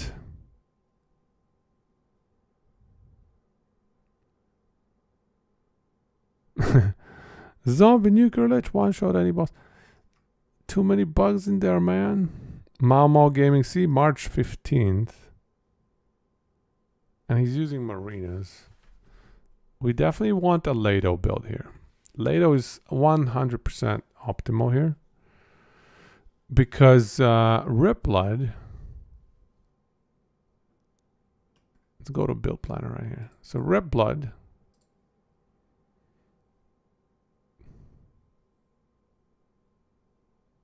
Has this node right here, Arcane Absorption. When you directly cast Rip Blood and hit at least one enemy, you gain additional spell damage for 6 seconds. And with 4 points, that's 8 spell damage per pop. With a lot of cast speed, you can probably cast this 3-4 times per second, giving you plenty of spell damage to circumvent the weakness of Lado of not having enough spell damage. $5. You're right. There is a new patch. Not only a new patch, man. There's the game releases February 21st. February 21st.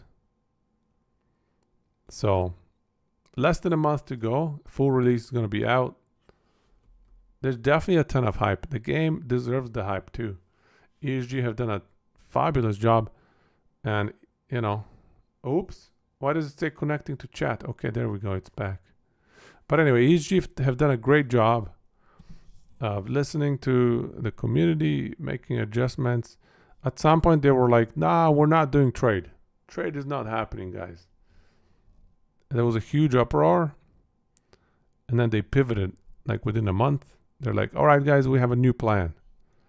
Trade is going to happen, but it's going to be, we're going to allow people that don't want to trade to not trade. And then we're going to allow people that do want to trade to trade. We're going to create two different factions for how people want to play the game. Play it your way.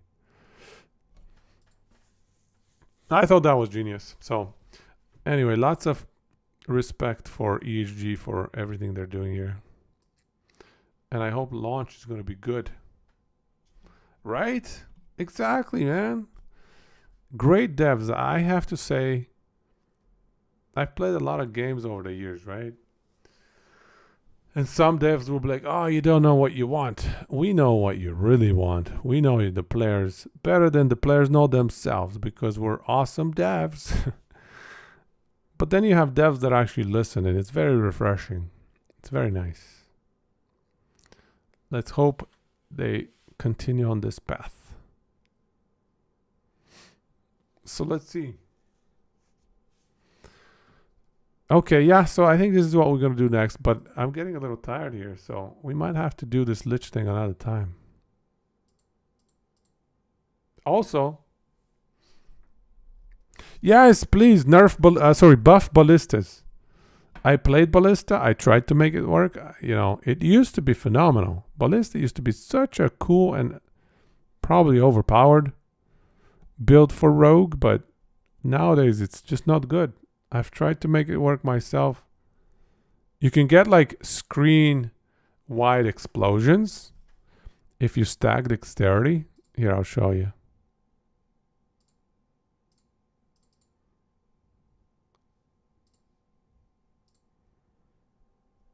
Oops. You know the node I'm talking about right here. Increased area per dexterity. It's huge explosions, but zero damage. It's no good. I did it myself. I tried it myself. The damage, especially when it comes to like killing bosses, it just doesn't work. It's too awkward. This tripwire, what is even going on? I'm just sad, man, because I think ballistas are cool. I want them to be good. I remember the good old days when they were actually good.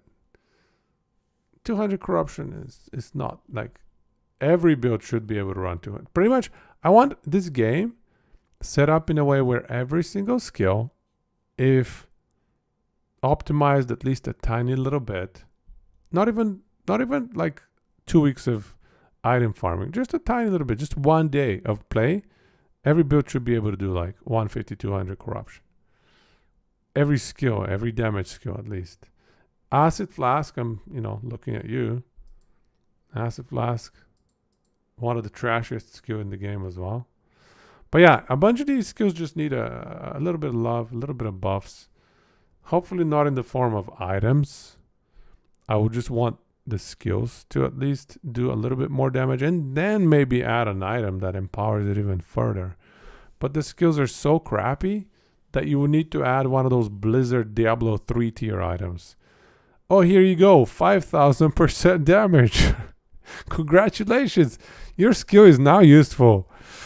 Oh my god, dude. Yeah, I don't want us to be doing that. And that's kind of what you need for Acid Flask. Just buff the actual skill and make it good. And then add items that make it even better. Why not make it legit that way? Anyways, since we're streaming tomorrow, I think I'll call it a night today. Because tomorrow, we're going to watch Warlock reveal. I mean, I'm not going to be online for the actual reveal. But in the evening when I stream, we'll go over what's going on with Warlock and we'll chat.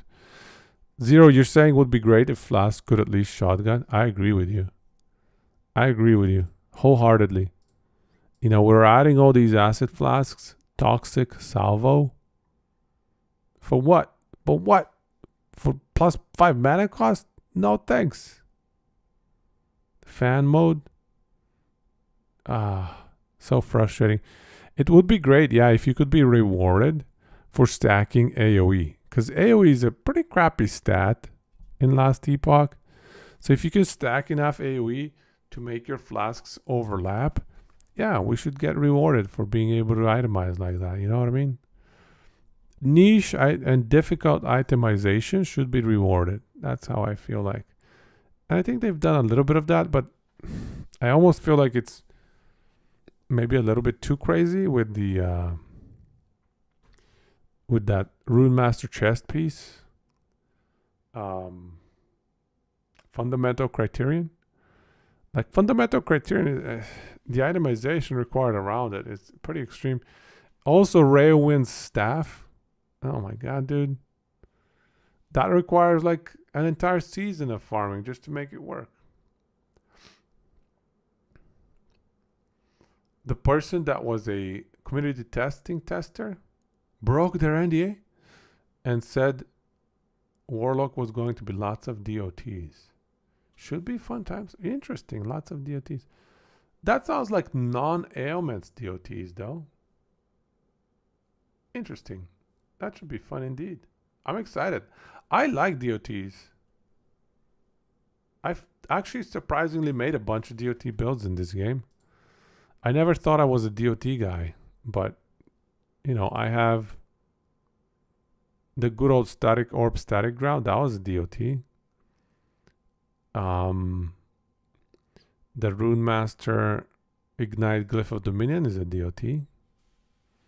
So I can enjoy. And I'm not counting ailment builds. Those I'm not counting as DOT per se. Those are ailment DOT.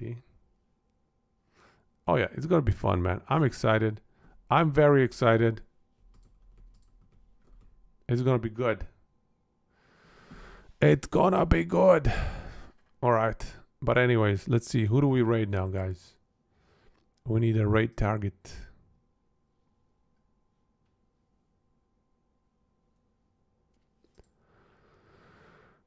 We need a raid target. Let me open up last Epoch.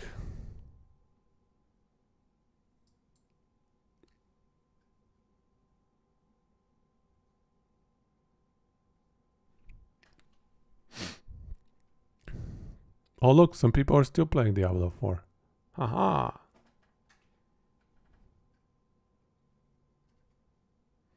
Okay, who's on last Epoch right now? Starting over, Fearless Caper.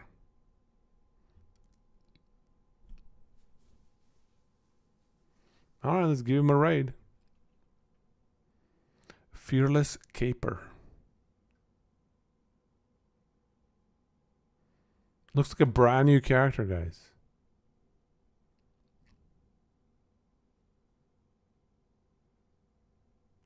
Oh, dude, I still have SRS Guardian on my tags. Oh, I should probably remove those. This is not PoE, guys. SRS Guardian. Jeez.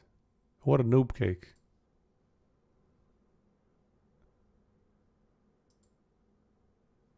Okay, so who do we say we're raiding here? Fearless Caper, all right.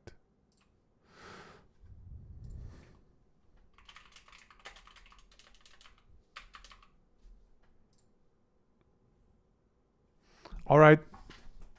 Let's do it, guys. Let's raid. Thanks again for the help tonight. We got through, what, seven different builds. We now have the YouTube video as well as the build planner or the max roll link, I guess. For 7 of the, what do we have actually? 21. 7 of the 21. So that's a third. We got to a third of it. So thanks, guys, for the help.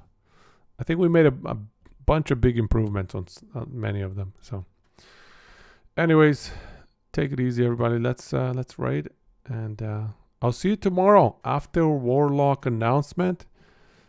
Should be good. I'm excited, hyped up. Hype, hype. Have a good night, everybody. Good chisso, samar este.